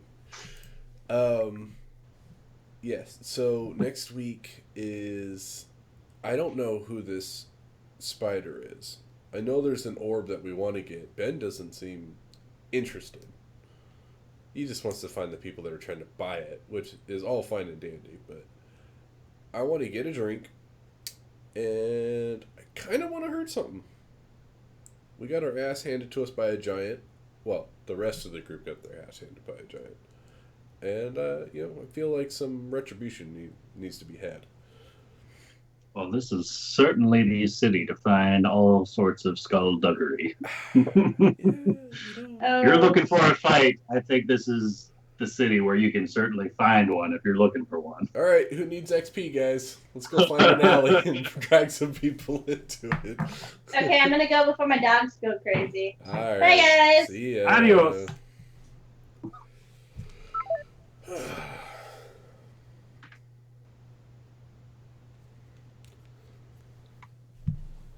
All right, I'm probably gonna head off soon. Yeah. Excellent session tonight.